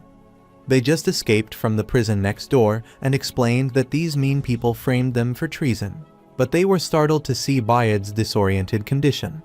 Moments later, they heard guards saying that those traitors had come there, so they wanted to scour the place. Stigo gets worried on realizing that the guards are catching up quickly. He grabbed Bayard and assured his brother that they would undoubtedly get the captain out safely. Oslo instructed him to take the captain with him as they would hold the guard off there. The following day, the man explained Bayard was once a war hero and the pride of their Lauren kingdom. However, he betrayed the trust of all their people by colluding with the enemy nation and selling their kingdom's intelligence, causing the needless sacrifice of their loyal soldiers. The man explained that just the previous day, the traitor Bayard and his gang tried to infiltrate a post city to cause trouble and destruction. Fortunately, they were discovered and captured in time by their brave and intelligent city guard soldiers. However, last night, the imprisoned Bayard and his gang still refused to give up killing their guard and escape. Although their city guard officer reacted swiftly and recaptured 3 of them, the traitor leader Bayard still escaped. So, he decided to follow the kingdom's laws and sentence these 3 heinous criminals to death and execute them immediately. As they were executing them, Stigo was annoyed that those foolish commoners were still cheering, despite not knowing anything. Oslo accosted Stigo, telling him that the city gate should be open now, so he wanted to get out of the city quickly as it was not safe there. Abruptly, Bayard commanded them to leave, which surprised both Stigo and Oslo as they realized that the captain had recovered. Bayard commanded them to go ahead as he wanted to be alone for a while. After some time, he arrives at Lisa and Greg's grave in the rain and expresses his apologies to them. The man worriedly asked Captain Bayard what they should do now. Bayard instructed them not to call him captain anymore as he was no longer their captain, which made them gloomy. Bayard uttered that this country betrayed them, and it their enemy now, and all the pain they have suffered must be repaid in equal measure. Therefore, he asked his comrades if they were willing to believe in him again. After they saw Bayard pass, they began to wake up, and Alice was stunned as she realized it was an illusion. Bayard refused, telling her that what she saw were fragments of his memories, as he had used synchronization magic on her to share some of his memories with her. Alice is surprised to learn that Bayard actually knows synchronization magic, as this is the legendary ancient magic. Suddenly, they heard Blair moaning, so they looked at him, but he was still asleep. They wondered what was wrong with him and wanted him to wake up. After some time, Blair woke up and shouted that it shouldn't happen like that. Isabella is relieved to see that the protagonist is finally awake and clarifies that he scared her to death just a moment ago. Bayard saw Blair crying and realized that he seemed to be the most immersed in his memories, so he asked if he had entered other people's memories before, but Blair didn't reply. Bird decided to let it go, as he didn't intend to pry into his privacy, now that it was all over. While the protagonist was untying Isabella and Alice, Bird explained that before joining the kingdom's army, he had been a city guard in a post city for a while. It was during that time that he learned of this magic circle's existence, so after deciding to take revenge on the kingdom, he brought them there. They managed to discover an extensive collection of ancient texts in a hidden room within the tunnels and devoted a significant amount of time to studying them. It was through those texts that they learned about ancient magic, how to control the magic circle, and even its history. Bird explained that a great war once broke out among the ancient people, and the people of a post city were on the verge of defeat. So, they built this considerable self-destruction magic circle, turning their homeland into a trap prepared to perish together with the enemy. The ancient text doesn't record their ultimate fate. Whether they won or were annihilated, it remains unknown. But the only certainty is that this magic circle has never been activated since its construction. Bard uttered that once activated, this magic circle would generate a considerable amount of magical energy in an instant, thus swiftly vaporizing all living beings within a post city to ash. Furthermore, this will cause no pain, and in an instant, everyone will be liberated. Alice wanted him to wait, as even though she understood the pain he had experienced, she didn't want him to take revenge using the innocent people of a post city. Bard looked at her as she said that she understood and supposed she might be joking, because sometimes he didn't even understand himself. Momentarily, Blair clarified that it was useless because, to Bard, the target of revenge was not only the kingdom and the nobles, but also those foolish commoners who cheered when his comrades were executed. To put it bluntly to Bard, no one is innocent. Bard realized that Blair was truly immersed in his memories, and he began pouring his spiritual power into that magical circle. Then he put his hand inside it, due to which it released tremendous energy. Meanwhile, outside the central room, Elton is afraid that the magical circle has already been activated. While Miss Britney was working in her room, she noticed tremendous energy outside and settled in. She saw the window of her room breaking, so she thought it might be an earthquake. But after a while, she realized that it was an amazing yet highly violent phenomenon. While the pillar is releasing tremendous energy, Isabella is apologetic to them, as she had dragged them all into this, and, as she expected, she still failed in the end. She accosted Blair as she wanted to say something, but Blair stopped her, telling her not to say it. He wanted her to wait until he dealt with Bayard, after which he wanted her to address him correctly, which startled Isabella. Bayard wanted Stigo, Oslo, and Hull to watch as their rage would eventually shake the kingdom as he was about to activate the magic circle. Abruptly, Blair punched at his face, startling both Isabella and Alice, who worried about his well-being. However, Blair wanted Bayard to stop the mess. After some time, the earthquake stopped, startling Andre, who couldn't believe it and wondered what was happening. The guard is also worried as he thought he was done for this time. The city lord is infuriated as things are getting out of hand. Abruptly, Elton looked behind as he saw Britney and asked what she was doing there. Britney mentioned that there were intense magical fluctuations emanating from the back mountain, where her students were still conducting their practical magic lesson, so she inquired about their location. Elton is confused because the students have all been evacuated and sent home. Since Britney was not from the Magic Association, he thought it was dangerous there and wanted her not to stay. Britney gets worried as she realizes they sent the students home and explains that Blair and Isabella aren't back. She is confident that there are still 2 students inside, and she is equally sure that Blair and Isabella are among them. Elton is startled to hear Isabella and wonders if she is talking about the city lord's daughter. The city lord is concerned to hear that Isabella is still inside. He recalled the time when Isabella was a child and wanted to join the city guard when she grew up. Austin Calvis wondered why she wanted to be the city guard instead of any other profession. Isabella's eyes sparkled as she told her father that it was because she was from the Calvis family, and she wanted to protect Apo City and her father in the future. Austin was pleased to hear her reason that she wanted to protect her father as well and affectionately hugged her. After recalling that time, he wondered if Isabella was fighting for Apo City inside. Meanwhile, in the central room, Bird inquired how he untied the ropes.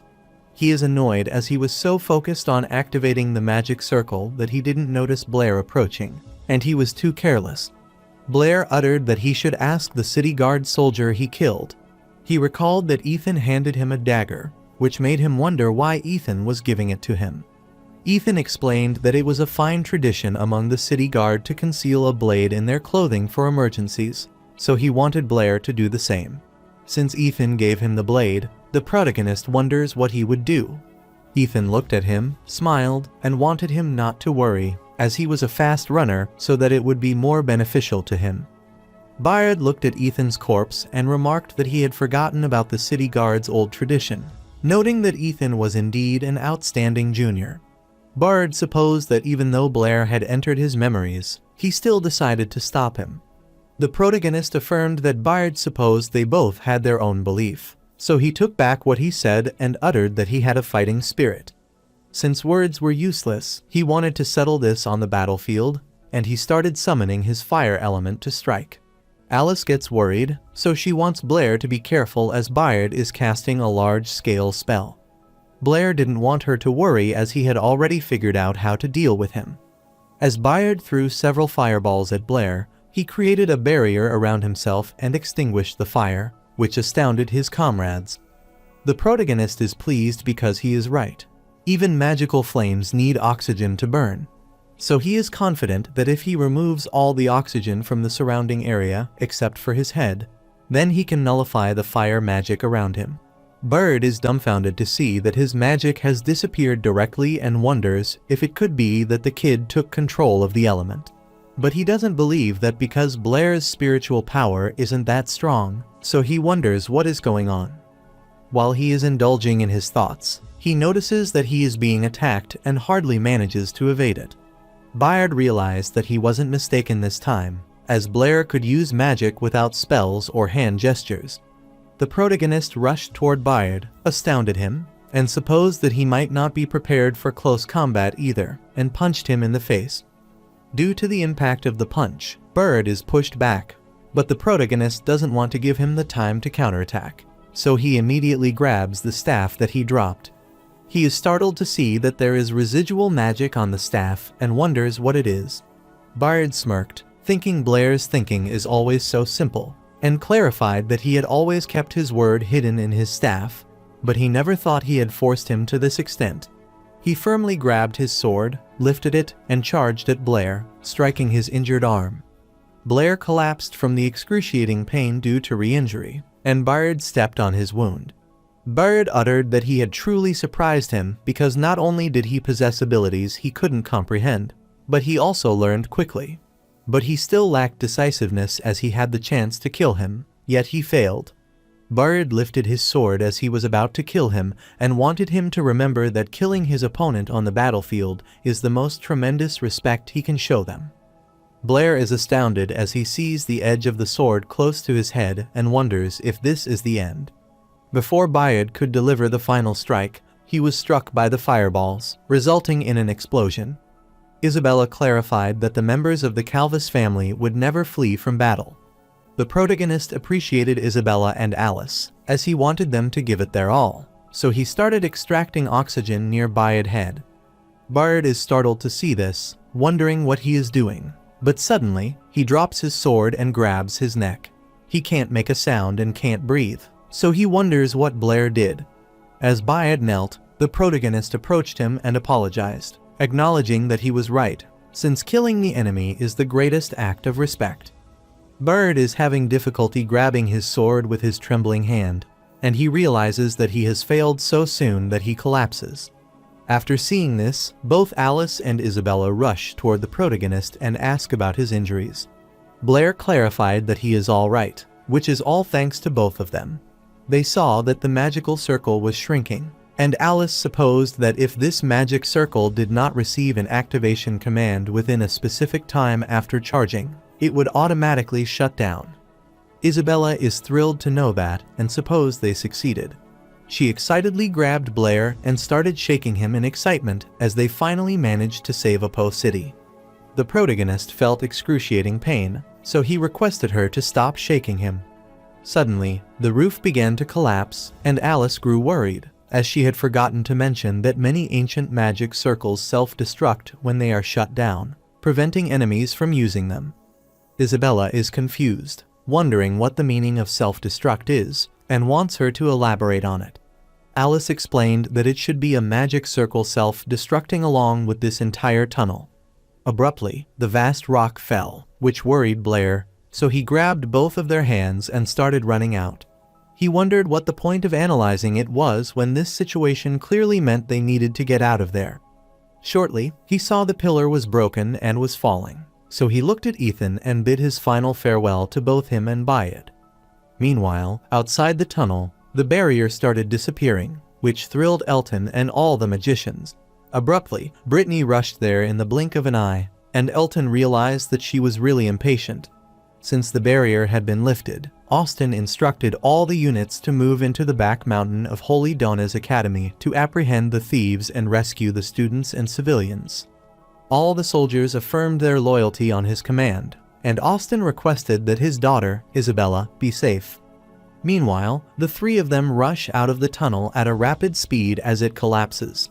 Isabella looked ahead and realized it was collapsing, so she wanted them to fall back.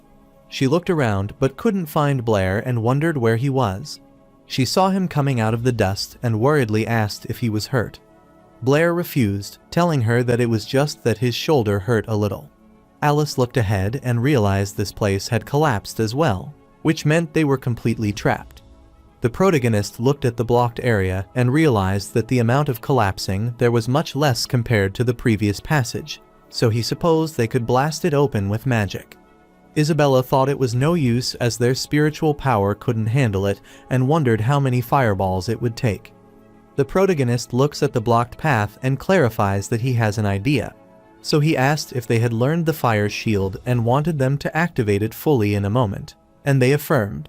Abruptly, the protagonist began extracting hydrogen, knowing that it has a volume concentration of 4% to 75% in the air, so when exposed to fire, it would explode. After extracting the hydrogen, he reacted it with fire, then threw it to the blocked path while maintaining the barrier around himself. After the dust had settled, Blair was glad to see that this was a success, as their path was now clear. Isabella was astounded upon seeing this, so she wondered how he had done that and whether the protagonist had already reached the Archmage level. After a considerable amount of time, Alice emerged from the opening. Isabella followed her, and then both of them reached out to Blair to help him ascend and asked if he was all right. The protagonist clarified that he was fine, so he didn't want them to worry. Then he looked at the wound on his chest that was hardly occluding but still bleeding. As he expected, it was still not enough, and he had reached his limit. However, he still tried to climb above, but he tripped and fell, which concerned them. This made him wonder if that was the end, but shortly, Miss Britney grabbed his hand to pull him up, and he realized that she might be his teacher. After some time, Blair is unconscious in the hospital, and shortly he woke up and tried to sit while wondering where he is. Isabella heard his voice, so she woke up and wanted him not to move. She excitedly grabbed him as he finally woke up and started shaking him with joy. The protagonist felt excruciating pain and requested her to stop shaking him, otherwise he would really die. Miss Britney told him that fortunately his injuries weren't fatal, but it was just that he lost a lot of blood. So, she instructed him to rest well over the next few days and clarified that she had already taken care of his absence from the academy. He worriedly accosted his teacher as he wanted to tell her the truth about Bayard. Miss Britney sighed, telling him that she had already heard from Isabella and Alice. However, those matters likely involved the upper echelons of the kingdom, which is something they can interfere with. Therefore, if Blair had spoken out, he might have faced difficulties. The protagonist has already guessed this much and realized that there are many helpless situations in this world. Suddenly, the door to his room opened, startling all of them, and they wondered who was there. Austin entered the room, apologized to Blair for disturbing his rest, and introduced himself, telling him that he was Isabella's father. Isabella is surprised to see him there and wonders why he is there. Blair wondered if there was something he needed from him since the city lord was personally present. Austin bowed before him, telling him that he had saved Isabella and Apo City, so he was there to express his gratitude for his contribution. The protagonist becomes flustered, telling the city lord that it is not necessary. Austin uttered that he also had a small request, and he wanted to invite him to their Calvis family dinner the next night. The protagonist is startled, and Isabella begins to have unusual thoughts, believing that since he must attend her family dinner, he will meet her parents and start to blush. After some time, the protagonist thought these clothes were so awkward, even though he had agreed to come to dinner. Isabella clarified that he is feeling weird because he usually dresses too casually, and that night isn't just her parents, but other families and the city official will also be coming. The protagonist gets concerned as he thinks that it is Isabella's family dinner, so he wonders why there are so many people. Isabella explained that her family dinners are like this. The protagonist understood, thinking that the position of a post-city lord was hereditary in her Calvis family, so it was expected. So, he thought it was not surprising that the family dinner had become a gathering of the city's elites. The protagonist thinks Isabella is the city lord's only daughter, so that the next city lord will be her. So, if he marries Isabella, then he will be able to do whatever he wants in a post-city. His imagination ran wild as he thought that, in that case, their child would be the next city lord of a post-city. But except to inherit the position of city lord, he must have the surname Calvis. Although Blair is not stubborn, and he can accept the child taking the mother's surname, it would be better if it were Chen. However, he believed that the problem would be solved if they had two children, one with the surname Calvis and one with the surname Chen. Then it would be perfect. While he was daydreaming, Isabella pulled his ear, and he wondered why she was pinching his ear again. Isabella is infuriated as she is sure that he must be thinking of something bad again and wants him to tell her what he is just thinking. The protagonist doesn't want her to be silly as he was thinking about the two of them. He blushed as he almost spilled the truth and clarified that he had a friend who had asked him to help him think of names for his children. Isabella understood that but clarified that she didn't think anything of it, so she wondered if he had any thoughts on the children's names. She clarified that he is aware that she is helping his friend come up with names for their children. Blair clarified that he hadn't thought of a name yet, but they want one child to inherit the father's surname and the other child to take the mother's surname, but they haven't decided yet. Isabella is surprised to hear this, so she asks him if he can accept his child taking the mother's surname. Blair uttered that if they have two, then he thinks he can accept it. Isabella understood, so she thought that was good and wanted him to keep thinking of his friend's children's names. Shortly, they arrived at the entrance of the mansion, and Isabella was pleased to see her mother. Her mother is also delighted to see her daughter after a while, and supposed the boy beside her might be student Blair. The protagonist bowed before her and wished her a good evening. Mrs. Calvis happily thanked Blair for saving her daughter, and mentioned that she often spoke about him to her. Isabella got infuriated, and she wanted her mother not to talk nonsense. All the ladies gathered around Blair as they realized it was him who saved Isabella and the young lady from Herman's family from Bird. They are amazed, as it is rare to see young people like him with courage and ability these days, and realize that Isabella has good taste since he is handsome. However, they want to know if he holds Isabella's hand.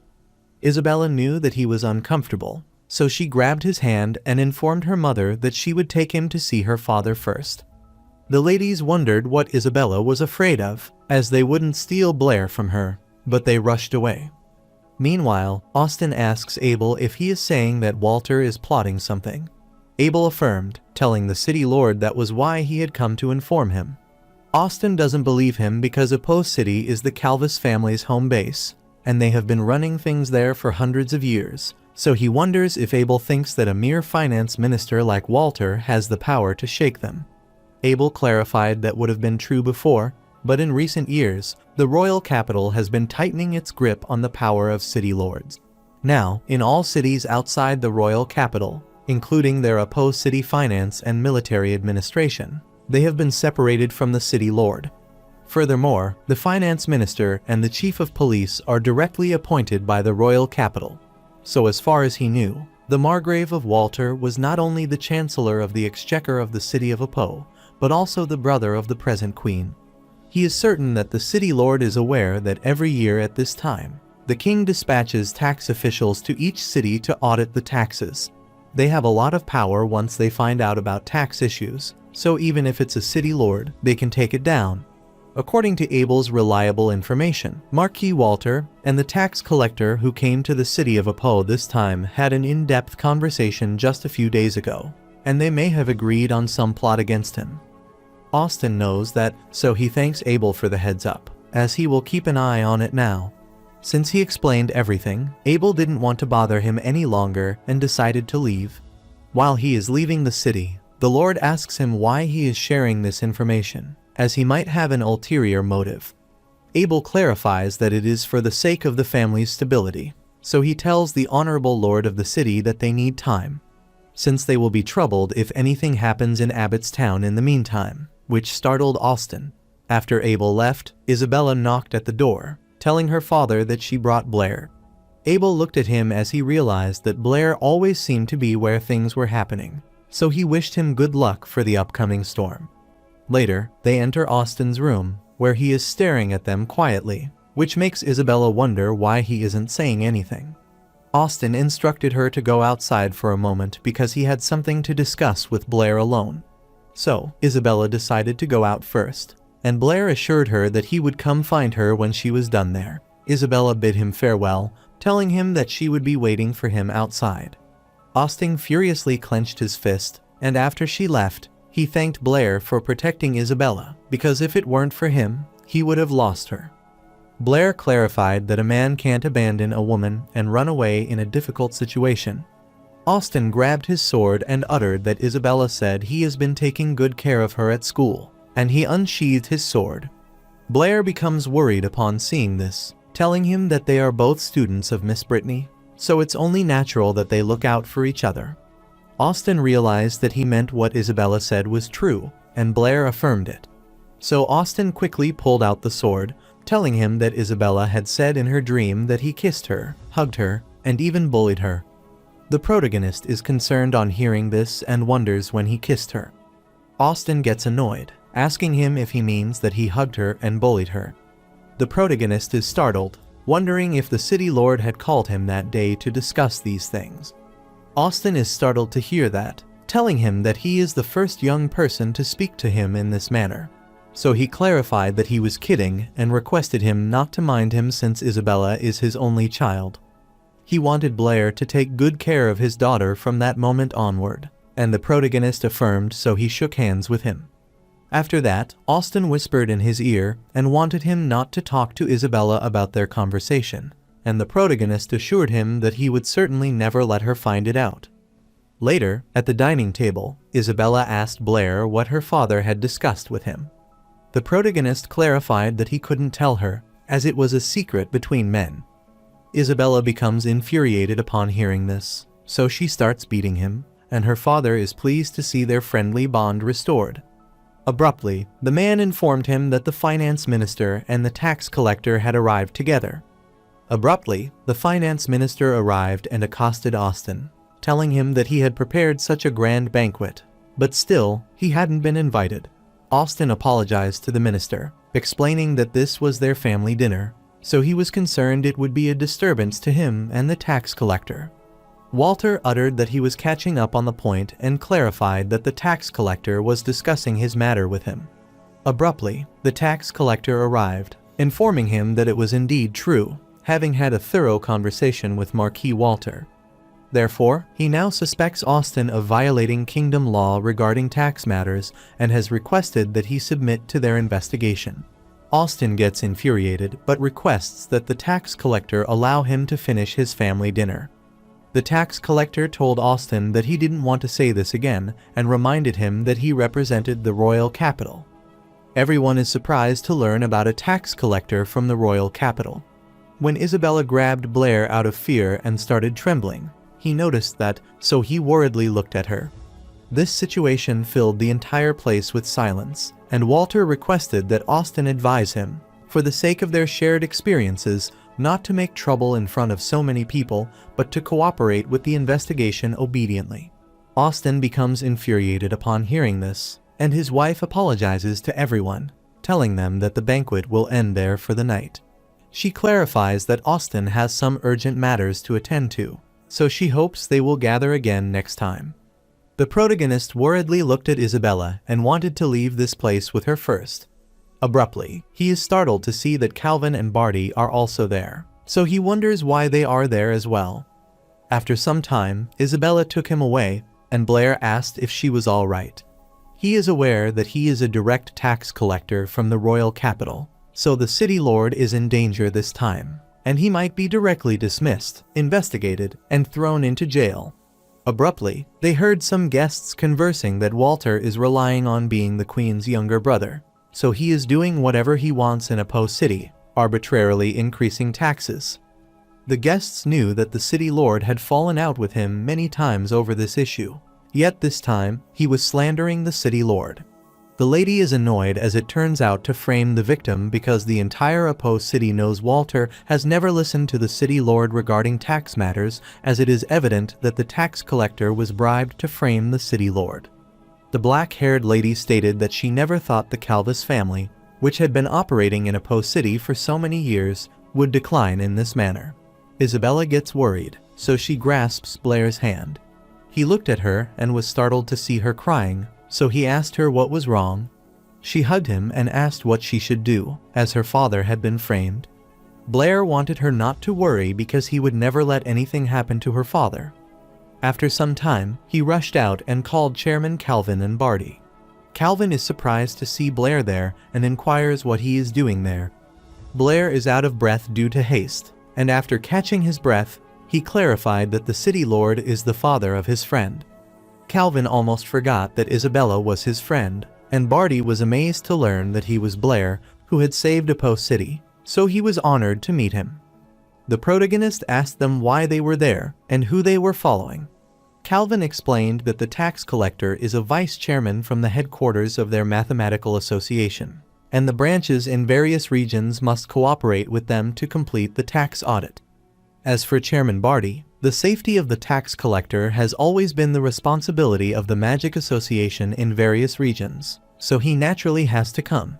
The protagonist thought that if there is a problem with taxes, then they should be looking to the finance minister, so they wondered why they were investigating the city lord. Calvin explained that even though the finance minister is in charge of finance, he is also a subordinate of the city lord. Therefore, all tax-related decrees in Apo City are issued by the city lord, Austin, so naturally, they need to investigate him. Blair asked him if he even believed these words himself. Calvin worriedly scratched his face, telling him that he was just a scholar, not a tax collector, so it was not convenient for them to interfere with the kingdom's political affairs. The protagonist could understand his difficulties, and he recalled that recently, a person named Chenluo solved all the problems of the Mathematical Association.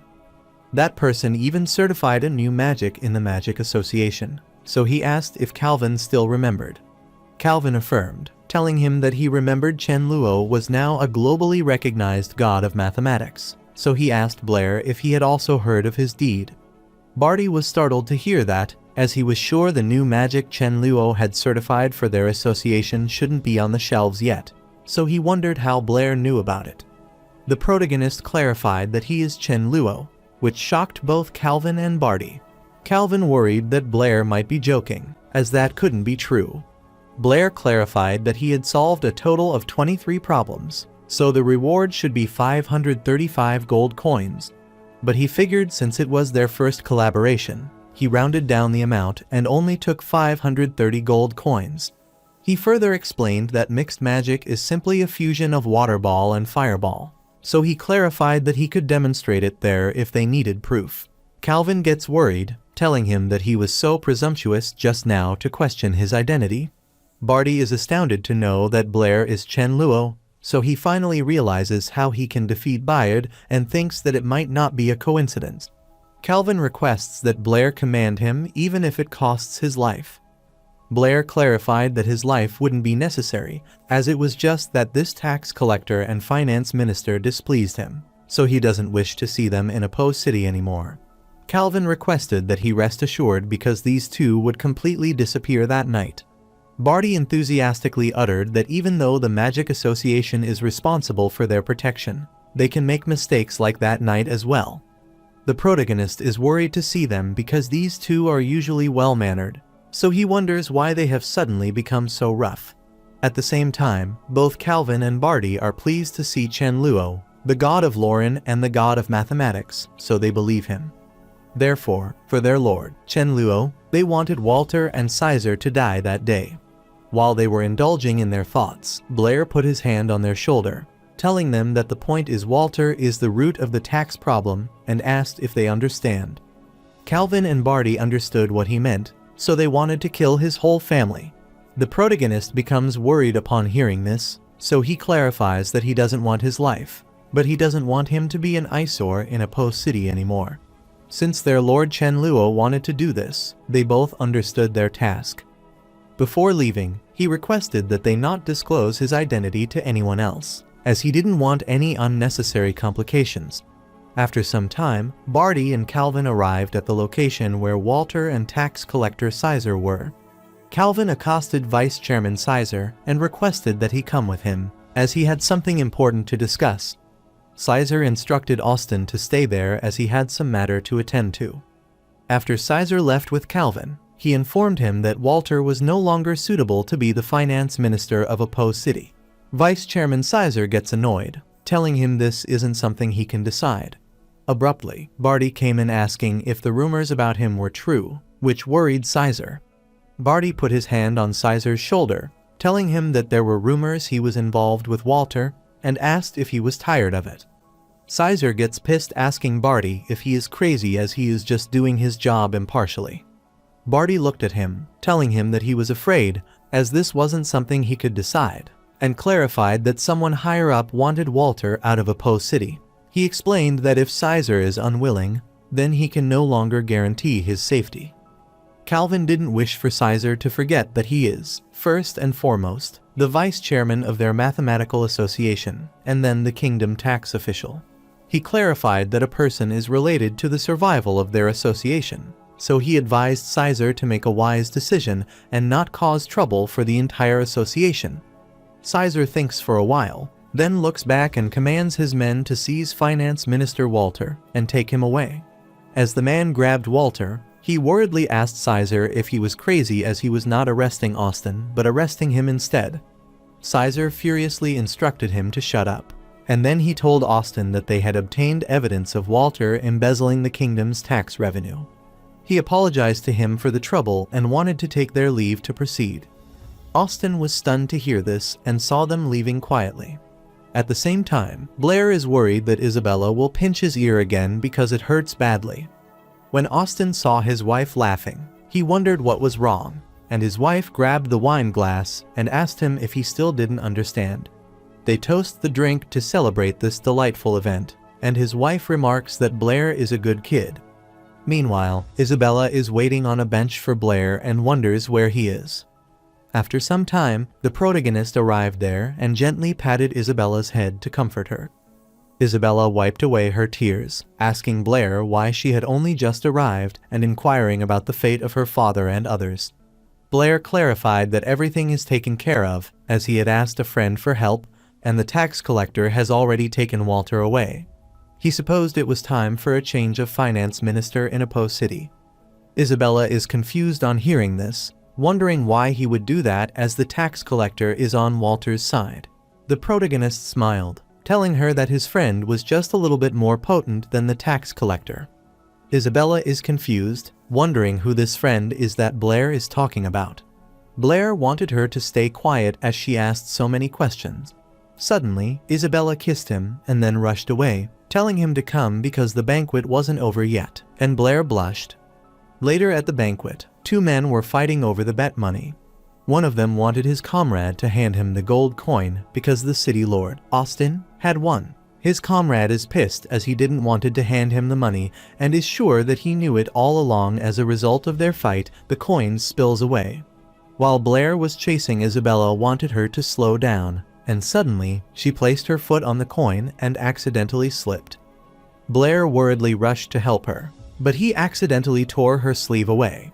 He gets mortified to see this, so he immediately apologizes to her, and Isabella starts crying on the spot, which worries her parents. she wanted to punch him, thinking he had done it on purpose, and clarified that she hated him. The protagonist started crying as well, telling her that he didn't mean to, and that he was trying to help her up. But he didn't know this would happen. Isabella is so pissed that she started summoning the fire element to create the fireball and strike him. The protagonist becomes worried, so he looks behind him at his parents to get some help.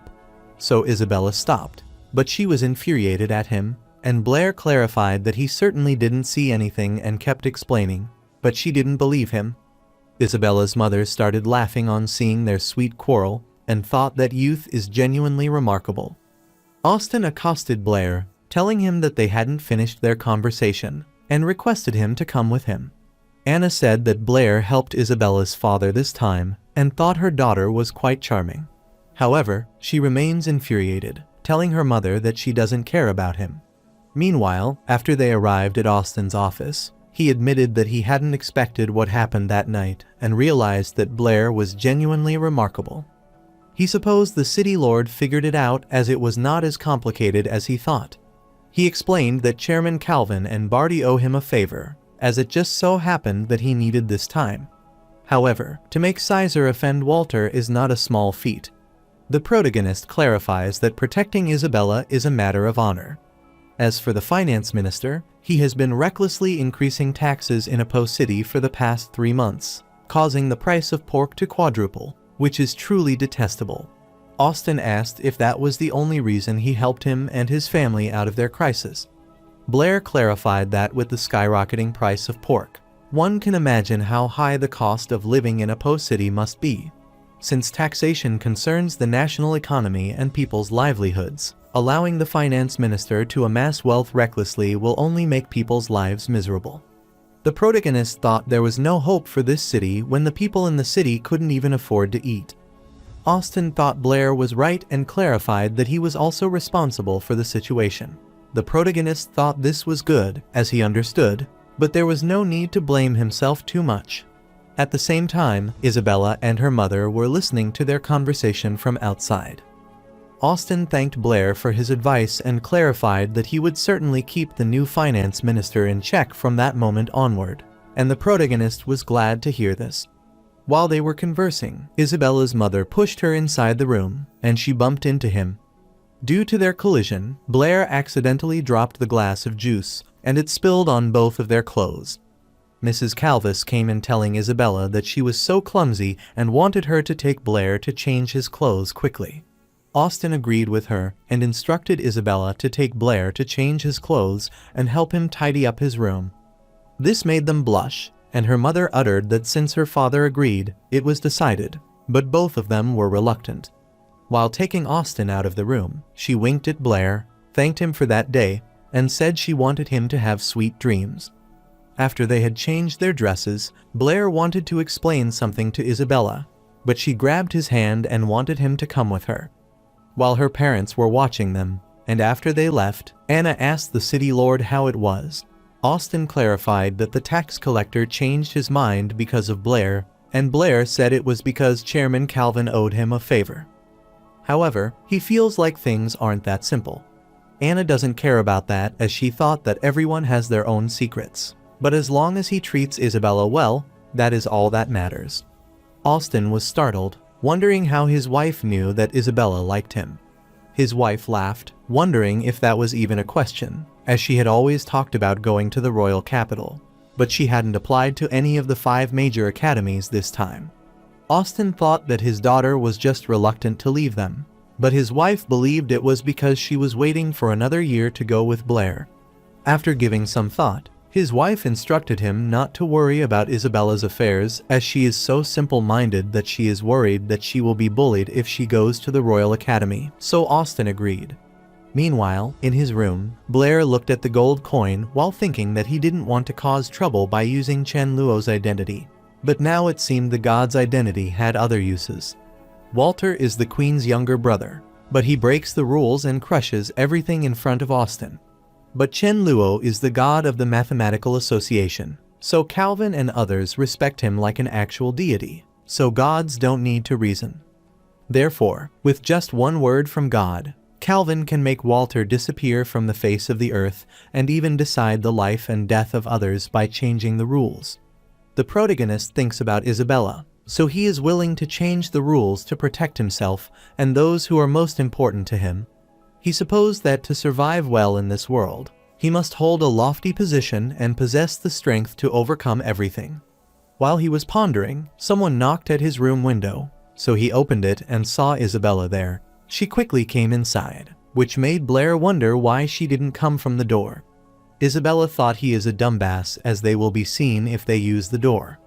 The protagonist is confused, as it's not like they were doing anything shady, so jumping out of the window is more likely to be misunderstood. Isabella didn't pay attention to him, so she immediately sat on the bed, asking how it was and if Blair was so excited to see such a big bed for the first time that he couldn't sleep. The protagonist affirmed, but he thought that it could be even more exciting if she took it off. Isabella gets infuriated, thinking he is a pervert, and clarifies that she came there because she has something to ask him. She wanted to know what her father had said to him that day. The protagonist realized that she was curious, so he wanted to tease her and asked if she wanted to know. Isabella affirmed that she wanted him to tell her quickly, and Blair clarified that she was still young. As the city lord, if he was worried about her, he asked him to take care of her more. Isabella is confused to learn this, wondering why she is small, but she becomes infuriated and thinks Blair is worthless. The protagonist gets worried and wants her to listen to his explanation. But she is enraged, so she started stomping on his face, telling him that she is not listening as there is no point in talking to a person like him. She decided to leave and wanted to forget it, knowing she shouldn't have come and that she was asking for trouble. While she is going, Blair stops her and wants her to listen to him because he has something to say. Blair knew why she had come to find him, so she didn't want her to worry as he had taken care of everything, so her father would be fine. Isabella blushed, but she looked back, telling him that it was not what she had meant as she had come there to say something. Blair doesn't want her to say it, as he understands and clarified that, as he told her earlier, it wasn't like that, which makes her cry. Isabella decided to calm down, so she sighed and clarified that she had come to thank him, adding that she trusted him. After saying that, she left the room, and Blair was surprised to learn that she trusted him. Meanwhile, Austin had been listening from behind the wall without them knowing. The following day, the city lord and his wife were seeing him off, and Anna asked him if he had slept well the night before and if the breakfast was to his liking. Blair assured her that he slept very well and that breakfast was delicious, so he wanted to thank her for her hospitality and take his leave. Anna wiped away a fake tear as Blair was leaving so early in the morning, not even staying for lunch with Isabella, so she wondered if her hospitality was lacking. The protagonist gets flustered upon hearing this, but wants to ensure her that she has misunderstood it, as that is not the case. Austin thinks for a while, then stops Anna as Blair doesn't want to stay. She lets him leave and asks him if he saw anyone last night. The protagonist gets worried, so he laughs while asking the city lord what he is talking about, as he doesn't understand. He clarified that he didn't see anyone, so he wanted to take his leave and bid his farewell to them, and then he ran away. Anna thought that Blair was so adorable, but Austin doubted it. Later, he was in his office when someone knocked on the door, and he allowed them to come in. Chairman Calvin came inside, along with Caesar, and accosted the city lord, as they had something to say. The tax collector, Caesar, wanted to apologize for the previous day's incident, as they hadn't thoroughly investigated, so he was truly sorry for the trouble it had caused. Austin laughed, telling him that was no trouble at all as he was the city lord of Apo City, so he was also responsible for tax matters. Later, when they came out of the city lord's office, Calvin remarked that he had been so aggressive the previous day, but on this day, he was like a completely different person, so he wondered what Blair had done. Meanwhile, Abel is surprised to know that Caesar is helping Austin and realizes that Blair is something. After reading the letter, he burned it and laughed cunningly because this was becoming increasingly interesting. After some time at the royal capital, a lady told her son that it was the headquarters of the Mathematical Association, which was home to the kingdom's finest mathematicians. The kid arrogantly told his mother that he was certainly going to get into the Magic Academy, one of the 5 great academies in the royal capital. So, he thought there was nothing great about the mathematical association because magicians were more powerful. Calvin is pissed on hearing this, so he remarked these are such big words for such a young person, as he wanted to defeat math with magic.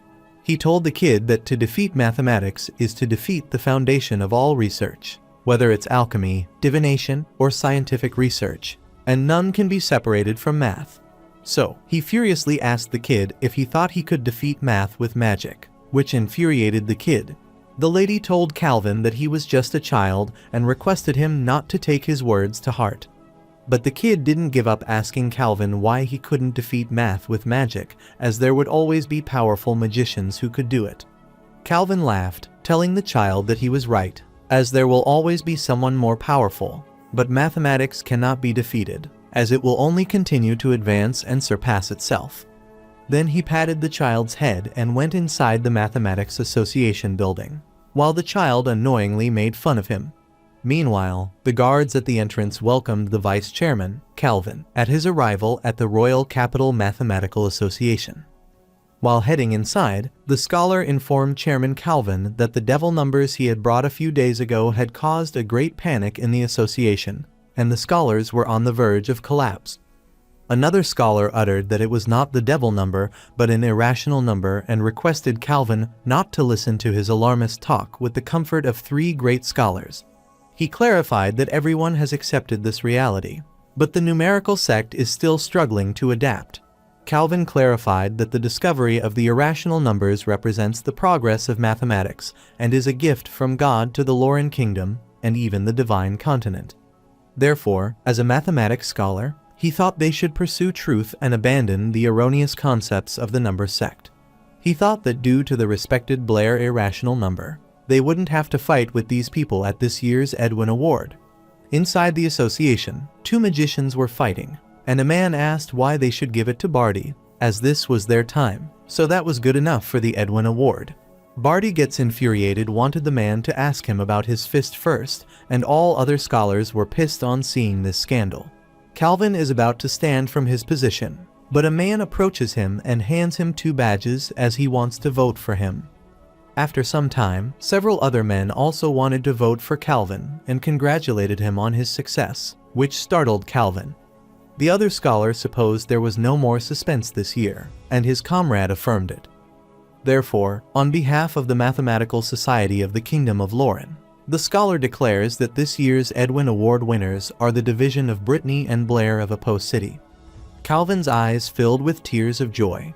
The scholar wanted everyone to welcome Chairman Calvin of the Opposed City to the state to receive the award on his behalf. Everyone paved the way for Chairman Calvin, so he crossed them to receive the reward. The scholar looked at him, smiled, and congratulated him, and Calvin's eyes filled with tears of joy as he finally managed to get the Edwin Award from the Luo god, Grace. So, he received the reward and lifted it high to show everyone the grace and honor Opposed City had acquired. The scholar knew that this year, Blair had discovered the irrational number, and the Luo god had solved 23 problems, so the Opposed City Mathematical Association had finally arrived at the most awaited day of their lives. One of the men thought it was truly lively, but it is a pity that the Luo god's identity is still a mystery. Calvin knew that, as he was sure, if the Luo god appeared this year, the Edwin Award would probably be his. He wanted the protagonist to show up, but he was already delighted. However, he wondered if the Luo god would want to disclose its identity. Meanwhile, the civilians were furious as they couldn't believe the Magic Association would do such a thing. Many people were protesting, claiming that the 100 gold coins were worthless and that they had been deceived by fake magic, while the kid tried to sneak inside from the crowd of so many people and was having a hard time.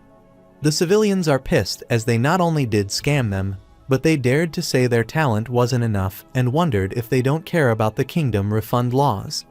Therefore, all of them wanted the Magic Association to refund them immediately. Meanwhile, the kid is trying to crawl inside the Magic Association, but he thinks that direction feels a bit strange as he tries to sneak in, and the guard grabs him. One of the men wanted everyone to look ahead as someone was coming. While the kid is telling the guard to let him go, The guard looks behind and sees the man. The guard clarified that Master Angus, president of the Apo City Association, has verified this magic. The man explained that Master Angus was upstairs in a meeting with the higher-ups. Since he is at the Magic Association headquarters, the civilians wonder why he hasn't shown up. The man requested that everyone calm down, as there must be some misunderstanding since their Magic Association never lies. One of the protesters gets pissed, asking him what else does he has to say. The kid is also infuriated, saying that his mother said that liars get arrested. The kid thought that no improvement in magic greatly increased the power of water magic and believed it was all a lie. The guard furiously threw the kid away, telling him that he knew nothing, so he wanted him to leave. Then the guard told the man that he must be joking because their magic associations had enhanced the magic, which was all certified so that it couldn't be fake. However, it was just that this magic had certain talent requirements. The protester becomes further infuriated, asking the guard if he means that he is not talented, as he couldn't fulfill the new magic talent requirement, and if he is worthless. The guard refused to tell him that is not what they meant at all. The man furiously asked him if he was saying that everyone gathered there is trash. The brown-haired man uttered that he understood everyone's feelings but clarified that this magic had indeed been certified. The protester asked him if that meant someone must be able to cast it successfully and clarified that if he could find someone that day who could cast this magic, then he would admit that he was talentless, worthless, and a piece of trash. The protesters wanted the Magic Association to refund them and apologize if they couldn't find someone who could demonstrate this magic. Suddenly, their attention is diverted when the princess arrives, asking what is happening. She wondered why all of them were gathered at the entrance of the association. The protester is glad to see the princess there, as she has arrived just in time, and tells her that the Magic Association has violated kingdom law by selling them ineffective magic at a high price. The princess doesn't think the Magic Association would do such a thing, so she thought there might be some misunderstanding. The protester clarified that the Magic Association had refused to refund their gold coins or apologize, so he requested her help in getting justice. The brown-haired man was annoyed as they still dared to mention it, and told the princess that the magic did have a high requirement for the magician's talent, so not all magicians could cast it. But the protester gets infuriated, thinking that is just his excuse for the fraud. The princess clarified that they could easily verify if what the Magic Association said was true by testing it on the spot, so if it were their fault, then she would punish them. The protester cursed Chenluo, thinking he might have colluded with the Magic Association to scam them. The brown-haired man assured the princess that this was the improved magic and requested her to verify this. He handed her the scroll, telling the princess that improved magic required casting both water and fire magic simultaneously. The princess asked if there was anyone in the Magic Association who could cast dual-element magic simultaneously. The man clarified that beside Chenluo, who proposed this improved magic, Archmage Angus has also personally verified it. The protesters requested that the princess not believe their lies as they were not true. Abruptly, the princess began casting water and fire magic simultaneously, which left the mouths of the protesters agape in shock. All of them can't believe their eyes that someone can achieve dual-element resonance. The princess supposed that magicians could indeed cast dual-element magic simultaneously since water and fire could be combined. Therefore, she believed that combinations of water, wind, and earth should also be possible. The brown-haired man remarked that the princess's intelligence was admirable, but what she was thinking had already been proposed by Chenluo, and it was called combination magic. He explained that the association is discussing the feasibility of a new type of magic, and the improved magic that caused the day's misunderstanding is one such example. The princess is startled as she feels like she has heard that name somewhere before. The kid is infuriated at the protester because he broke his promise because the lady on the other side cast it, so he wonders why he hasn't apologized yet. He reminded the protester that he had said it himself: if someone could cast that magic in the present day, he would admit he was worthless and apologize. The protester became infuriated upon hearing this and thought the kid might be looking for a beating, which scared the kid. But before he could slap the kid, the princess lifted him with her magic. The protester requested that she spare him, as he was wrong. As soon as she released him, he knelt before her, apologized, and clarified that he was worthless, begging her to forgive him. The princess instructed him to go back and reflect on his actions, rather than blaming others simply because he couldn't do it, and to stop causing trouble. She wanted the protester to remember that there wouldn't be the next time, and he affirmed. Abruptly, the kid's mother pulled his ear, asking him what he was doing there as she went to buy groceries for a moment, and he was already running around and thought he would be the cause of her death one day. The kid told his mother that he had just seen dual element magic and had also heard about a great magician from a Po city named Chenluo, but his mother reminded him not to run around anymore. Meanwhile, the protagonist started sneezing and wondered who was talking bad about him behind his back. Miss Britney saw this, so she asked Blair if he was all right and wondered if there was something wrong and if he had something he wanted to tell her. The protagonist clenched his fist and clarified that there was something important that he tried to tell her. Isabella gets worried upon hearing that he wants to tell Miss Britney something important and wonders if he is confessing to her. She saw him talking to Miss Britney at the corner and became worried, knowing it was not appropriate to ask directly. After some time, Blair went onto the roof with Miss Britney, which made her wonder what was so secretive that he had to come out there to talk and wanted him to tell her now. Blair clarified that it was hard to explain, so he asked his teacher if she could cast a fireball first. Miss Britney agreed, so she immediately cast the fireball even though she didn't know what he was up to. But soon her fire vanished from her palm. She gets startled, wondering if Blair is doing it, and the protagonist confirms that he did. He asked his teacher if she remembered the elemental impurities that she had mentioned to her. Miss Britney, remember that Blair told her that he accidentally discovered that fire elementals require an impurity to burn, and he named it oxygen. Miss Britney remembers that without oxygen, combustion ceases, and fire magic naturally disappears. She felt that her soul departed her body, as it means that he just controlled the so-called oxygen impurity. The protagonist affirmed, telling her that not only that, but without oxygen, people can't survive either. Miss Britney finally understood that was how he extinguished her fireball. The protagonist explained that he defeated Bayard by removing the oxygen around him. Miss Britney was astounded to know that he could control elemental impurities directly. The magic elements can be controlled through spells and gestures, but this is the biggest difference between them and elemental impurities. Ever since people discovered elemental impurities, they have realized that humans lack the ability to manipulate them. However, now this rule has been broken by Blair, so she thought if a few people can do something, they are considered geniuses. But if only one person can do it, then she supposed that person is an anomaly, and people are usually cruel to those who are different. So, she worriedly asked Blair if anyone else knew about his ability to control elemental impurities. The protagonist refused to tell Miss Britney that he only told her about this. So, she worriedly instructed him to promise her that he wouldn't tell a third person about this, not even Isabella and Alice, unless they were going to be his wife. The protagonist blushed on hearing about his future wife and assured his teacher not to worry as he wouldn't tell anyone besides her. Miss Britney doesn't believe him, so wanted him to swear, and the protagonist agrees to promise to keep it a secret. She wanted him to remember her words that he shouldn't reveal this matter because it concerned his life, and she thought he shouldn't have even told her. Blair clarified that he trusts Miss Britney, which makes her wonder why he trusts her so much. Blair explained that his intuition told him that Miss Britney wouldn't harm him. He saw his teacher in a strange mood, so he accosted her worriedly and wondered if he had said something wrong.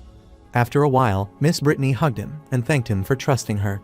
Abruptly, he recalled something else, so he told Miss Britney that there was one more thing and uttered that he had given the theory of combination magic to the Magic Association. He exchanged it for quite a few variant spells to increase his mental power. Miss Britney gets worried on hearing about the Magic Association and thought he should have discussed this with her first. Since Blair's current power is too weak, she is concerned that contacting them too soon will bring him unnecessary trouble. The protagonist excitedly told her not to worry as he used the name of Chenluo at the Magic Association, so they don't know his real identity. Miss Britney thought that was good, but as soon as she realized his fake name, she asked him what he said. She worriedly pushed him back, asking if he was that Chenluo who solved 23 problems in one go. The protagonist affirmed, telling her it's him, and explained the variant spells at the Magic Association are too expensive, so he doesn't have any other way to make money. Miss Britney was shocked because he claimed that, due to his financial struggles, he had solved all the problems that had accumulated in the Lauren Kingdom's mathematical world for many years. Since he solved 23 problems and 11 new theorems, that mysterious scholar is called the God of Lauren, and she couldn't believe that he was her student. She saw Miss Britney's pale face and worriedly asked what was wrong, realizing that her eyes had suddenly become sharp. Miss Britney started crying, telling him that whether it was magic or mathematics, she was no longer qualified to be his teacher. Although Britney's mathematical teacher is one of the great scholars in the Lauren Kingdom's mathematical world, she probably can't teach him anything about mathematics either. Her eyes sparkled as she could certainly help him in magic because, besides being a great scholar, she was also an archmage, so she wanted to ask her to accept Blair as her student. The protagonist agreed with her and blushed as he wondered if he studies with Miss Britney, the teacher, then he would become her junior. Furthermore, that teacher is an archmage, and the president of the Lauren Kingdom Magic Association is at the same level. This makes him wonder why Miss Britney came to St. Donna's Academy when she is an archmage student. Miss Britney didn't want him to worry because she would slowly tell him about her matters later. After that, he came down, and Isabella grabbed his hand and then pulled him away. The protagonist is surprised by this sudden attack, so he wants her to wait. After taking him away, Isabella asked him what he and Miss Britney had been talking about just now. The protagonist thinks for a while and then recalls that he made a promise to Miss Britney that he would tell a third person, even Isabella and Alice, about this, unless they were going to be his wives. The protagonist made a weird face and clarified that they hadn't discussed anything. Isabella becomes infuriated as he continues to deceive her. It was the first time he had seen Miss Britney so distracted like she was just now, so she thought he might have confessed to her. The protagonist worriedly covered her mouth, instructing her to stay quiet. Isabella wondered what he was trying to say and started protesting for him to let her go. The protagonist worriedly looked behind him, then asked Isabella if she wanted to know what he and Miss Britney had talked about, and supposed this was the only way to go. Isabella annoyingly pouted, wanting him to tell her and wanting to see him explain. The protagonist says that Miss Britney asked him if he liked Isabella or Alice. Isabella becomes flustered upon hearing this and thinks it's a strange thing to say. She worriedly asked the protagonist who he likes, but then corrected her question and asked what he said. The protagonist clarified that he told Miss Britney that he was ready to dedicate everything to magic. Isabella got irritated upon hearing this and asked if that was the case. She started pinching his cheeks, sure that he was spouting nonsense again, and wondered if he could be serious. Blair started crying and wanted her to go easy on him as he was kidding. Isabella immediately summoned the fireball, wanting to give him one last chance so that he could tell her properly. The protagonist got worried and tried to calm her down, assuring her that he would tell her the truth, so he wanted to talk it out. Blair clarified that he has made it clear to Miss Britney that Alice is just a senior to him and Isabella is his favorite friend. The protagonist couldn't see any way out of this, so he wanted to praise her a bit as he thought that was the right thing to do. Isabella thinks for a while, since Alice is a senior and she is her friend. Then the only one Blair could like is the one she expected. She gets infuriated and decides to leave because, as she expected, he still likes Miss Britney. The protagonist receives it with worry, wondering why she is still angry after he praised her, and decides to forget it as he at least managed to fool her this time. Later at school, a student pointed him out and wanted his comrade to see who it was.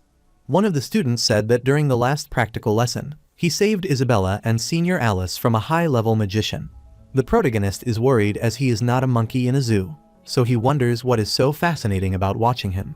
After some time, Alice entered the room and realized that Blair was quite popular. The gossiping ends, and Blair wonders why it is so quiet and if they have finally left. He decided to see what was happening, so he stood and accidentally bumped into Alice. Alice becomes flustered so quickly and rushes back and wonders if he is this enthusiastic with everyone, which mortifies him, so he starts apologizing. She said that he had bumped into her hard enough to hurt her, and he was saying it wasn't on purpose. The protagonist kept apologizing, telling her that he had accidentally bumped into her and that it was unintentional. Alice started mocking him, telling him that she was kidding, but she still had a question for him.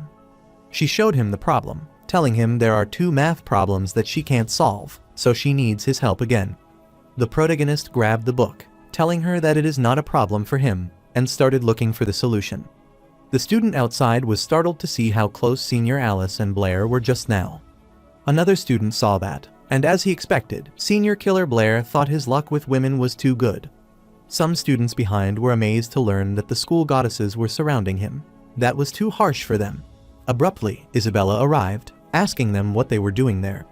Alice asked her if she was looking for Blair, and Isabella wondered if they were asking for the obvious, so she wondered if she was looking for him as well.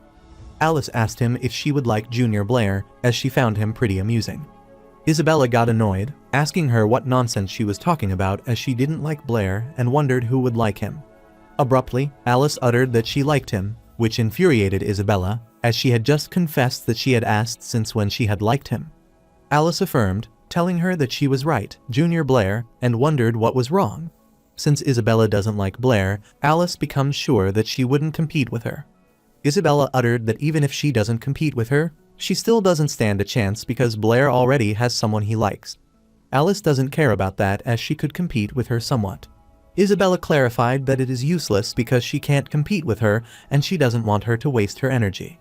Alice smirked, telling Isabella that even if she wanted to compete with her for Junior Blair, these kinds of tricks would be useless against her as she wouldn't give up to these petty tricks.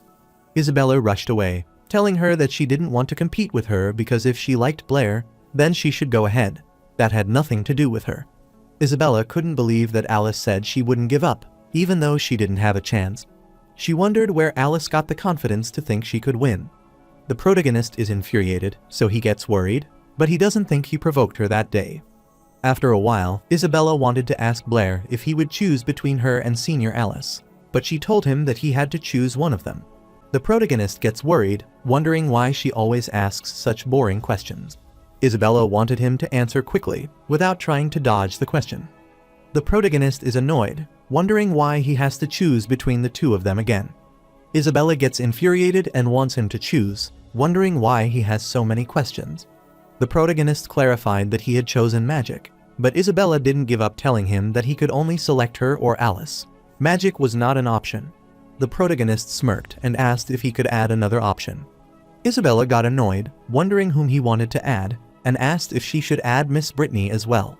The protagonist smiled, telling her that it was not very appropriate and that it was also disrespectful to Miss Britney. Isabella wanted him to hurry up and tell her, so Blair asked if he could choose both, but she refused, telling him that he couldn't do that. The protagonist, Grin, asked her if he had chosen her, and then she would lend him some gold coins. Isabella reaches the brink of her anger, prompting her to desire his seriousness. The protagonist is sure that she might be asking him if he had to choose between her and Senior Alice as a wife. Then who would he choose and asked if he is right. Isabella told him to interpret it in whatever way he wanted, and Blair clarified that he chose her. Isabella blushed, but she wanted to know why he chose her instead of Alice. Blair wondered if he needed a reason and knew that Alice was more mature, gentle, and gorgeous, and he was sure there wasn't anything Alice wanted better than Isabella. All his words pierced Isabella's head, which pissed her, and she smacked him at his face. The protagonist becomes worried, wondering what is going on, and if he has said or done something wrong. Later, while he is pondering, Toby enters the class and is glad to see him there. Toby waved at him and said he had heard that Blair had saved Isabella and Alice from Bayard. The protagonist affirmed that it had happened somehow. Toby wondered what he meant by kind of, as Bayard is a high-level magician, so he wondered how Blair had done it. The protagonist thinks for a while and decides to explain it to him, which makes Toby attentive, but he clarifies that he doesn't remember. Toby gets startled upon hearing this, so he requests him to try to remember how he defeated Bayard. Since Bayard is a high-level magician who can kill with a snap of his finger, Toby is sure that Blair can't possibly forget such an incredible moment. The protagonist agreed and asked him to let him think about it, uttering that he remembered Bayard had used a fireball to try and kill them. Then, suddenly, he felt that if he could absorb all his magic and energy, it would help. Therefore, he focused all his strength and willpower to suck it in, then Bayard magic disappeared, and he passed out. Toby's eyes were filled with admiration as he realized that his friend was terrific, but he wanted to know the name of this absorption magic and wanted him to teach it to him as well, so he could learn it. The protagonist states that, unfortunately, he can't use it after waking up, so he can't teach Toby. However, he gives his spell a name, which is called a Great Oxygen Absorption Technique. Suddenly, he realized that he had already told him the stops, so he thought that if Toby practiced hard, maybe one day he could also use this mysterious magic. However, Toby didn't have Blair's courage, so he thought that even if he learned the excellent oxygen absorption technique, he would still be too scared to face a magician like Bayard.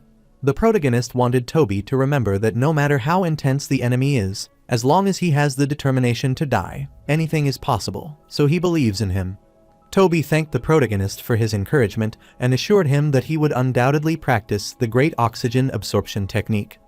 Suddenly, he remembered something, so he told Blair that, due to the Bayard incident in the last practical lesson, the place he had told him about, where they would climb over the wall, was being blocked off by the school.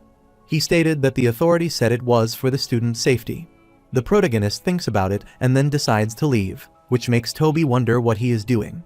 The protagonist is about to tell him the truth that he is going to the Magic Association, but then stops in the middle and clarifies that he is going grocery shopping. Toby is startled by this and wonders if Blair is as dedicated to grocery shopping. Later, the protagonist entered the Magic Association and informed the receptionist that he was seeking Deacon Jasmine. The receptionist instructed him to accompany her, as she would take him to Deacon Jasmine's office. The receptionist realized that he is an honorary member of the Magic Association. It seems he is a valued guest who has made a significant contribution to the association, so she doesn't want to neglect him. After arriving at the room, the receptionist told him that this was Deacon Jasmine's office, so she wanted to take her leave now and hoped he would make himself comfortable. The protagonist understood, so he wanted her to go. After that, he opened the room door and accidentally hit Jasmine and made her fall. The protagonist gets worried on seeing this, so he approaches her and reaches out to help her get up. Jasmine was surprised to see Chenluo there and wondered what brought him there. The protagonist clarified that he was there to see her, remarked that her outfit looked great on her, and congratulated her on her promotion. Jasmine thanked the protagonist for his heartfelt congratulations and clarified that she was still getting used to these high heels. Abruptly, the protagonist grabbed her hand, looked at her injury, and asked if that was why she tripped. Jasmine clarified that she just sprained her ankle and bumped into something, but she wore heels to look more reliable, so she didn't want him to worry too much. The protagonist is pleased to see such dedication, and as he expected from the girl, he has his eyes on Jasmine, which makes her blush. She clarifies that it is nothing. Since that was the case, the protagonist inquired if he could ask her modest and reliable treasurer, but he wondered how much profit they had made from the improved magic the last time. Jasmine handed him a document stating that this was the list of profits from Chenluo's improved water magic, which had just been sent from the royal capital, and clarified that the total was 800 gold coins. The protagonist's eyes sparkled with greed as he didn't expect a trial improved magic to sell for so much, but he thought it was a pity as they could only earn this kind of money once. He is sure that once everyone knows they can't learn the combination magic without talent, no one will be willing to buy it anymore. After reviewing the details, he asked Jasmine about the gold, as he wanted to take it all back that day. Jasmine clarified that it was in the office, so she wanted to activate the magic circle for storing gold coins for him. Later, the protagonist is surprised to see the pile of gold coins and can't believe that there is this much. He is sure that if he takes this back, Isabella will certainly find out, and then it will cause problems. Jasmine noticed that he was worried, so she wondered what was wrong and if there was a problem with the gold. The protagonist coughs, telling her it is nothing, and utters that it is just that there is so much gold at home that there is no place to put it. Jasmine asked him if he didn't mind if she could keep it for him and the gold could stay there so he could use it directly when he spent at the association. The protagonist agrees to do that since he is going to spend it at the Magic Association anyway, so he wants Jasmine to hold on to it for him, and she agrees to do that. After that, the protagonist decided to take his leave since he had finished his business. Jasmine decided to see him off downstairs, but the protagonist told her that she didn't need to do it as they would see each other again soon since he still had his most precious treasure there. He is thrilled to think that his beloved magic and gold are still at the Magic Association, so he is sure that he will come back when it is fattened up.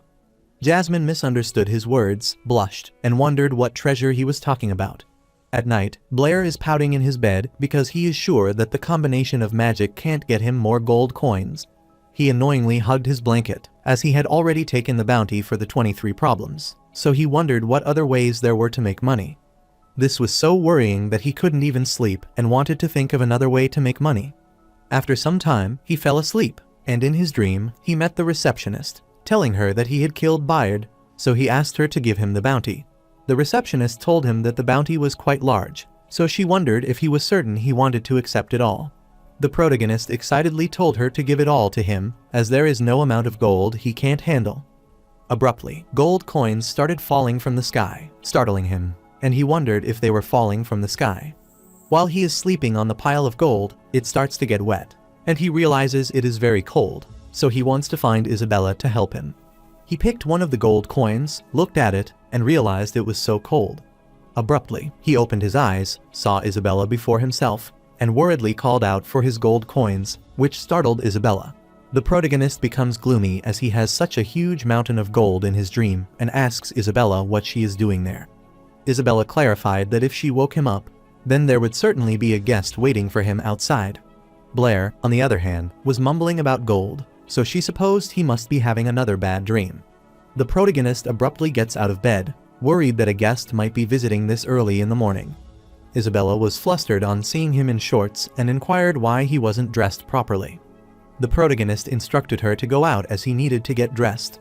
Isabella refused to tell him to get dressed quickly, as she would supervise him there since someone was waiting outside. She covered her eyes but peeked at Blair, and she had never noticed before that he had such a good figure and muscle. After some time, the protagonist asks her what she is still doing standing there, as they should leave quickly. After he came outside, Chairman Calvin was startled to see him there and stood to greet him. Later, they sat facing each other, and Calvin clarified that he was there to congratulate Blair and Miss Britney, who were the winners of this year's Edwin Award. He explained that he has been participating in the Edwin Award selection for many years, but this is the first time he has seen the judges so unanimous, and they didn't even have to argue. Audrey agreed, thinking Blair's achievement was truly remarkable, and even the president praised him profusely. While the protagonist isn't that happy because an award without a prize is less meaningful than coaxing Isabella, he thought he should have brought her along. That is because whenever Isabella is happy, she will contribute her allowance to improve their meals. Calvin clarified that he has looked at the 2 bounty problems that Miss Britney recently solved, and the problem-solving approaches used feel very familiar. Miss Britney clarified that Vice President Calvin's intuition was spot on and explained that she was also inspired by Blair's solution to the 7 bridges of the royal capital. Calvin agreed, as he knew that Miss Britney's mathematical talent was genuinely astonishing. They all knew the solution to the royal capital, but he could not apply that approach to new problems as flexibly as she did. Miss Britney refused to tell him that it was not the case, as she was still exploring and had been busy researching it recently. Calvin wondered if it could be the topology that she had proposed a while ago. Miss Britney affirmed, telling him that the idea of topology was actually first proposed by Blair, and he is the founder of this branch of mathematics. Calvin believes in Blair's ability and Miss Britney's passion for mathematics. With the collaboration of those two, he is sure that topology will undoubtedly become a systematic new discipline. The protagonist knew that topology is an essential branch of modern mathematics, so there was no way he and Miss Britney could perfect it completely. Abruptly, Audrey suggested that if Chenluo could also join the research on topology, it would be wonderful since he was the Luo god who solved 23 problems in one go, which startled Blair, so he coughed out the tea. Calvin wanted Audrey not to worry, as they already had the protection of the god of mathematics. So, what he saw was what he got, and everything in front of them was the best arrangement. Isabella is trying to calm Blair down and asks him if he is alright. She agreed with Calvin, thinking that no matter how capable the Luo god is, they don't know where he is, but Blair and Miss Britney are reliable. Blair puts the cup down, thanks Vice President Calvin and Audrey for their hard work that day, and is sure they might be swamped, so he doesn't want to take up any more of their time. Calvin refused, telling him that they were the ones who were disturbing him, so he decided to take his leave. Later, they were having breakfast, and Isabella asked him what he put in this dish as she couldn't tolerate its spices. Blair clarified that he had added a spicy plant seasoning and showed it to Isabella. Isabella was startled to see that this was the ornamental 5-colored flower horn, so she wondered how he knew it was spicy. Miss Britney instructed the protagonist to inform her in the future if she didn't have enough money, and she thought it was a good thing this was an edible plant, but it could be dangerous. Blair clarified that is not what she thinks as he knew it beforehand, so he wanted her to eat up and put the meat on her bowl. Isabella becomes jealous upon seeing this, so she wants him to do the same for her and pick some up quickly. Blair instructed her to drink more water if she can't handle spicy food and doesn't want to force herself. Isabella became annoyed as she had bought it with her own money, so she wanted him to mind his own business. Miss Britney instructed Isabella to be good because Blair was right and wanted her to see how red her face was from the spice. Isabella becomes gloomy because even Miss Britney is defending him, but she thinks that the spicy one tastes better. Miss Britney winked, telling Blair that Isabella had brought this rabbit especially to celebrate their winning the Edwin Award and wanted him to let her eat it. Blair is confused as he didn't say that she couldn't eat it. Abruptly, Isabella told Miss Britney that she wanted ice as well, but Blair clarified that she couldn't have ice. Isabella gets infuriated, wondering why he is telling her not to have it when he could drink it, and he wonders if she doesn't care about her body. After a while, Miss Britney poured ice in Isabella's glass, and she happily drank the water.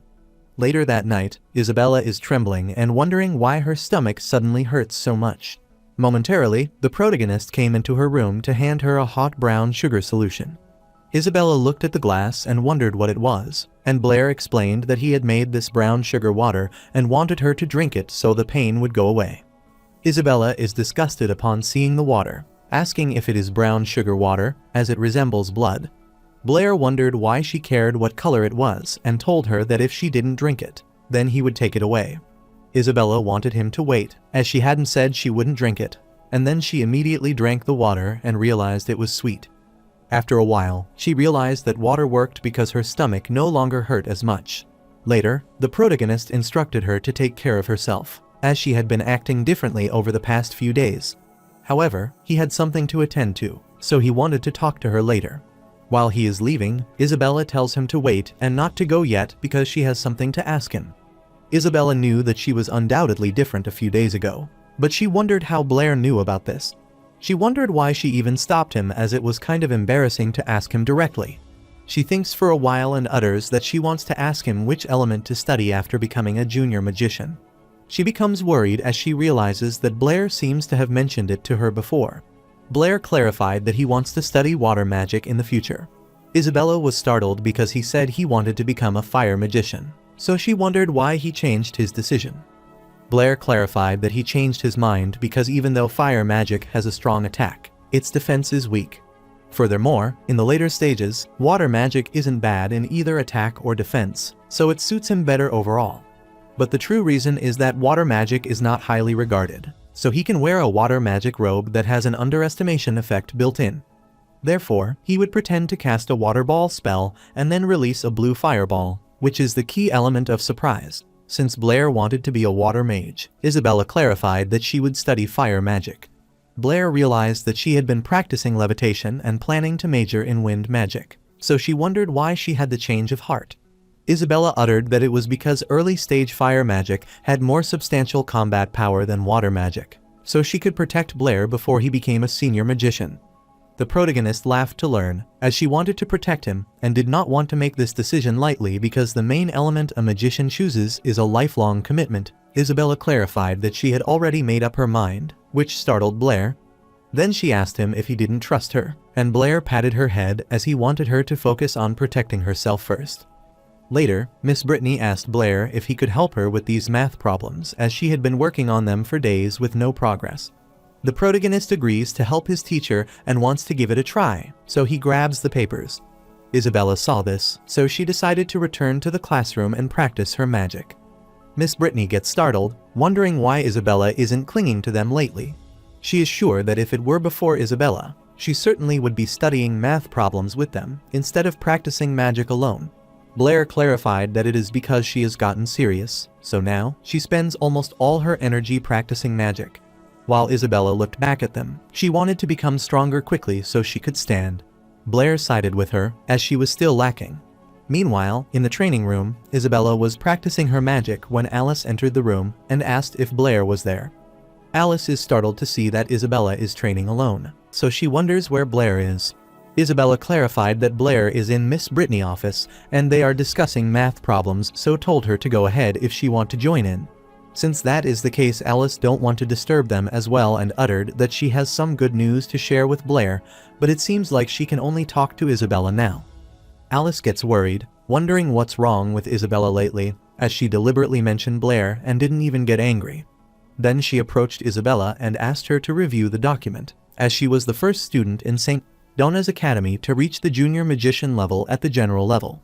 So she asked about Isabella and when she will get her certification. Isabella didn't care about that and thought this was perfect because now she could test the power of her fireball. Alice gets annoyed, telling her that she is so boring as she practices fireball every day and wonders if she burns away all of her emotions as well.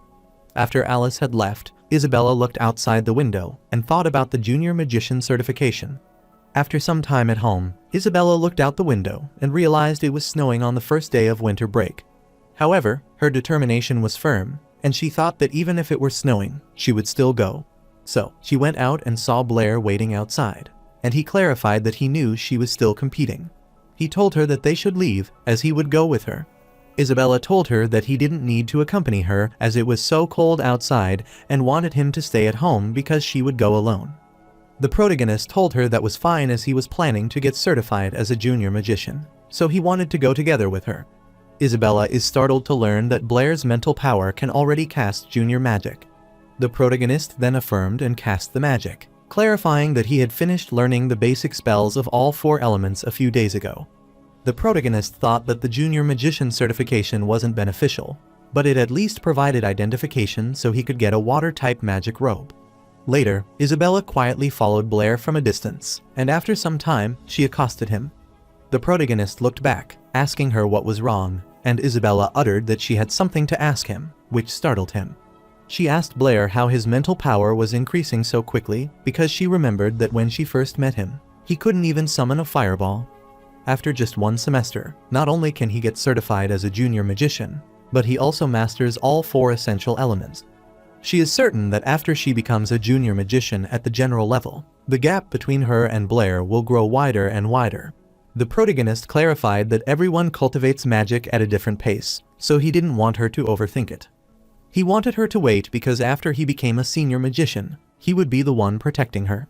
Isabella gets annoyed, telling him that she doesn't need his protection and that she might be the one to become a senior magician first. The protagonist refused to tell her that he would undoubtedly be the first, but Isabella wanted him to wait and see. After arriving at the association, Isabella informed him that the magician needed to go to the 2nd floor for certification. She wanted to go first, assure him that she would find him later, and then finish her task. Blair agreed, so he wished her good luck for her certification exam. The receptionist informed Blair that Master Britney was away on business for a few days so that Master Halls would be in charge of the Junior Water Magician certification. The receptionist clarified that Master Hals's requirements are strict, so she requested that he be prepared. The protagonist understood, so he thanked her for the heads up. Later, they arrived outside Master Hall's room, so the receptionist knocked at the door and informed him that the gentleman was there for the Junior Magician certification. Master Halls commanded the receptionist to let him in, and Blair entered the water magic certification point. Master Halls didn't even look at him and instructed him to use his fastest speed to cast a basic water spell. After some time, the protagonist told him that it was done, which startled Master Halls as he couldn't believe he had done it so quickly, and he looked at him. Blair has created an alien face with his water spell and asked Master Halls what he thinks about it and if it is all right. Master Halls was surprised to see that he could precisely control the shape of these water curtains, which is not an easy task. He praised Blair, telling him that he was not bad as his casting speed was very fast and his mental power was quite refined.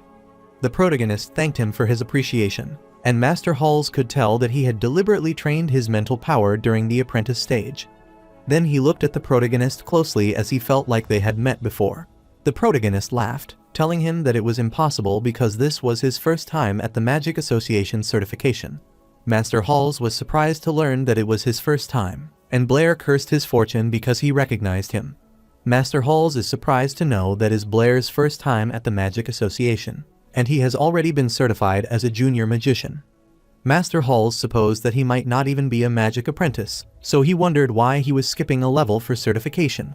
The protagonist gets worried, thinking it is over as he used the name Chenluo for the Fire Magic Apprentice certification. But since Blair's name is still blank, he wondered to whom he should explain this.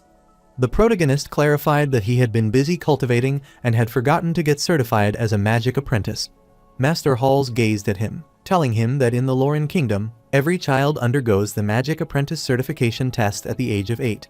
Furthermore, Blair is not even a magic apprentice yet, which means he has had no talent for magic since childhood. But without talent, one can only rely on hard work to slowly improve their strength. Master Halls wondered if that was the case, and then he asked how he could possess the strength of a junior magician before the age of 20.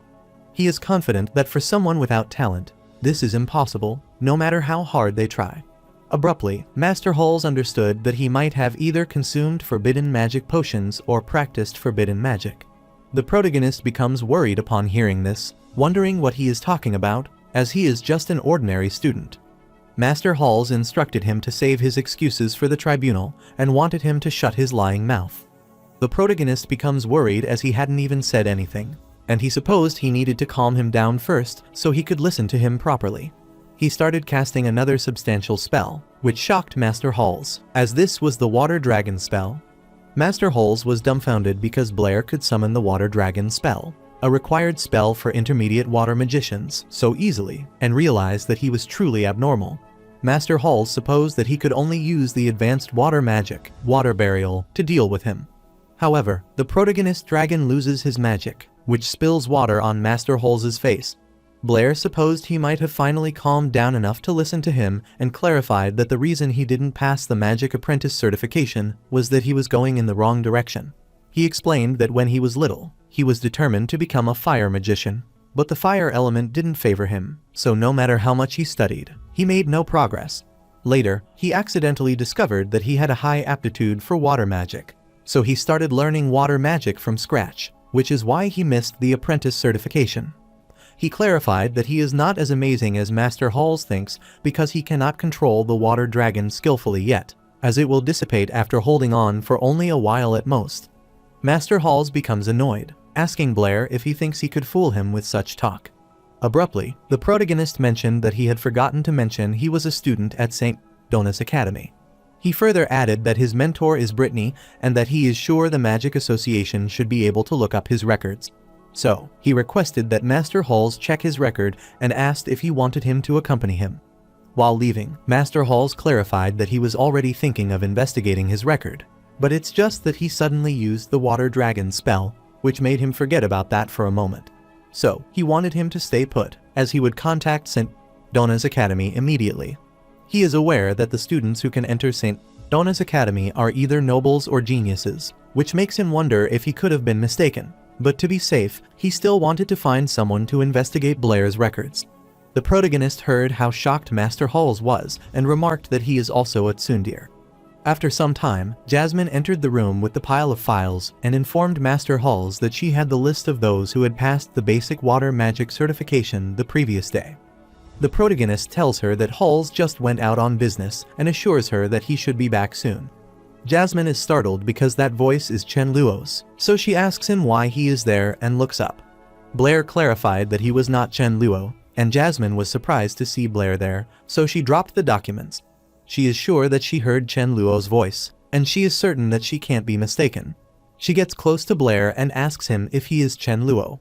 The protagonist worriedly told her that she had mistaken him for someone else, as he was neither Blair nor Chenluo. When Isabella saw Jasmine getting lost to him, she furiously asked what they were doing, surprising them. The protagonist is surprised to see Isabella there and asks what she is doing there. Isabella furiously asked Blair what he meant by her presence there and inquired if she could not be there. Jasmine clarified that she would let him off the hook for that day, but she wanted him to promise her that the next time they met, he would tell her the truth. The protagonist is trying to say something, but Isabella asks why the two of them are hugging, which surprises them as that isn't the case. Isabella became furious, so she summoned her fireball to attack him while asking him how he dared to hide from her and flirt with the deaconess of the Magic Association.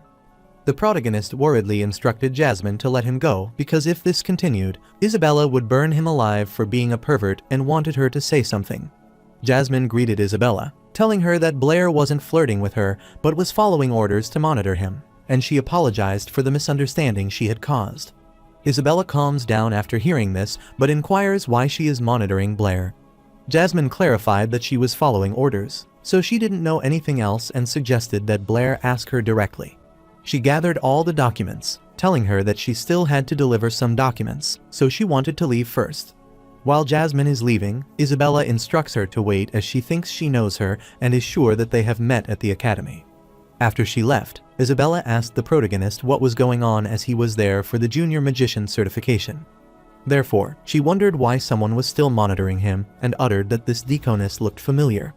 Blair clarified that it was a long story and started explaining it. Isabella laughed after hearing that Master Halls thought he was secretly using potions and practicing forbidden magic, and couldn't believe that he thought of something hilarious. Blair confirmed that Master Halls asked Deaconess to watch him in case he ran away and asked her to get it. After some time, Master Halls entered the room, and the protagonist asked him how his investigation was going. Master Halls respectfully approaches the protagonist and sincerely apologizes, explaining that he misunderstood earlier and assures him that there is no problem with his identity.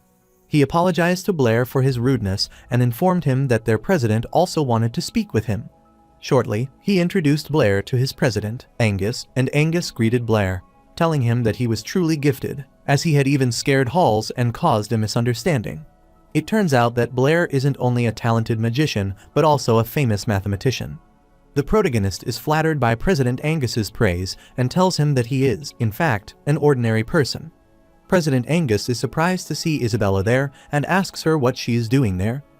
Isabella wondered if President Angus had already forgotten that she was also a student at St. Donna's Academy and wondered if he was trying to persuade her to join the Magic Association. She uttered that his memory was terrible and wondered how he could forget about her entirely after turning around. President Angus smiled, telling her that he wouldn't dare, so he requested that she not joke with him and asked why she was there. He wondered if Isabella and Blair were really in that kind of relationship. The protagonist asks Isabella in astonishment if she is already a member of the Magic Association. Isabella proudly affirmed, telling him that President Angus said her magic talent was exceptional. The protagonist assures her that she will undoubtedly become a grand sorcerer in the future, so he asks her how she feels about that and if she is feeling the pressure now. President Angus realized that those two really know each other, which makes sense because there is no way that someone who is friends with Isabella could be ordinary. He wanted to invite Blair to join their magic association as well, so he asked for his opinion. The protagonist thanked him for the invitation and clarified that he was willing, and then inquired if his junior magician certification had been approved. Master Halos uttered that was his oversight, so he handed Blair his junior mage robe and honorary member badge and told him that he was now a qualified junior water magician. After touching the magic robe, the protagonist feels as though he is truly living in this world. President Angus felt that Blair was familiar, so he asked Master Halls if he felt the same. Master Halls wanted him to know that he felt like he had seen him somewhere before, but he couldn't quite place it. Later, while returning, the protagonist thought that even though Junior Magician is a level above Magic Apprentice, the junior magic sold by the Magic Association is even more expensive than Apprentice Magic. He estimates that he will have to spend all of Bard's bounty he has saved up to afford upgrading to an intermediate magician barely, since junior magicians are already like this. He supposed that intermediate, advanced, and even super order magic would cost him an astronomical amount of money. The protagonist realized that learning magic was too expensive, so he sought a new way to prepare. While he is indulging in his thoughts, Isabella throws the snowball at his head, which makes him furious. Isabella thought this served him right for daydreaming, and she got him good. The protagonist created a huge snowball and wanted her to wait as he would let her taste what it was like to anger a water magician. Isabella also started creating a huge fireball, telling him that she wasn't afraid of him, as she was a fire magician, and wanted him to be prepared to be defeated by her. The protagonist becomes thrilled and wants her not to regret it, as she had said it. Later, while Blair is taking a bath, and realizes that Isabella is ruthless as it's burnt. After coming out, he asked Miss Britney where Isabella was, and she clarified that school was out for break, so Isabella had just gone home. Now that she recalled it, she wondered when Blair was planning to go home.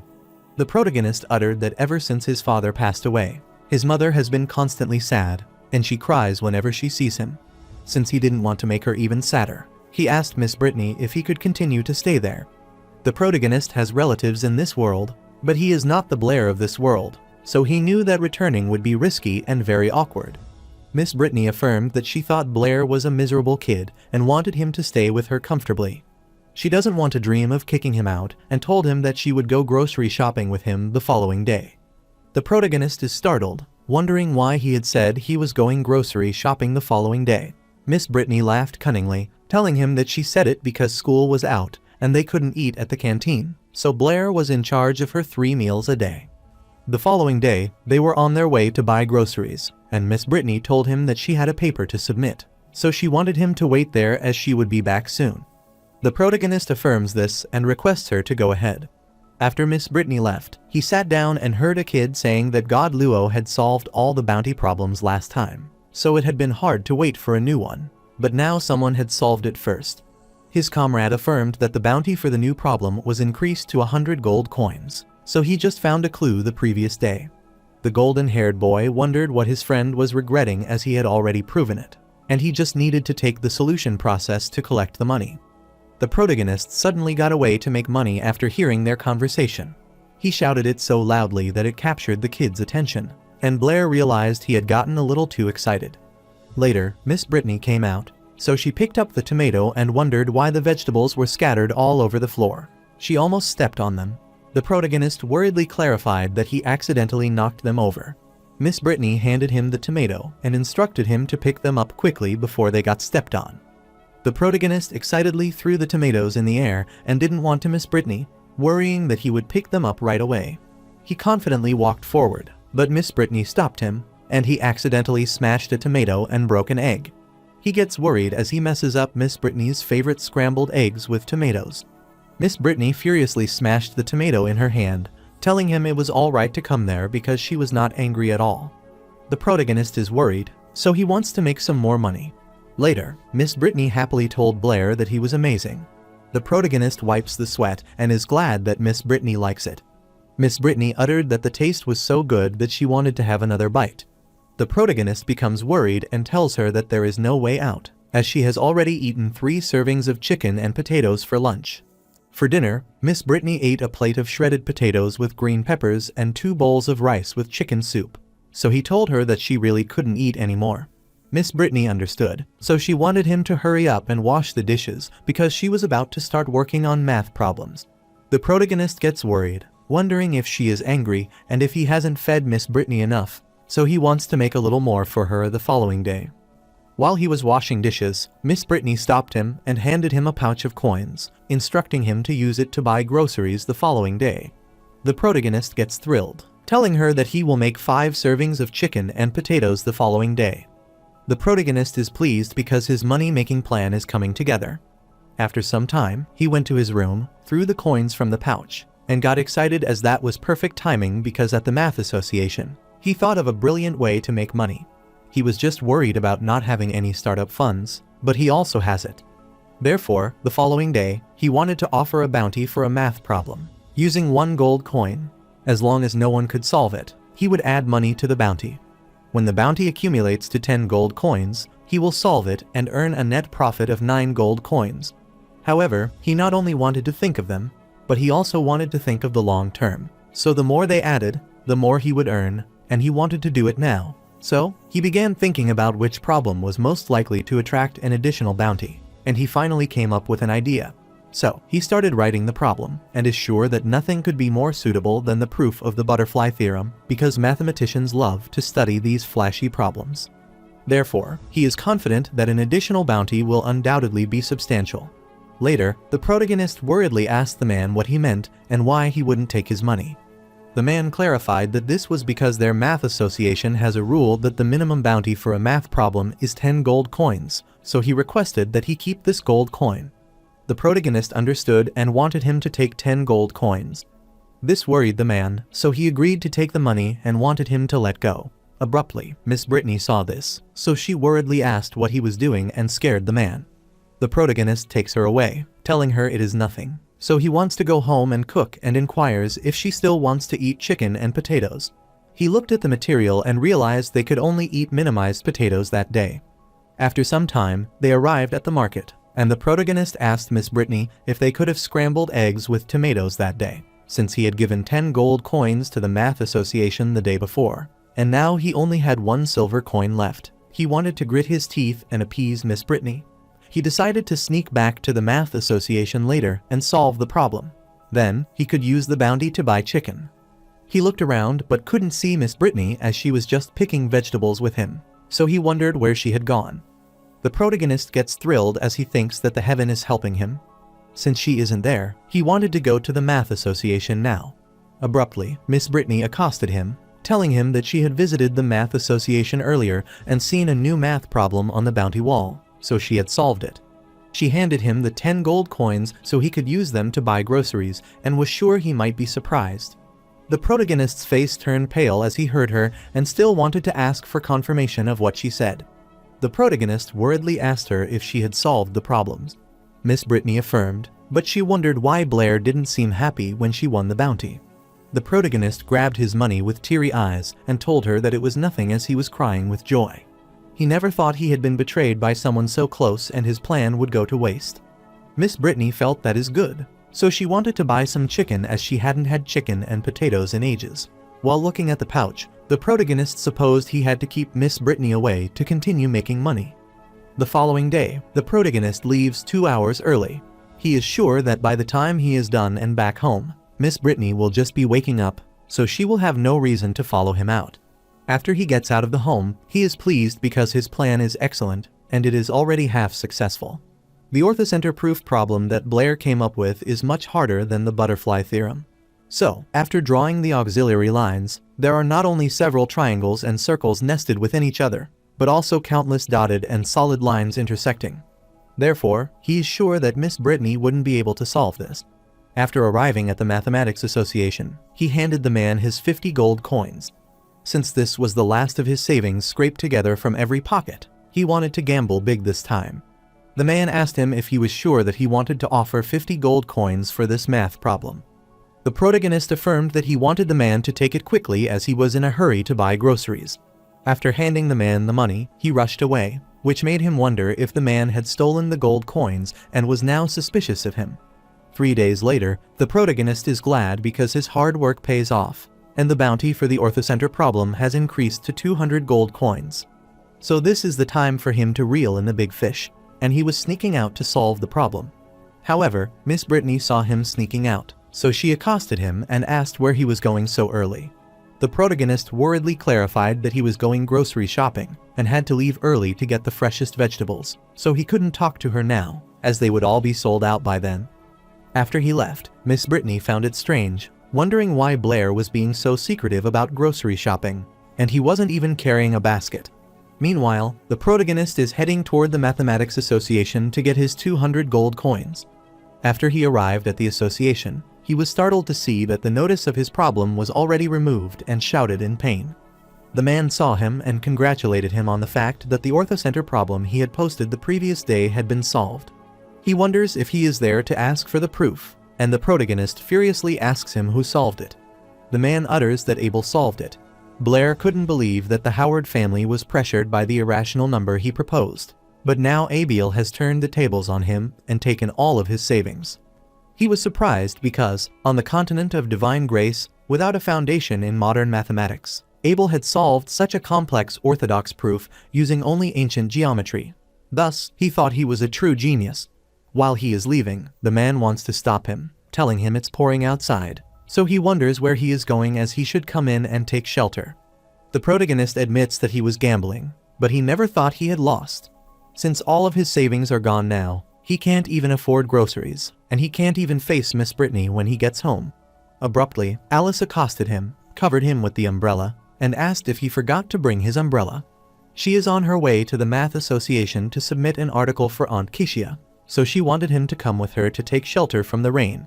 The protagonist affirmed that even though God closed the door on him, at least he left a window open, so there is always a way. After taking shelter, Alice asked him why he was so hesitant that day and if there was something he wanted to tell her. The protagonist decided to be blunt, hoping that Alice would never get angry when she heard this. He told her that even if she disagreed, they would still be friends. Alice instructed him to go ahead as she wouldn't get mad. Alice wondered if it sounded like Blair was finally getting the hang of it and thought she was the one with the most charisma. The protagonist grabbed her hand, asking her if she would do it, and Alice uttered that she was willing. The protagonist thought that was great as he knew she was the most generous and was willing to lend him 20 gold coins. Alice is startled to hear that and asks if he wants to borrow money from her. The protagonist affirms, telling her that if she finds it difficult, then she could lend him 6 gold coins. Alice gets infuriated on hearing this, so she jolted away his hand and handed him the gold coins, then left. The protagonist looked at the gold coins and knew it was true that talking about money still hurt feelings, as she had already been miserable after borrowing 6 gold coins from Alice. Abruptly, he heard someone asking if he was Blair. Calvin affirmed, telling Lord Thun that he is the Honorable Blair, this year's Edwin Award winner, the discoverer of irrational numbers. Thun laughed as he realized that the Edwin Award winner in the Kingdom of Lauren had to borrow money from people to get by on a regular basis and found it a real eye-opener for him. Calvin refused and wanted to explain that this might be due to a personal reason. The protagonist wonders who that man is to meddle in his affair. Lord Thun ignored him and decided to leave, hoping to find a surprise on the Math Society's bounty wall at the last stop in Loranapo City, and his companion affirmed. Calvin gets annoyed, asking him where he has his manners. The protagonist is also infuriated, wondering if that day is his bad day and wondering how even a passerby would want to step on him. Calvin grabbed Blair's hand and wanted him to listen, as he was the only one who could save him now, and it wasn't just him but the entire Kingdom of Lauren. Blair clarified that he was in no mood to joke with him, and he wanted Calvin to forget saving the Lauren Kingdom as he could barely save himself. Calvin clarified that he was not kidding because if he didn't help, the honor of the entire Lauren Kingdom would be ruined, and he would become the nation's criminal. The protagonist is startled to learn that he will become a criminal and inquires what happened. Calvin knelt before his Luo god and requested him to save him. The protagonist doesn't want him to talk nonsense and get up first. Calvin's eyes filled with tears as he wished Blair to promise to help him first, and then he would get up. The protagonist was startled, wondering since when he had started forcing people to buy and sell. He wanted Calvin to stand up first and tell him the whole story, and then he would know how to help him. Miss Britney saw this entire scene and, worried, asked Calvin and him what they were doing. Calvin gets mortified, but he realizes it's Miss Britney and utters that he almost sprained his ankle earlier. He said that he was thankful for Blair passing by and giving him a hand. Otherwise, he couldn't imagine how badly he would have fallen. The protagonist told his teacher that he was right as he was going out to buy groceries, but it suddenly started raining, so he ran to the Math Association to take shelter. During that time, he saw Vice President Calvin slipping, so he reached out to help him. Bridie understood, but she told him that she was there at the Math Association for an important meeting and instructed Blair to come with her. Later, she is worried, wondering how this could happen because even though the visiting Galia scholars were highly skilled, they never imagined solving all the bounty problems of the Lauren Kingdom cities. Calvin explained that this is because the 23 most complex and profound issues that had accumulated over the years in their Lauren Kingdom had already been solved by the Luo god. He uttered that even though various places have continued to post bounty problems, the difficulty for these problems is nowhere near that of those 23. That is why the Galia visiting scholars were able to sweep through all their bounty problem unimpeded. He wondered what they should do, as their Apo City math branch was their last stop. If they couldn't come up with bounty problems that could stump them, then the Lauren Kingdom's mathematical community would lose face, since this is not only a matter for the mathematical community, but also a contest between empires. After all, the OS Empire and the Far Empire have always been at odds, and the Lauren Kingdom is a vassal state of the OS Empire. Therefore, if they lose to Galia, which relies on the Far Empire, the consequences will be unimaginable. Calvin looked at the protagonist and inquired if anyone had any good ideas. The protagonist stared at Abel, who was also present, and was certain that his 50 gold coins must be with him. Abruptly, Miss Britney asked Blair if he had any way of forgetting it and wanted him to pretend that she hadn't said anything. The protagonist looked at her and asked what she wanted to say. Britney told him that it was nothing and uttered that she said they should hurry home and cook as she was starving, and after that, everyone left the meeting room. Calvin annoyingly slammed at the table, thinking this was a pity about His Majesty's 5,000 gold coin bounty and wondering if there wasn't anyone who could stop the Galia scholars. The protagonist's eyes sparkle upon hearing about 5,000 gold coins. Calvin wonders if he has to give up just like that, but he is startled as Blair tells him that he can help. Britney is surprised to hear that, and Calvin gladly grabs his hand, knowing Blair has a way. The protagonist affirmed that it was right, but Calvin said that as long as he could stop those Galia scholars, the king would give him 5,000 gold coins. He clarified that gold coins aren't important, but what is important is restoring Lauren's glory, and it is their duty. Calvin explained that the king is very concerned about the situation in Apo City, so if they let the Galia scholars leave Lauren like this, their kingdom would become a laughingstock in the mathematical world. Therefore, he told Blair that Lauren must win with dignity so they can't maliciously make things difficult for the visiting Galia scholars and asked if he was sure he had a foolproof plan. The protagonist doesn't want him to worry because stopping that arrogant Galia scholar isn't a problem, and he is confident that he can ensure they never leave Apo City. Calvin thought this was so and requested him to tell them quickly. Blair didn't want him to be hasty as he had one more condition. Calvin wanted him to speak up about his condition, and Blair pointed at Abel, wanting him to give him his 50 gold coins. Abel remarked that he is truly worthy of being called the devil as his actions are always extraordinary. Abel suggested that as long as Blair can truly restore the honor of the Lauren Kingdom's mathematical association, he is willing to give him 200 gold coins.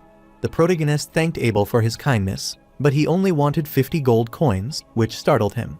Blair only wanted to take back the 50 gold coins that belonged to him as he couldn't truly let it go. After making the deal, he instructed Calvin to bring the paper quickly. After that, he started writing the question, which startled Calvin, and asked if he was serious. He uttered that these 3 compass and straight-edge construction problems are too simple.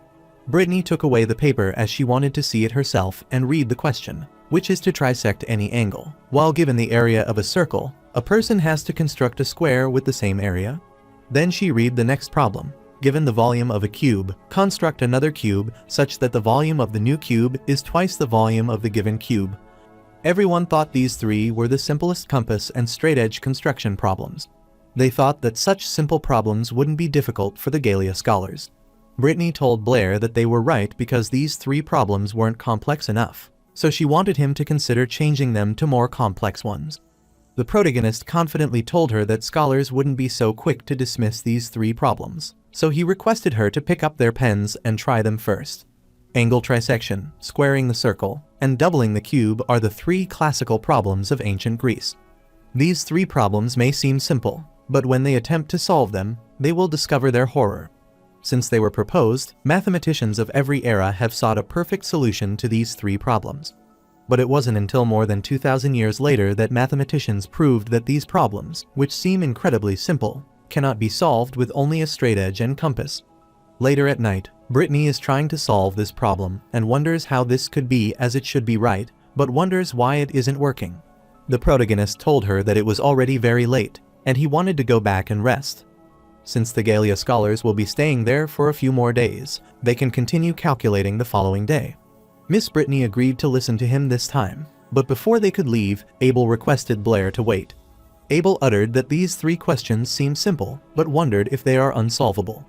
The protagonist looked at him, smiled, and asked what he had said, wanting him to think again, then left. After he left, Abel furiously scrambled the paper and wondered who Blair was. On their way, Miss Britney asked Blair if these 3 questions were unsolvable. The protagonist affirmed that those 3 questions couldn't have been solved by ruler diagramming alone. Whether Eberhard or Galia scholars want to answer them, it's still 2,000 years away. Later at home, Miss Britney is so full and remarked that Blair's cooking is as good as ever. While taking away the dishes, the protagonist supposed this meant he was being used as the exclusive chef. Abruptly, someone knocked at the door, which startled him. Miss Britney thought it might be Vice President Calvin as he couldn't wait, so she decided to open the door for him. After Calvin came inside, Blair wanted him to take his time and have another drink to warm him up.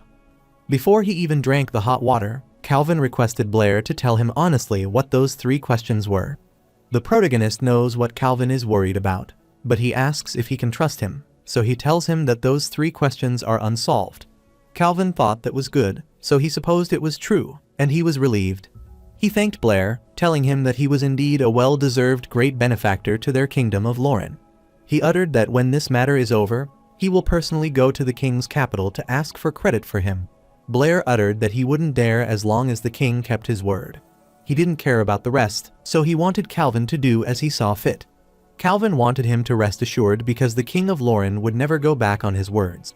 Since it was getting late, Calvin decided to attend the meeting with the scholars, if Galia so wished, and then take his leave.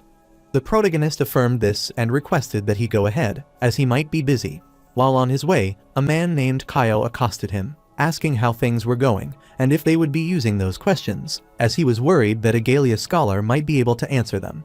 Calvin instructed him not to panic, as there is no such thing as a what if with those 3 questions, and asked if he had forgotten how Blair got his demonic name. Therefore, he wanted to let those cocky guys feel how dearly their devil Blair is. Later, he arrived at the association and asked Galia where they were going. Lord Thun uttered that they had disturbed his association for far too long. Since they had answered all the bonus questions from the math association in Apo City, there was no point for them in staying any longer, so they were leaving for home that day. Calvin was annoyed but clarified that it was not an intrusion, as they had all come this way and solved many problems for Lauren. Therefore, the math community of Lauren couldn't be thankful enough to them. Lord Thun welcomed Calvin, telling him that they would be earning a bounty for the return trip. Calvin thought this was a coincidence because just now, another Apo City scholar offered a few bounty questions with a huge reward. So, he asked the Galia scholars if they didn't mind earning some extra money for the return trip. Lord Thun clarified that would certainly be best, and Calvin handed him the problem, requesting that he solve it. Lord Thun is startled to read the problem and asks Calvin if he is serious, as these 3 questions are simple. He couldn't believe that they needed a reward for such a simple ruler graphing problems. Calvin affirmed that the pen and papers were ready, so he requested him to help them solve these questions. Lord Thun agreed, but before departing, Thun had a small wish, so he hoped Calvin's association can fulfill it. He is certain that with these kinds of problems, it seems like the scholars of Apo City have given up. But that doesn't matter. Besides Calvin, there is no one else worth staying for. Calvin agreed and inquired about Lord Thun's wish. Thun uttered that Luo, an unbeatable god of mathematics, never used existing theorems to solve the problems in his hands. Instead, he proposed a new theorem, proved it first, and then used it to solve the problem, which is a remarkably ingenious method. In one of the bounty problems Chenluo solved, he proposed and proved 3 completely different theorems. These 3 theorems are universally applicable under any conditions. While he was pondering, Calvin kept calling him, but he didn't respond. After getting back to his senses, Thun clarified that he wanted to meet Lord Chenluo and hoped Calvin could introduce them. Calvin sighed, as he was afraid that he would have to disappoint him. He requested that Thun not misunderstand, as it is not that he does not want to introduce him. But Lord Chenluo keeps a low profile and never reveals his true identity. Therefore, even they only know that it is from Lauren, but who he is and where he is, no one knows about, and Thun found it truly regrettable. Later, Galia's scholar asked his men how it was and if they had solved it, but his companions wanted him to wait a moment as they had an idea that they would solve it soon. Thun excitedly told them to hurry up as they couldn't delay their departure. After some time, Calvin asked Thun if he was leaving that day. They confidently clarified that they would leave after these 3 math problems were solved, and then he handed Calvin the hotel keys and requested him to help them check out. Calvin affirmed, so he took the key and instructed his companion to extend their stay for another month. After some time, Lord Thun becomes worried, wondering what is happening with these 3 problems. He furiously slammed the table and asked where Lord Calvin was. Lord Audrey informed Thun that Vice President Calvin had something to attend to and left, so he asked him to give this bag before he left.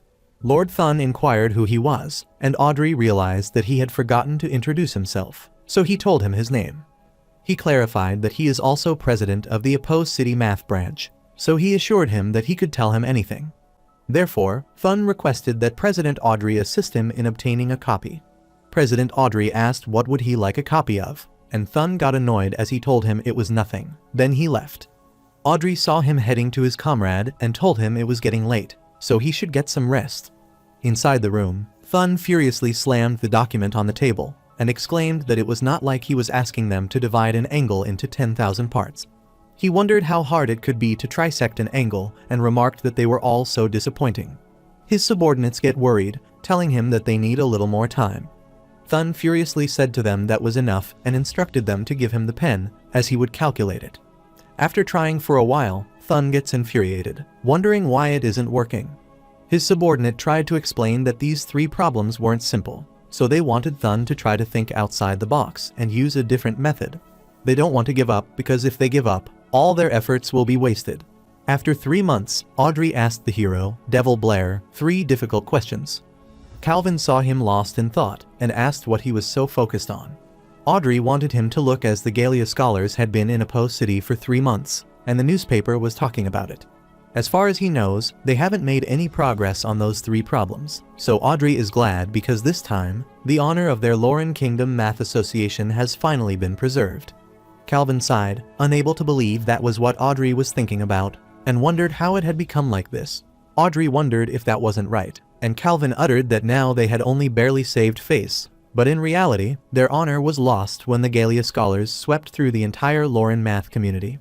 Audrey reminded him that Galia's math level had always been higher than theirs, and if it weren't for Blair, Lauren would have lost face. He thought this was the best outcome, but the president wanted to make Lauren the World Math Center, so he didn't know how long they would have to wait. Abruptly, he remembered something and wondered how he could forget Chenluo.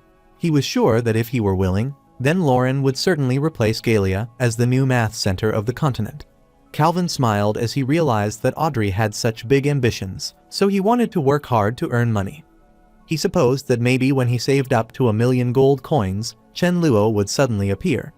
Later, Calvin met Blair, bowed before him, and stated that on behalf of all the math scholars of Lauren and the people of Lauren, he wanted to express his gratitude for his contribution to their kingdom. The protagonist refused, telling him that he was also a citizen of Lauren, so it was his duty, but he wanted to know when the 5,000 gold coins would arrive. Calvin doesn't want him to worry because the king's reward has already been sent, so once the Galia scholars leave Apo City, it will be awarded to him immediately. The protagonist becomes worried, wondering if the Galia scholars will become stubborn and refuse to leave until they solve these problems, staying there for 10 or 8 years. He is sure that after that time, the 5,000 gold coins will be meaningless to him, so he supposed he needed to find a way to get them to leave sooner. Calvin noted that in this confrontation with the Galia scholars, they still lost. However, if they could also sweep through all of Galia's math associations or shake the foundation of their school's thought, as long as they achieved one of these, they could turn defeat into victory. The protagonist sighed, wondering why he hadn't said so earlier, as this was not a problem. Although he doesn't have the time to sweep through the Galia Math Association, shaking the foundations of their school is his specialty. Calvin excitedly asked Blair if he was serious and wondered if he had heard that right. The protagonist affirmed, telling Calvin that shaking the foundations of the Galia school of thought is no problem. But there is another problem. Calvin wanted him to tell him quickly, and Blair clarified that they needed money. Calvin is dumbfounded upon hearing this, but thinks it is good because Blair saved Apo City and restored Lauren's honor, so he represents the Lauren Math Association. So, he asked Blair what he thought about rewarding him with another 2,000 gold coins, and Blair made the deal with him.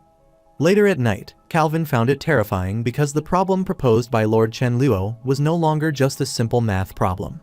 It also involved philosophy, science, and even the essence of time and space. He's certain that once it's made public, not just Galia but the entire continent's mathematical community will suffer an unprecedented impact, and he recalls the Blair deal. After some time, Audrey enters the room with the letter and tells him it is terrifying. Audrey slammed the letter on the table, telling Calvin this was a letter from the royal capital, and that the kingdom of Galia was publicizing in all the newspapers that their visiting scholars had swept through Lauren mathematics. Therefore, no one is taking the obstacles they encountered in Apo City seriously now. Calvin read the letter, which stated that it was a Galia victory and a Lauren defeat. Audrey was worried that they still lost, and wondered if they had presented these 3 problems when the Galia visiting group first entered Lauren, then the newspapers would have been reporting Lauren's victory and Galia's defeat. Calvin asked him who said that they lost, which startled Audrey, wondering what he was saying. Calvin stared at him, telling him that the competition isn't over yet, so they can't give up like this. Since Galia made the first move, he didn't want them to blame him for being rude and wanted them to wait until they went to hell. After some time, Galia's scholar is still trying to solve the problem and finds it annoying because it remains incorrect. His comrade told him that he was wasting his time calculating, so he wanted him to go back, wash up, and sleep. The scholar becomes infuriated, asking him what he knows, as he is just a little bit away, and Vincent reminds him that is what he said the previous day. He becomes annoyed, wondering why he can't solve such a simple problem, and he is growing increasingly frustrated.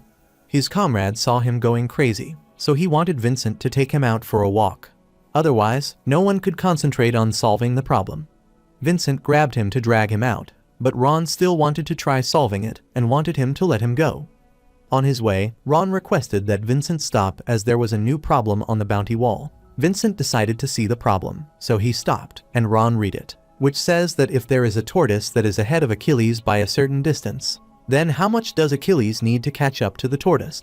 He is startled, wondering how such a simple problem can be on the bounty wall.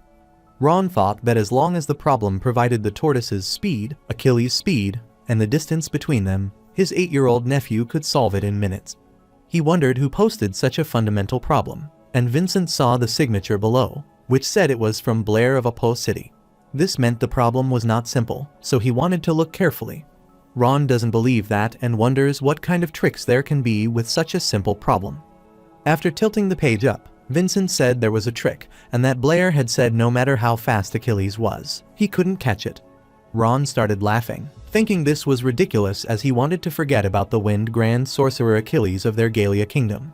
Even his 8-year-old nephew could catch up to a tortoise. Vincent slapped him on the face, thinking he was stupid, as he said his 8-year-old nephew knew that, and asked if he thought the devil Blair didn't know. Ron agreed with what Vincent said, but it didn't make sense to him. Abruptly, Calvin arrived there with a tortoise in his hand and asked his friends of Galia if they had encountered any problems. Ron told Calvin that he really couldn't understand the answer to Blair's bounty problem and requested him to explain it to them. Calvin finally understands what the matter is and utters that as far as he knows, the idea that time and space can be infinitely divided was proposed by the Galia school. So, he asked his friends of Galia if they had ever considered whether this concept was correct.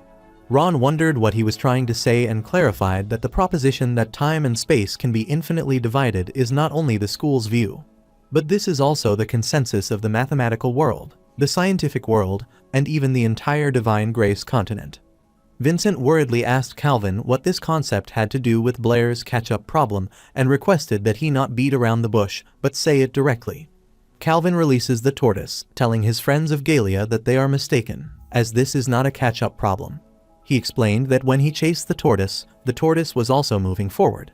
Every time he reached the tortoise's starting position, the tortoise had crawled a little further.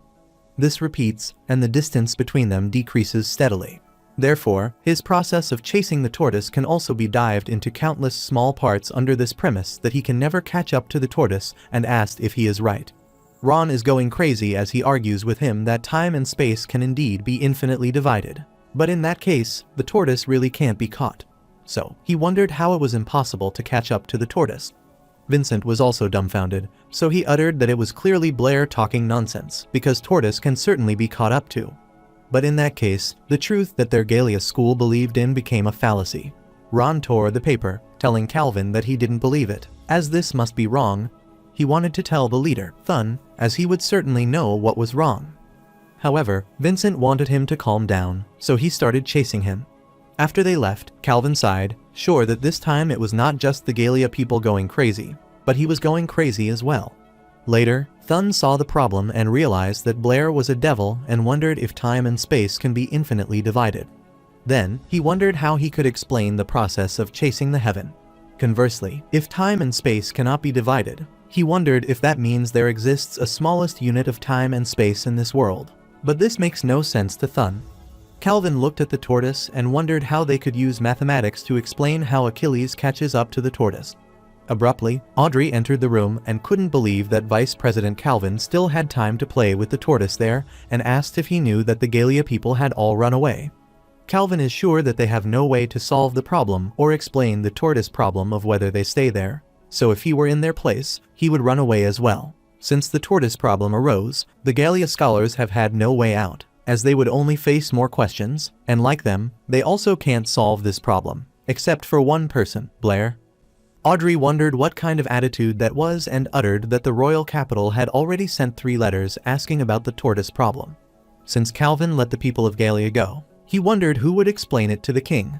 Calvin stood and put his hand on Audrey's shoulder, uttering that if he wanted an explanation, he should prepare 7,000 gold coins and come with him immediately. Later, they arrived at the protagonist's residence along with 7,000 gold coins, which made his eyes sparkle with gluttony. Abruptly, Calvin accosted him, which brought Blair back to his senses, and he worriedly uttered that he wasn't paying attention just now, so he wanted to hear the explanation again. Calvin told him that he wanted to know what was going on with that tortoise problem. The protagonist knew that the difficulty of Zeno's paradox, also known as the tortoise problem, lies in the fact that it's not entirely a mathematical problem. Therefore, even if he could provide a mathematical solution, he wouldn't be able to clearly explain the essence of the issues as it involves the concept of limits. But he knew that explaining it from a physics perspective would require introducing quantum mechanics. However, the divine grace continent hasn't even established a system of classical mechanics yet. but rashly introducing concepts that are too advanced might drive people there crazy. Therefore, he told Calvin that he didn't know and was confident that even if he answered, Calvin wouldn't be able to understand it, and he might even go crazy, so it was better to say that he didn't know. Calvin requested that Lord Luo stop joking and said he was sure there was no way that he posed this problem without knowing how to solve it. The protagonist worriedly asked him what he called him and wanted him to be careful with his words. Calvin worriedly covered his mouth and assured him that he wouldn't say that again. He was willing to offer him more money and requested Blair to reconsider.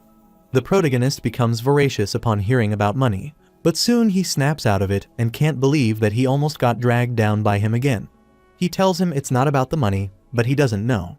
Calvin became gloomy upon hearing this, so he decided to take his leave, as that was the case.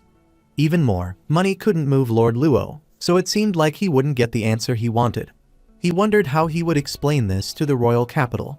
While he is leaving, Blair bids farewell to him, and Vice President Calvin asks him what his answer would be if he were to add another 5,000 gold coins. But the protagonist quickly closed the door and couldn't believe that he had almost been unable to resist, knowing he couldn't earn this money. He is confident that if he ignores the current level of understanding among scholars on the divine continent, forcing these advanced concepts on them will likely cause an even greater disaster, which prompts him to ponder. Abruptly, Miss Britney accosted him and wanted him to come to her room, so he went in and asked what was the matter. Miss Britney mentioned that she had an idea about the tortoise problem and noted that when the number of divisions approaches infinity, the last term is a very small number, so she wondered if they could consider it as 0. The protagonist realized that from the moment he released the tortoise from the Zeno paradox, some things had already spun out of his control. Therefore, he is sure that even if he doesn't do it himself, someone else will do it for him, just like Miss Britney now, who is already delving into the concept of limits. Therefore, even without his presence, he is sure that the scholars of this world will eventually complete these theories and find their path, stepping into the temple of modern science. While he was pondering, Miss Britney accosted him and uttered that she had already said so much, so she wondered if he was even listening. The protagonist worriedly replied that he was listening, so Miss Britney horrifyingly asked him to explain the logic behind this step, which worried him. Abruptly, Isabella arrived there, asking Blair and Miss Britney if they were home. The protagonist immediately rushes away, telling Isabella that they are home. Miss Britney realized that he wanted to listen to her by the way he was running away. She wondered if it was because everything she said was too austere for him, and thought that might be right because Blair was so brilliant. So, he must have already thought of all this. She wondered what he was thinking about, and if he was thinking about Isabella, which made her wonder if he liked her. Isabella looked at the pile of money, asked Blair where it all came from, and wondered if he had robbed the Apo City vault. Blair clarified that this was the bounty that he earned over the winter break, and asked why she was back, which startled her. While Miss Britney is glad to see Isabella back and tells her that she thinks she has discovered a new number, while the protagonist coughed and uttered that since school started the following day, he didn't want to stay home on the last day of winter break and wanted to go shopping. He confidently stated that day that all of Miss Britney and Isabella's expenses were on him. Isabella dragged Miss Britney since this was a rare opportunity to spend Blair's money, so she wanted her to hurry before Blair changed his mind if they were late. Miss Britney wanted her to wait as she hadn't finished calculating, and Blair requested them to wait for him. The following day, he went to see Isabella and asked what she needed and if there were more difficult problems that she could not solve. Isabella explained that it's not a difficult problem, but rather a preference form for graduation and advanced studies, so she doesn't know which of the 5 Royal Capital Academies to choose. The protagonist wondered what there was to be confused about, as she should just choose the academy she liked the most.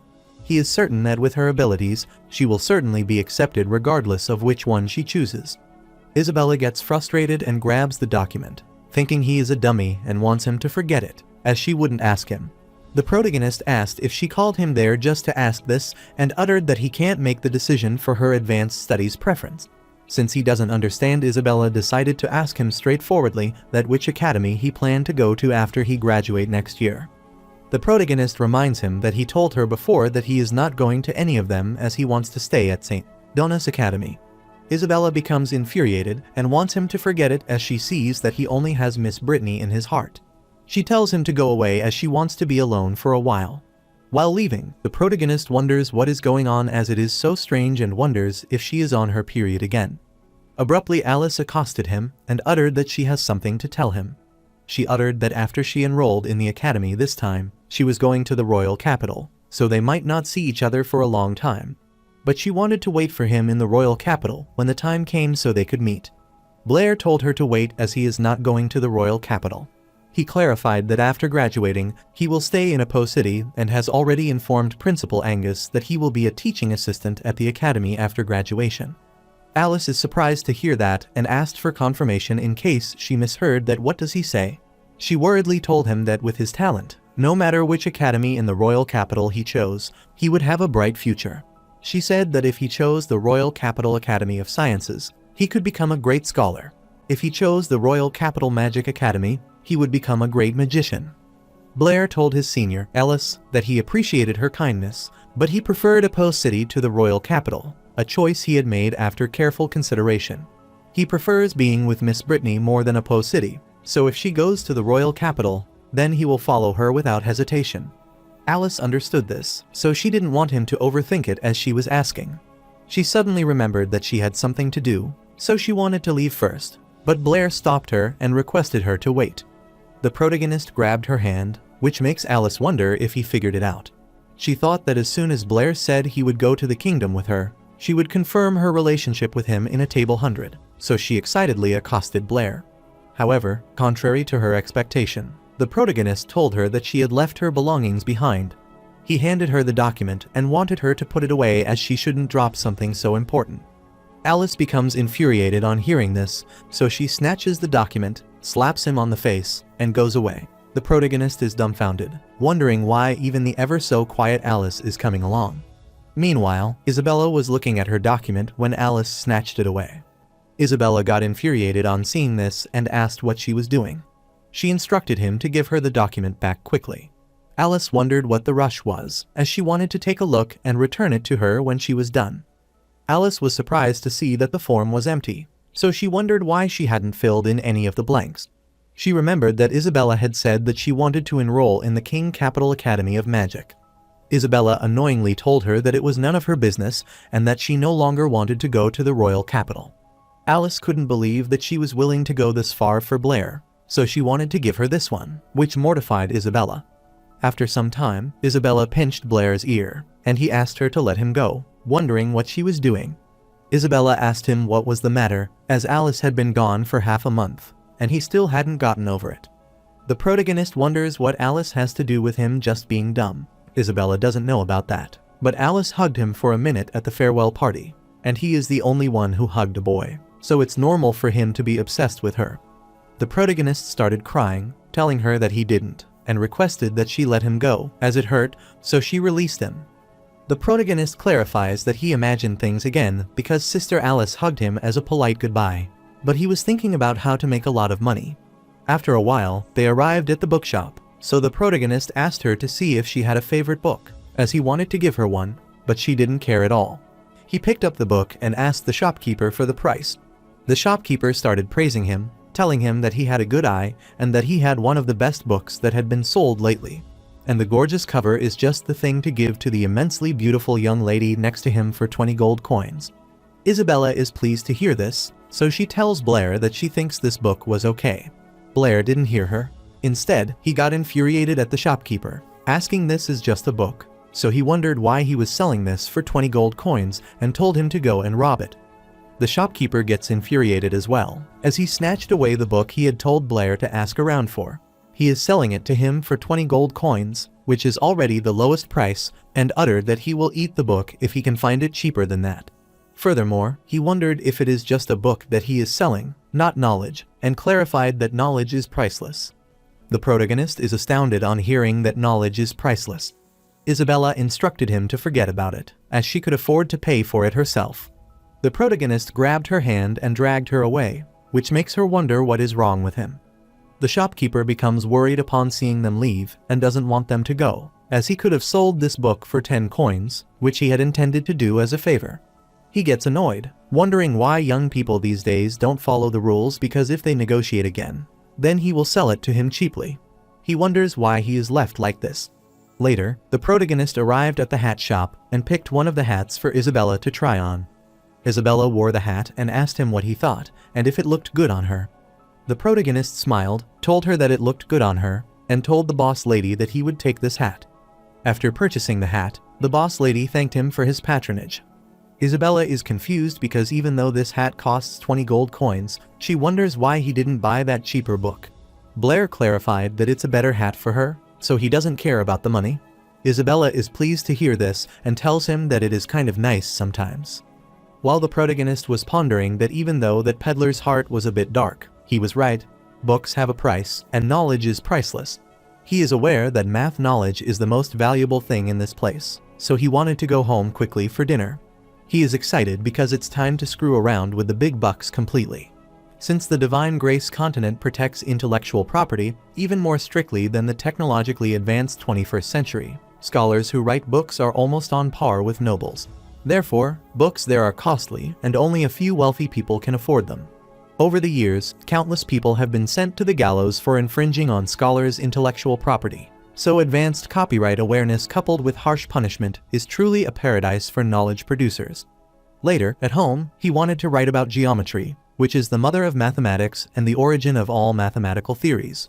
In the Divine Grace continent, geometry is also the discipline that scholars are most interested in and have studied the longest.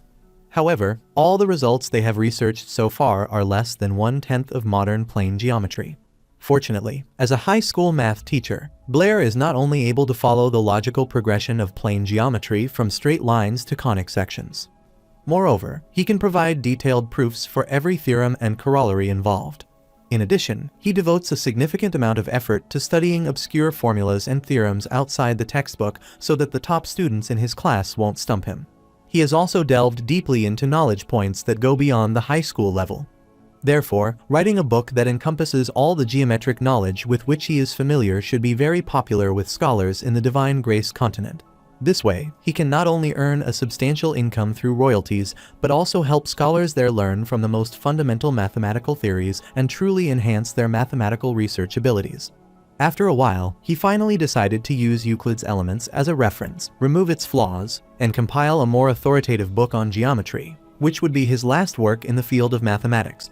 Half a month later, the protagonist is sleeping on his desk while writing the details when Isabella knocks on his door to wake him up, startling him.